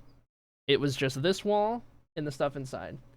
That was the extent of it, and the palace was something entirely different. It was just two small pyramids. And then I decided, no, Shium is actually way too important to just be this. So then we expanded everything around the outside and just pretty much added like another 5 times the amount of stuff to the outskirts of it. And it works out because Shium is a kind of tiered city in that there's an inner wall and an outer area. So I even got to put an A in the road right here. I actually didn't notice that until right now, but that's kind of funny. Regardless, that is Shium. I'm trying to think if there's anything of particular note to show here. Oh yes, I guess there is. Okay, number 1, this is when I first started building with like a lot of detail. So you'll notice that the lower class houses out here, the anything outside of the inner walls, basically, where the class divide really shows. These guys actually got the most detailed buildings. This is still, to this day, the only time I've ever done clotheslines for like laundry and stuff. I'm kind of surprised that I haven't incorporated that more elsewhere, but it just kind of fit the desert vibe really well with all these houses packed together, sitting right on top of each other. The fact that everyone out here is like really poorly off financially. The idea is that a lot of these people do the laundry for wealthier people in the city.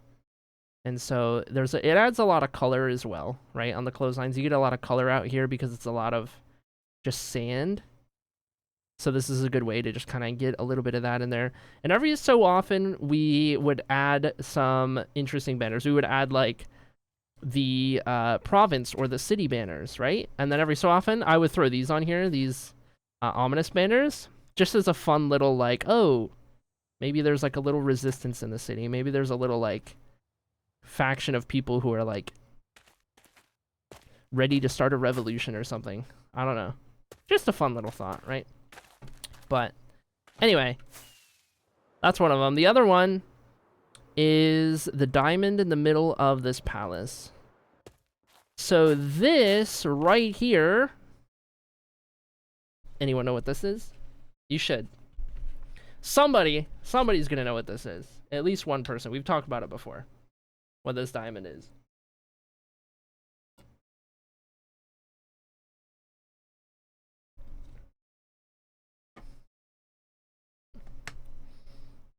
I'll wait and see. It's a big piece of the lore.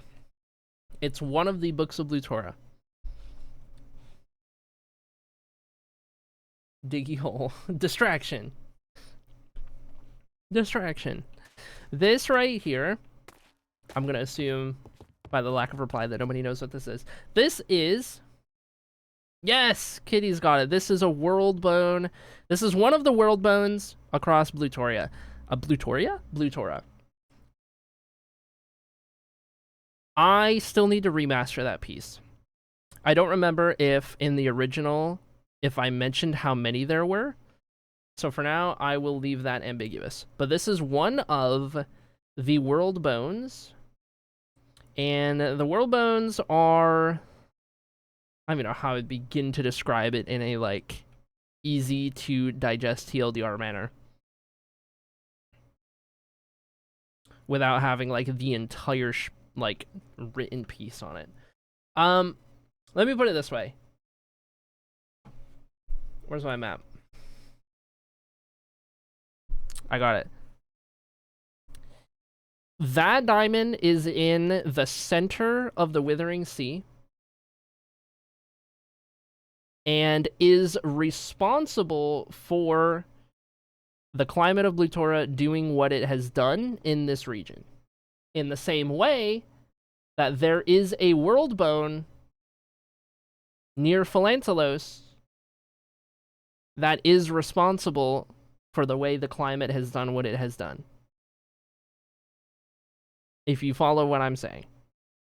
If you've ever wondered about why the climates and biomes and everything are the way they are across Blutora, it effectively boils down to the world bones, which is kind of the, like, I don't know how to describe it. How would I describe that? Like, you expect it to be one thing, and it's actually for an entirely different reason, right? You expect the climates and everything to work like it would in real life and have these, like, scientific, like, causes and things that make sense on Earth, right? But a little bit different, because I like to lean into the fantasy element of things. A little bit different across Blutora. And the world bones were my way of kind of adding an interesting, not factor, I don't think, piece to that puzzle, I guess. A wild card, I suppose. I don't know. Anyway, that's a piece. That one might get remastered pretty soon. That's on my short list for ones that I want to do sooner rather than later, is the world bones piece. But anyway, that is one of the world bones. That's the only world bone that that is in a city we have built. I will put it that way. That is the only world bone near anything we have built in the Minecraft world. So that is the only one you guys have really been exposed to. Because we haven't gotten to areas near the other world bone parenthesis, because I don't remember if I specified how many there were in the piece, and I don't want to say in case I didn't. I gotta double check it.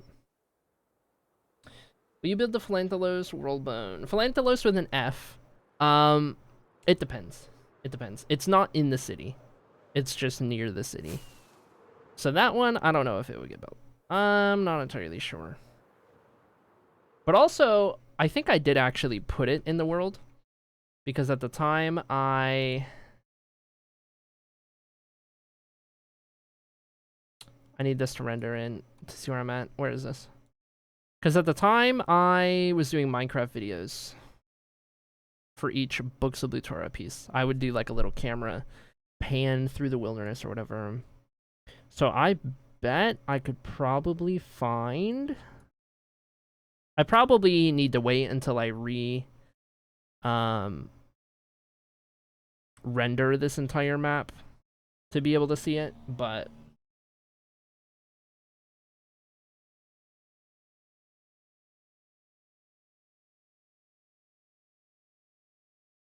I'll take a moment to look real quick, because I could probably spot it.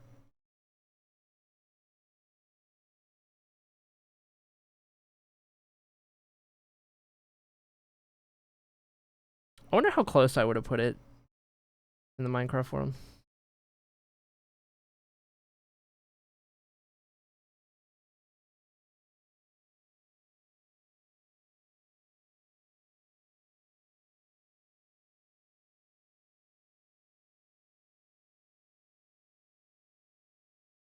This is also such a large area to try and cover.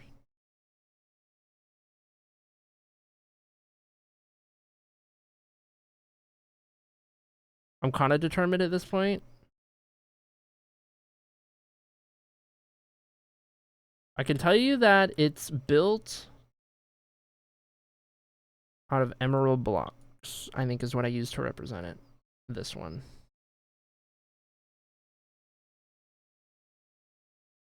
I don't know. I might not be able to see it from here.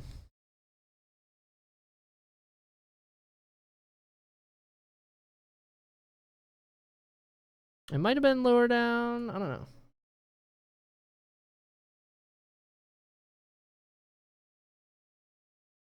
Mentioned there's one on each of the other 2 continents that people don't know much about. Yeah. When I revisit that piece, there's a whole lot more that I'm going to mention. I'm going to go into a lot more detail about it. I don't know. I don't know where that would have wound up.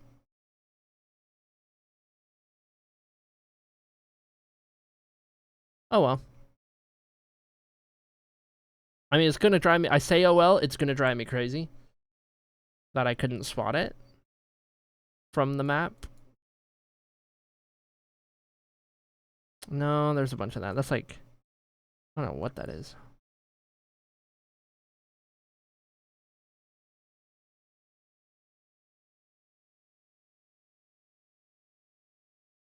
I don't know, man.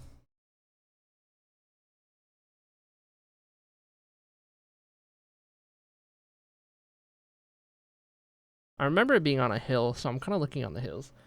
Anyway. Whatever. It's fine. Little sidetrack. Anything else to show in Shium? I don't think so. I don't think so. I think we kind of covered the base of it. Beyond that, where did I put my teleporter? It's over here. Before Shium, did I say that to you? Before Shium, there was the beginning of everything. There's one place left to show, and then I'll load up the old world file.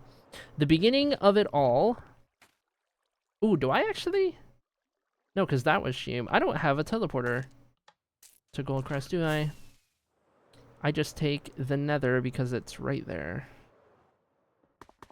Fair enough. To the Nether we go.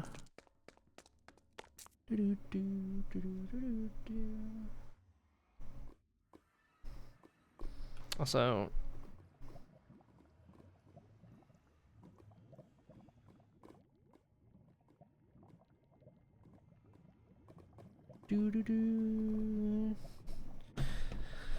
do I get a minecart or do I not bother? I'm not bothering.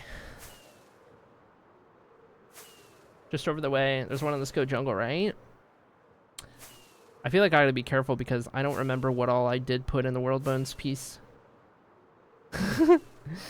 Now I kind of want to wait until I remaster it to say much more.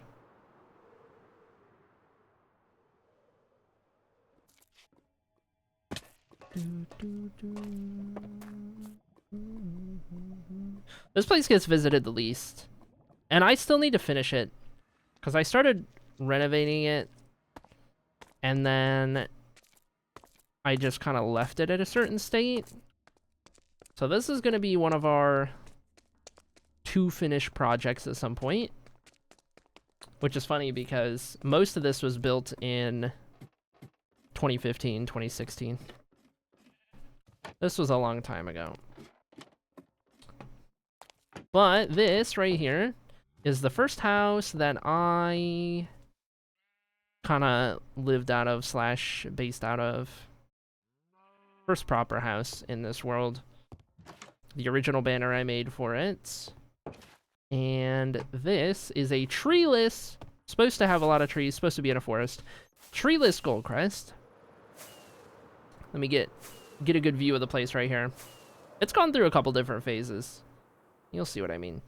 But this was the first human settlement on Blutora, in the same way that Lethio was for the elves. Goldcrest was for the humans. Very different story, very different size, places, very different vibes. This one is at the base of these mountains right here. Gorgeous, by the way. But this place sits down here in this valley. It's meant to be in a forest that mostly just encapsulates around the city right here. I got rid of all of the trees because I want to hand build trees for this area. And I have not gotten to that part of the renovation yet. Everything out here, all of this farmland, this is all newer stuff that I've done in the recent couple of years. This wasn't originally out here. Just part of my way to kind of expand the area a little bit. Add some farmland, make it seem bigger than I originally had it by Minecraft standards. But there's this kind of like fractured wall that kind of sits around the city in various parts, but doesn't fully encompass everything. There is this temple right here I remember building. This is such an old build. One of the first custom trees I ever did in the middle of this, which like isn't the worst thing ever. But there's some interesting details around here for sure. The very first thing I ever did in the world, the very first thing that ever happened in the Tales of Annocia was this walled-in section right here. There's 2 ravines, and before I even really started writing too much on this project, I had built up this walled-in area in the Minecraft world, and more specifically turned this ravine into this like slums with a bunch of different houses built into the sides. And more specifically, lived out of this one right here. This was day 1 in this world. Come down in this ravine, dig into the side of the bottom right here, make it a little house. 11 years ago to this day, I built this little room. Crazy to think. I lived out of here for a little bit until I started building more above ground. And at first it was just whatever was in this wall. This ravine right here was more of like a mining operation. So I dug out some like strip mines and everything. I've since dressed it up a little bit more, but after that I started building some of these kind of on the outskirts, right? That house right there is the one that I lived out of for the longest time, and was one of the first ones that I did out here. Go my little dock on the water for fishing. I've got some stuff in here. Got my little garden. Who's the temple to? So that temple is actually not to any of the deities. I was more so just like a... It was kind of a botanical garden, if you will, type vibe. It was just meant to be there for like the nature of it all. Because the people of Goldcrest, very much tree huggers. The people here. I remember what all I had in this house. A little enchanting table. This is when I was getting into getting better at interiors. I started doing a lot of tight space interiors. I think I was inspired to do so. I was watching a lot of B-dubs at the time. And this is around when I started to see a lot of like cozy spaces for interiors. And so I wanted to try and replicate that, take a build, and then add like 100 rooms into a tiny little build. Make it all work somehow, some way. I love that I still have stuff here that I just never moved.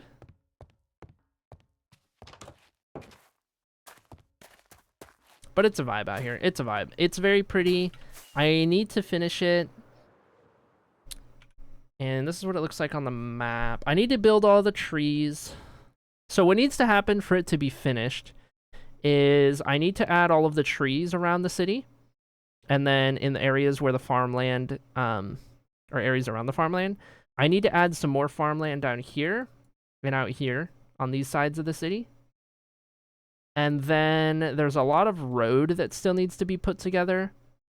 All of the dotted sand, which might be a little hard to see, represents the roads in the area. And I actually have a lot of the roads planned around here, like all the way down to the coast in Bassator. I've dotted with sand. I've pre-planned a lot of roads in the southern part of the continent and just haven't gotten around to building them yet because they take forever, but I do love building a road. And this is where Goldcrest sits. So if I sit right here and you take a snapshot of this with your brain, take a snapshot of that with your brain, I will then line it up with the actual canon map, and you can kind of get an idea. for some of the differences, for one, because in terms of what's canon, take this map, not what's in Minecraft. Minecraft is only... I'm only capable of doing so much on Minecraft. But, this is what's actually canon. So in terms of, like, what differences there are and what things look like, Minecraft is always just going to be inspired by. But, this is kind of the idea, right?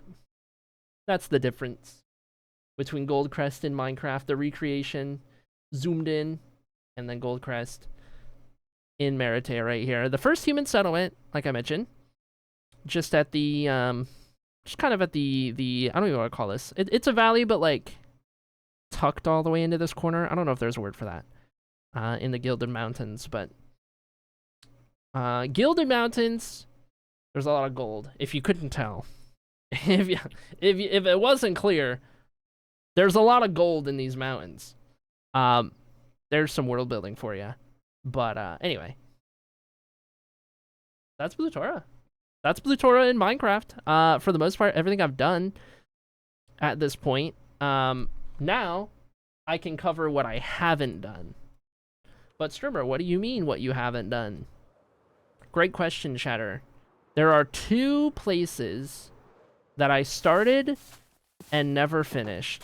And it has been long enough at this point that whenever we go to work on these places, the existing progress is going to get entirely torn down, and we're going to start from scratch. But the 2 places in question are Balmoral and Westwen. 2 of the... I'm going to actually need to get a minecart for this. 2 of the large main kingdoms across the continent. Let me do this and this. Balmoral being the largest city on the continent. Bigger than Lethio, bigger than Shium, and potentially the one we build next. It's kind of a toss-up right now on the vote between Balmoral and Melaloon, but it's gonna be one of those 2 more than likely. And whenever we get done with the hate toss, we'll do another runoff vote where those are the only 2 options. So everyone who voted for something else votes for one of those 2, and we see which one ends up winning. Whatever the top 2 are, whether it's those 2 are different, but anyway. We technically started... I guess I'll go to Westwind first. We started Westwind as the 3rd project in this world, and it was after I started Shium, after the first iteration of Goldcrest was done.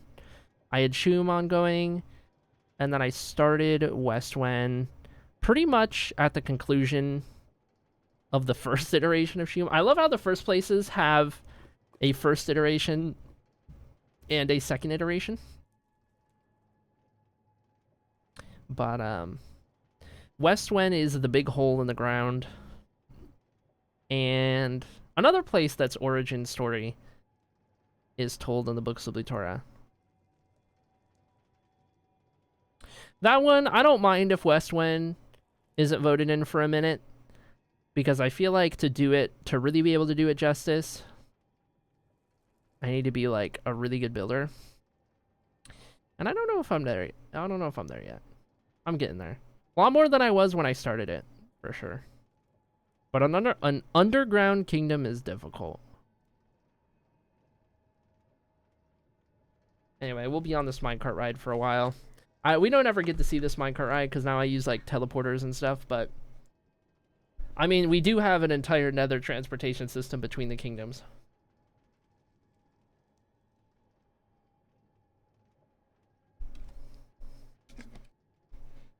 I got lemonade. I'm literally drinking out of an entire jug of lemonade. A big Simply lemonade. The Vanishing of Lundell. That's the one. That's the one. Yes. Yes, indeed. The remaster of that one is probably going to be one of the longer ones because of how much more detail I can put into that.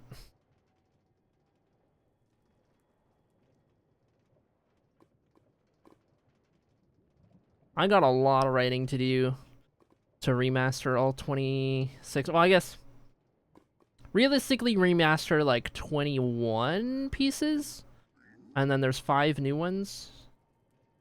Something like that. Do not stand! Solo, why are you like this? It's literally been like a year since I've been on this minecart. And here you are standing. Keep your hands and feet inside the minecart at all times. Strimmer is not related. Strimmer is not liable for any injuries related to shenaniganery or hooliganism on this trip. Make sure your permission slips are signed by moderator Toxaton. It's also connected to the Lethio colorful trees, if I recall, says Kitty. Interesting. Chat, I don't know who the previous lore keeper was, as in most familiar with the lore chatter, but I think Kitty might be taking that title.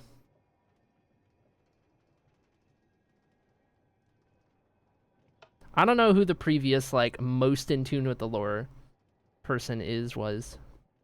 I don't know, man. Kitty might be taking the title. Why am I rubber banding? Why am I, like, stuttering in-game? What is going on?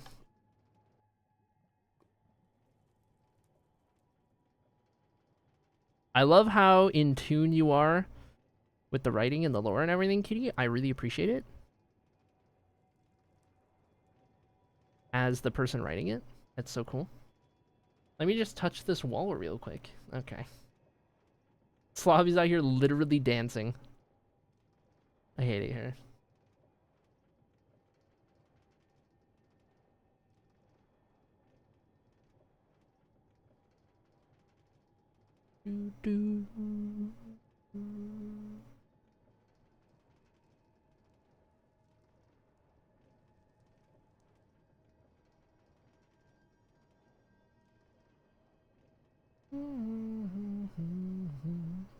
I love lore.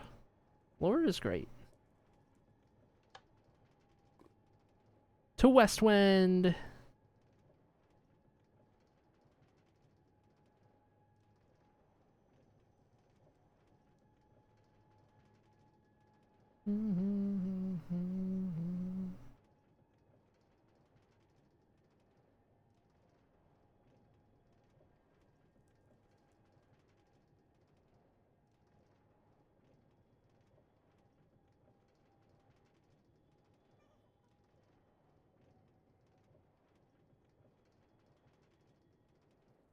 We are wending west to Westwind. I think that's how they say it, yes. Aha!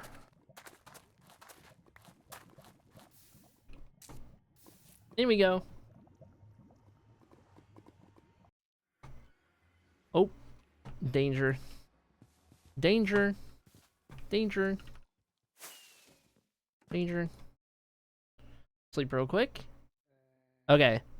So this is one of 2 areas that were started and never finished. And whenever the time comes to actually build these places up, it's start from scratch. This is what I mean. Me in 2020 attempting to build a mountain. It didn't turn out. So anyway, that's all getting torn down. I can build real mountains now. But this is Westwind. We dug this down to the OG bedrock. This pattern right here. This was bedrock once upon a time. Pre caves and cliffs.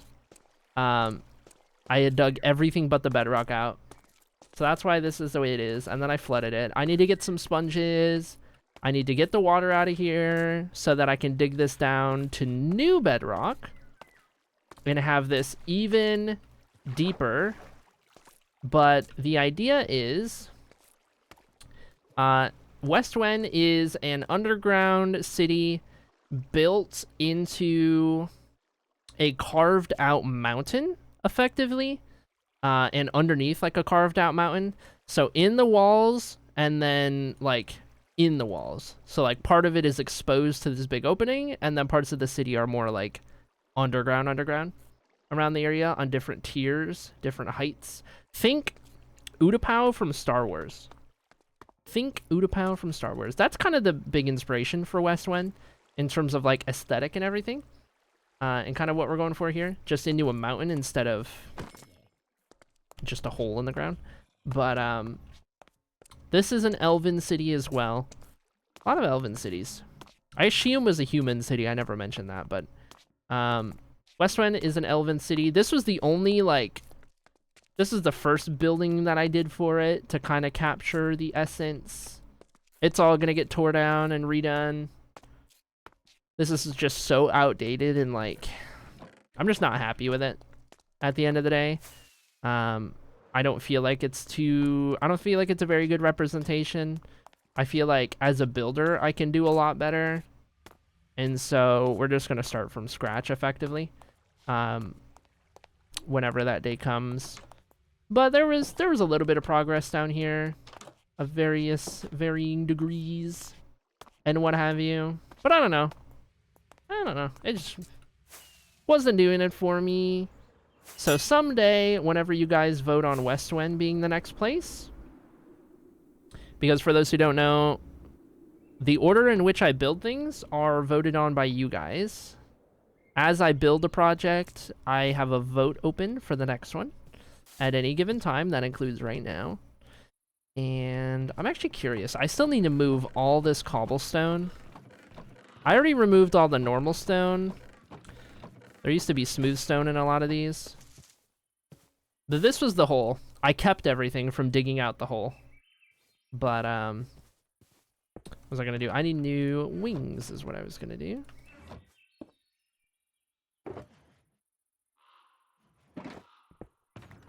Wait, which wings were these? Divination? Okay. That's Westwind. There's not too much to show in Westwind. Whispers Deoceline. Deoceline will happen at some point. You gotta work on your campaigning game. Because right now, you haven't swayed many voters away from Melaloon and Balmoral. But if you come up with a good enough campaign for it, I'm sure you can get Deoceline.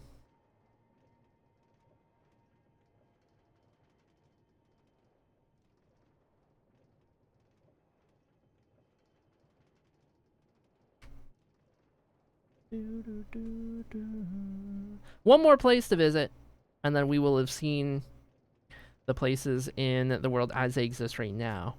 I still gotta show you the OG. The OG world save from forever ago.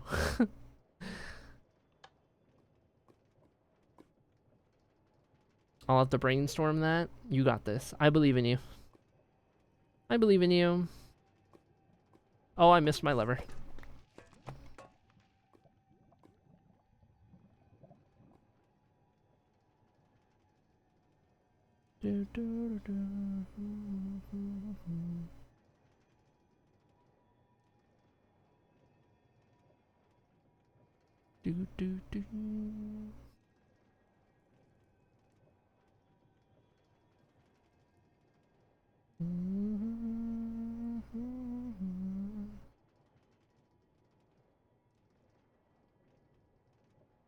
I forgot just how long these tunnels stretch on for. Kind of insane.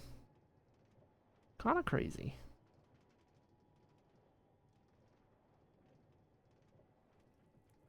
I remember we designed this tunnel after we got the Nether update. That's why it's entirely made out of basalt and blackstone and warped wood. Because we literally got all of these blocks in one update.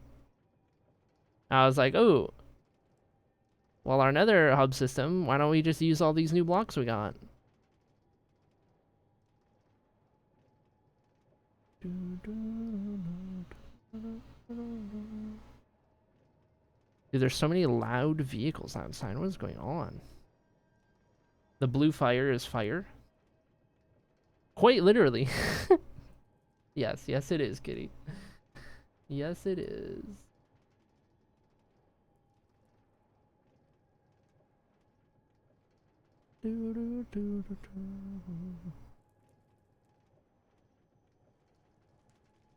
I gotta remember to fix cobblestone slabs. I don't know what is causing that to happen. It might be because it's the only slab that has a randomized texture. Well, no, I think I have that with my smooth stone slabs as well. I don't know. Anyway.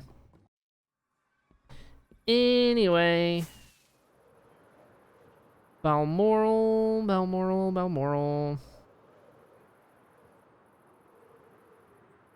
It's an interesting one. Okay.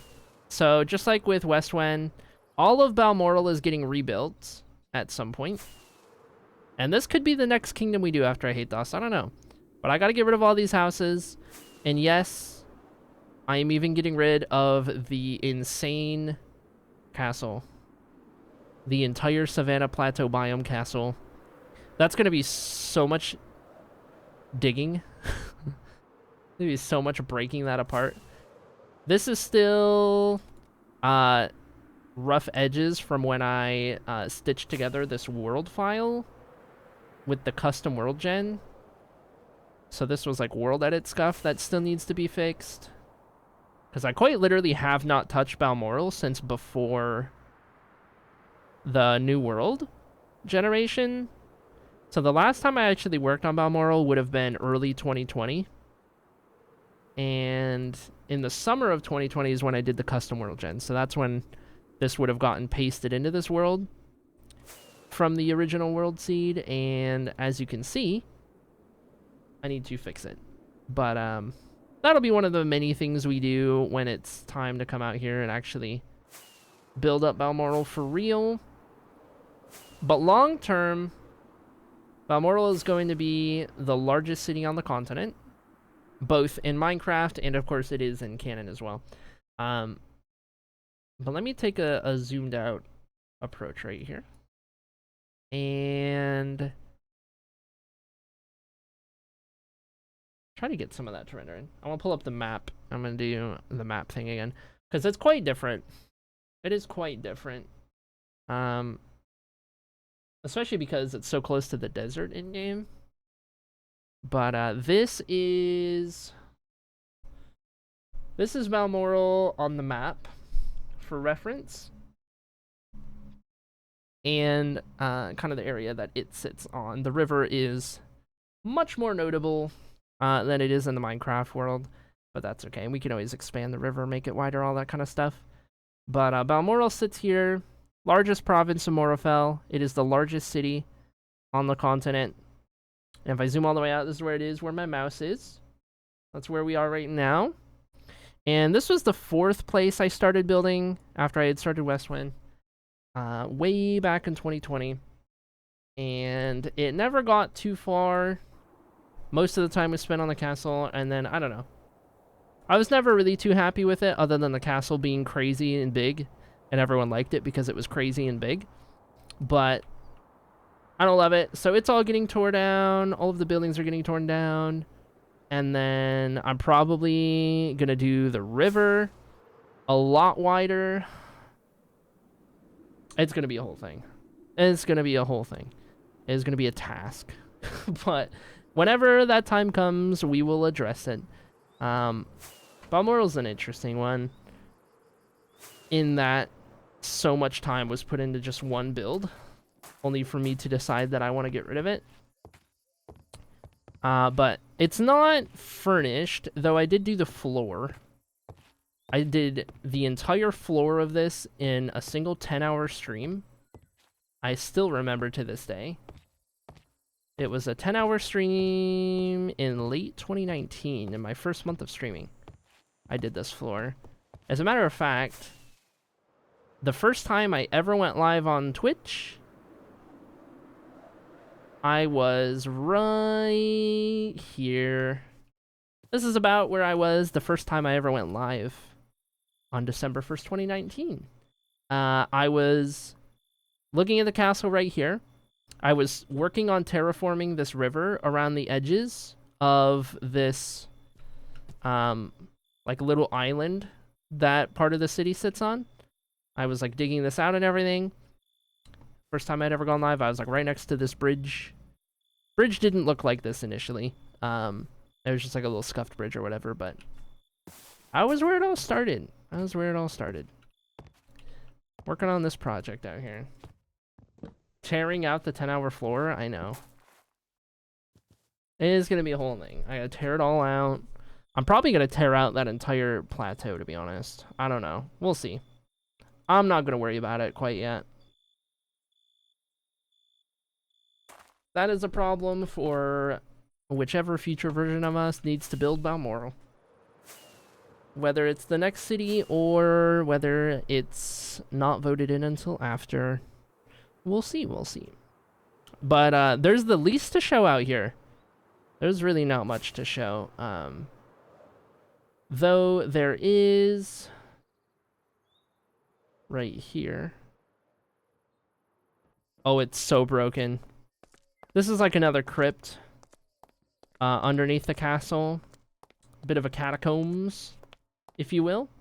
But it's very broken with the current state of my cobblestone slab. So, not really in a good enough spot to be showing off right now. What does that say? River leads into cave under castle. That's a cool idea. That's a cool idea. Anyway. Light some Minecraft candles. Have a little funeral for the castle. Oh my gosh. Okay. Let me see. Let's head back. I don't want to log out here. But I do want to go take a look at the old world file. And then you guys can kind of see some of the differences and everything. Oh. You love how I know exactly which tower has the nether portal in it? Even still. So it's so log. Alright. Let's get back to civilization.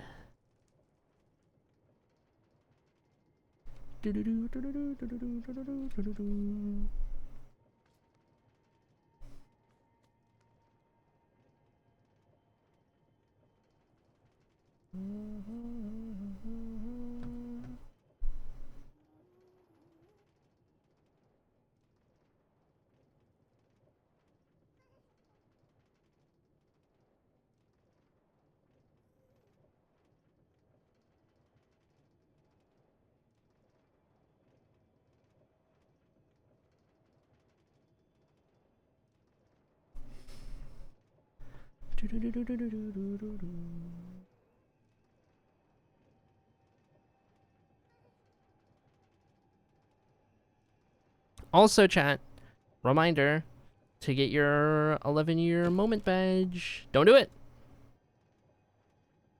if you haven't redeemed it yet. We got a Hall of Fame moments badge in there for you to redeem. You'll get your channel points back, but you only have today.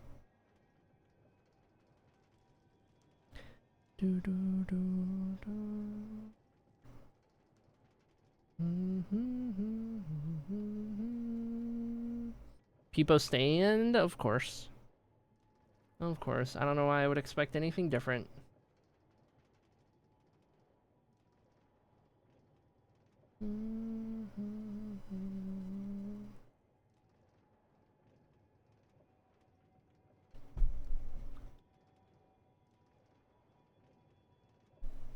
Messing with my lip piercings again? I'm always so paranoid they're just gonna fall out. Because they tend to do that. Me having so many points I didn't even notice when they left and came back. Okay, flex.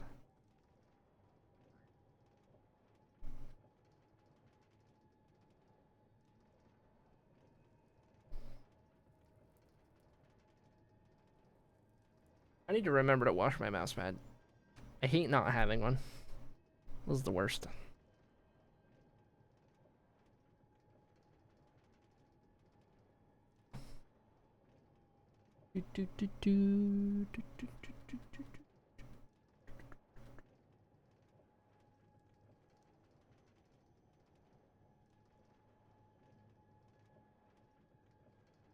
Almost back to civilization.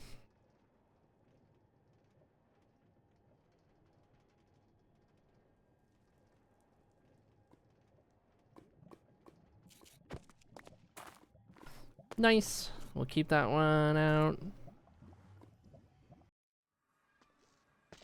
And we will put this one back away.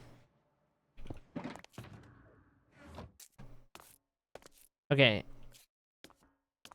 Now then. Good a spot as any. Let me see here. When did I load that? I loaded this world up on December 1st. Oh, you know what? I remember. That was for our 6-year stream anniversary. We loaded this world file up. So it actually wasn't that long ago. Actually wasn't that long ago. I didn't back it up. It has to upgrade the world files. Upgrading legacy structures, that's crazy. That's crazy. Hope it doesn't break anything.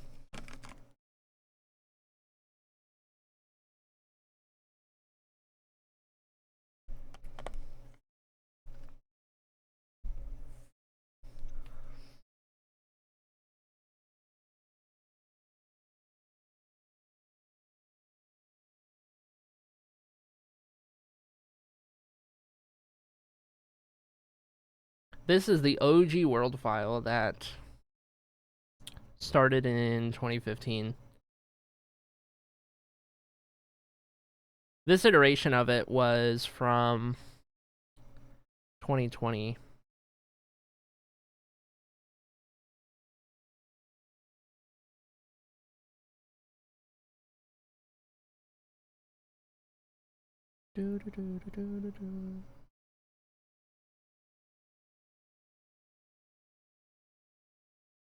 It's so interesting that it's got to do all this.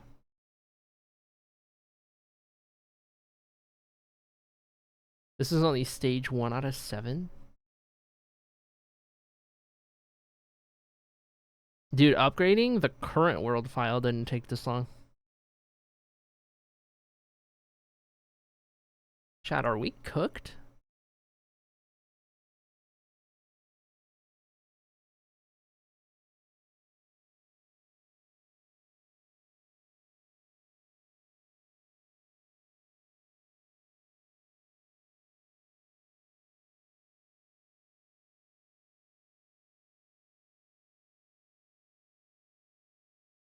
It's so funny when the VTuber just has her mouth open and I'm just like sitting here straight faced.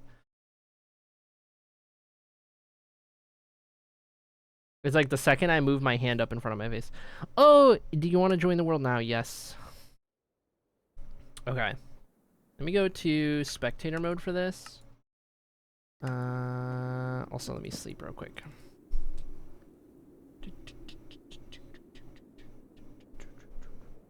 Okay. So, hold on. Does this have an accurate day count? 4,382 days. Oh my gosh. This world save was taken at 4,382 days played. We're at, I don't even know, close to 30? No. We're at like 24K now or something crazy. Anyway. Here is the OG world file. This was the state of Baxia. The archive goes here.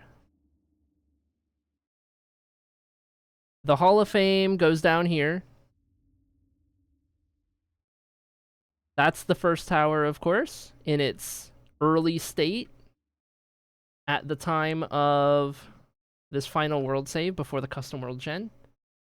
We were literally still in the progress of putting it together. This is the OG chest tower that I once had to dig straight down all the way through. A classic.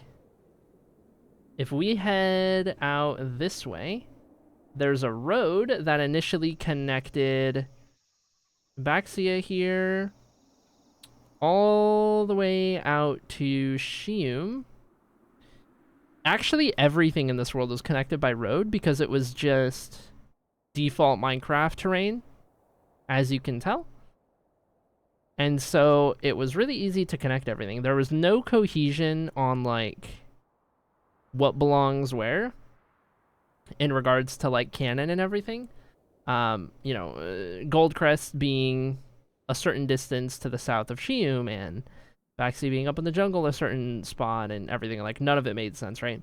So here was the old version of Shium. We had started the expansion, but we had not finished the expansion, because we still had a lot of this out here that needed to be done.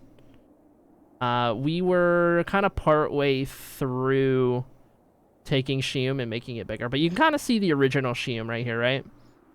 This is kind of the OG look to the place, and we didn't have the big palace. Instead, I had 2 pyramids and then this little, like, part in the middle right here that it connected to. But this is like the... This was...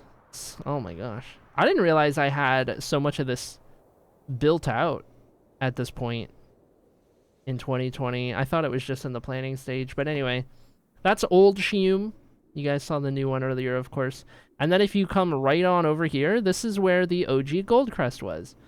So when I first started this 11 years ago, this is actually what it looked like in its area. This was the actual spot that the ravine sat. And the house that I had it in, I have my original Wholesome the Doggo and Wholesome Gamer Girl GF. In here. They don't exist in the New World file because they're entities. But this was the OG. So this is what it looked like with all the trees. I got rid of all the trees because these are not hand-built. These are just tall oak trees with some leaves added. This is kind of what it looked like with trees. I just need to manually go through and do all the trees and everything. But this is where it started. 11 years ago, this is where it started. I think... I tell you what. Hold on. 2 deaths at the time of this world save. Okay. I was curious to see where the world spawn is. I think the world spawn is in Goldcrest somewhere. It's like in the middle of this city. The actual spawn of this original seed. I just kind of built right on top of it right here. And that was kind of the first thing that came to... I did this in 2015. I think I did all of this in 2015. This entire place. And then at some point between 2015... I don't think this was all during 2015. This was probably spread out over a little bit of time. This, along with Shium, the original Shium right over the way, was done before I started streaming. Everything within the wall I had done before I started streaming, and then I had even started Westwind before I started streaming as well, because Balmoral was 4th. And that was when I started streaming. So Westwind was all the way out here. Again, I had it all connected by road because it was just right next to each other. Originally, here's what Westwind was. By the time I saved this world, I was already down to the bedrock, which is now no longer bedrock. It was partially flooded. I had this was still built. I had already done all this. I just showed you guys. That was the only little bit that I had. I had all of the materials here, just like they currently exist. I had like a block palette right here. And then if we go this way is where we get to Balmoral. And Balmoral should be more or less the same amount of progress. It was just the farthest one out. It was quite the trek out into the savannah. A couple thousand blocks away. But yeah, no cohesion, right? Because the continent of Blutora is massive. And this original seed did not do it justice. But this was where Balmoral originally sat, without all of the world edit stuff. Castle and everything on this plateau. And I think in the OG seed, it fits better, right, for what it is. The fact that it's in custom world gen now makes it look not as cool, I think. But all things considered, it was cool for the time. It was kind of on the edge of the Shattered Savannah. This was my very first be right back sign. Because my first streams were me building Balmoral. When I needed to be right back on stream, I would do this. And I would pause the game right here with the sign. I can't do the fancy pause. But that was my very first... my very first little thing. Because I didn't have scenes. I was just up on that tree looking down at the castle and everything. But yeah, that's all still in the same state that I just showed it to you in, except it had all of this as well. Had a map of the place from above. Bunch of materials and everything. There's a 69 over here. Don't know why. And other than that, there's really not much in this original world save. Because this final iteration was taking not that long after I started streaming.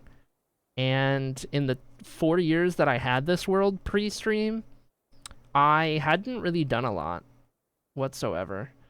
Yeah. First iteration of Goldcrest was complete on 2/3/20. I guess I did a little bit on stream before I called it. A little more on stream before I called it done. And that was just the first iteration. Now it's incomplete again, but 2/3/20 is when I did that sign. That's crazy. Crazy stuff, I tell you what. But really cool to kind of reminisce on. And just kind of look back and experience the actual, like, world file. This Goldstone map. Guard barracks.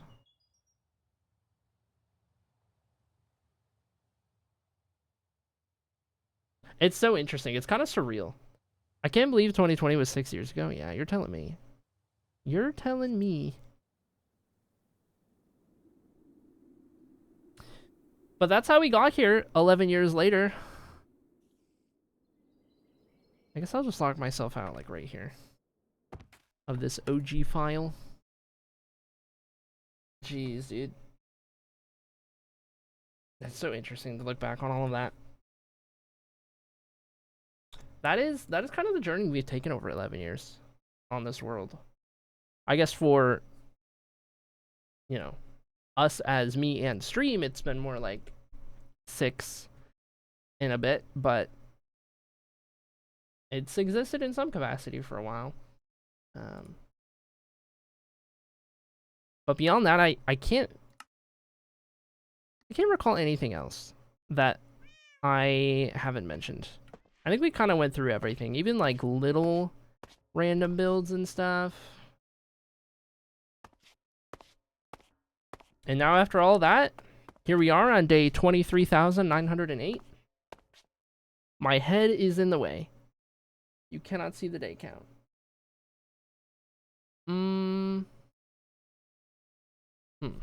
I can probably customize this, can't I? Can I make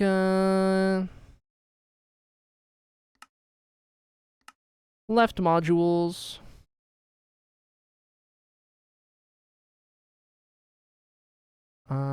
Edit modules. Coordinates, location, entities.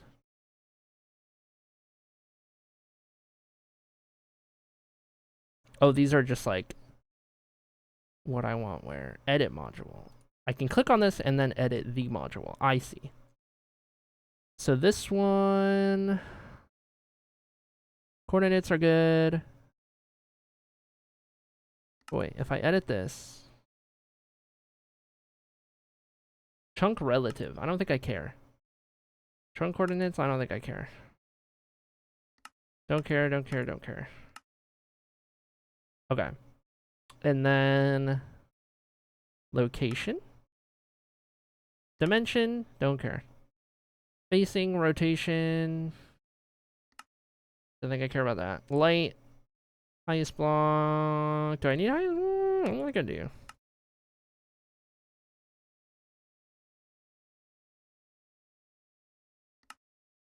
Slime chunk. Ooh, that's nice to have there. Okay, now you can see day count up here. That was amazing and so interesting to watch. I loved it. Thanks for sharing. Thanks for watching, Tia. Oh my gosh. I appreciate you. I'm glad you enjoyed. Particles. Do I need an F3 thing telling me about particles? No. Entities? Sure. Monsters, creatures. Ambient? I don't even know what that means. Axolotls? Don't care. Underground water creatures. Water creatures? No.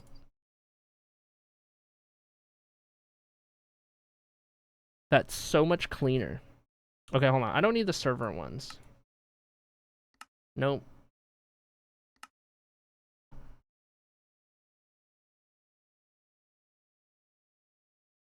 I don't even need the local difficulty. I really don't care about the local difficulty. Nope.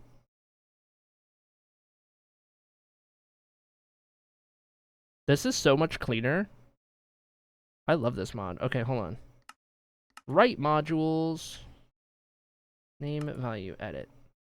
Targeted block. Sure. Block ID. Block states. Block tags. I think I care about that. Targeted fluid. Don't care. Fluid ID. States, tags. Targeted entity. Okay, sure. Whatever. I don't even have anything showing up on the right. Oh, wait. There it is. Top right. That's so much cleaner. Oh my gosh. That's nice. I like that. Anyway. ADHD moment. Chat, have you redeemed your moments badge for the 11-year anniversary of this world? Have you moments badged it up? Asking for a friend? You are that friend? Make sure you do. Don't miss out. Don't miss out. You only have today to redeem it.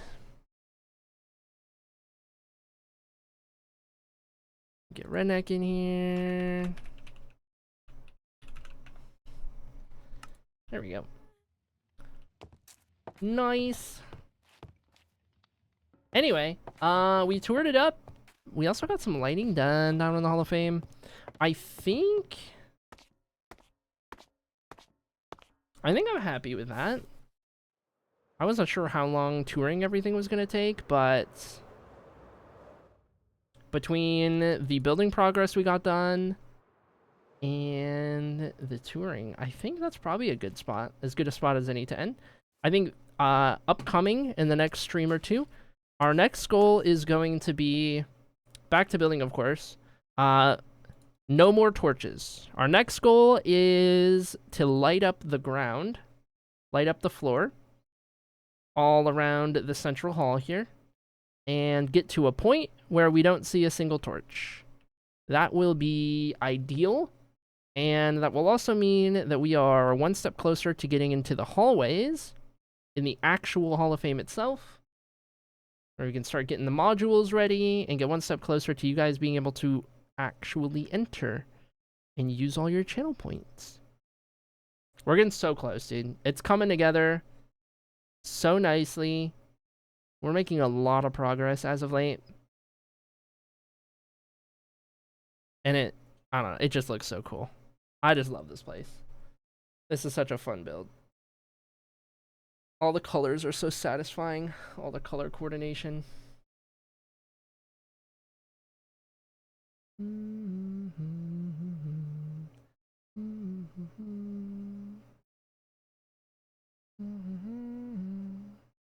I love it. Okay, hold on. I need to get a thumbnail for the VOD.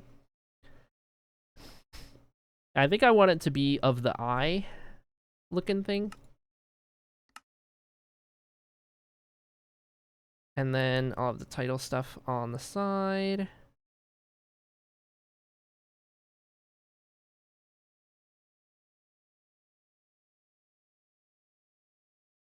I'm gonna have to go to 60.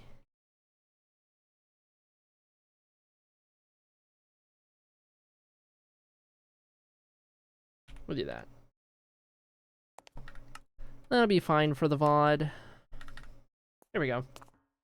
Cool to see how far this world has come. Yeah, it's surreal. I guess it is really just the best word I could use for it. And over those years, it's seen so much, dude. Over the 11 years, it's seen so much. I wasn't streaming for a while, and then I started streaming, and then I started streaming full-time over the course of having this world. It started in high school.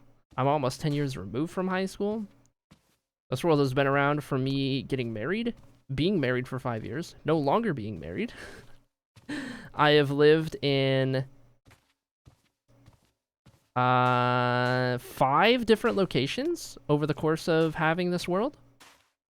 This house, 3 in Texas and 1 in Phoenix. I've seen a lot. I've seen a lot, I tell you what.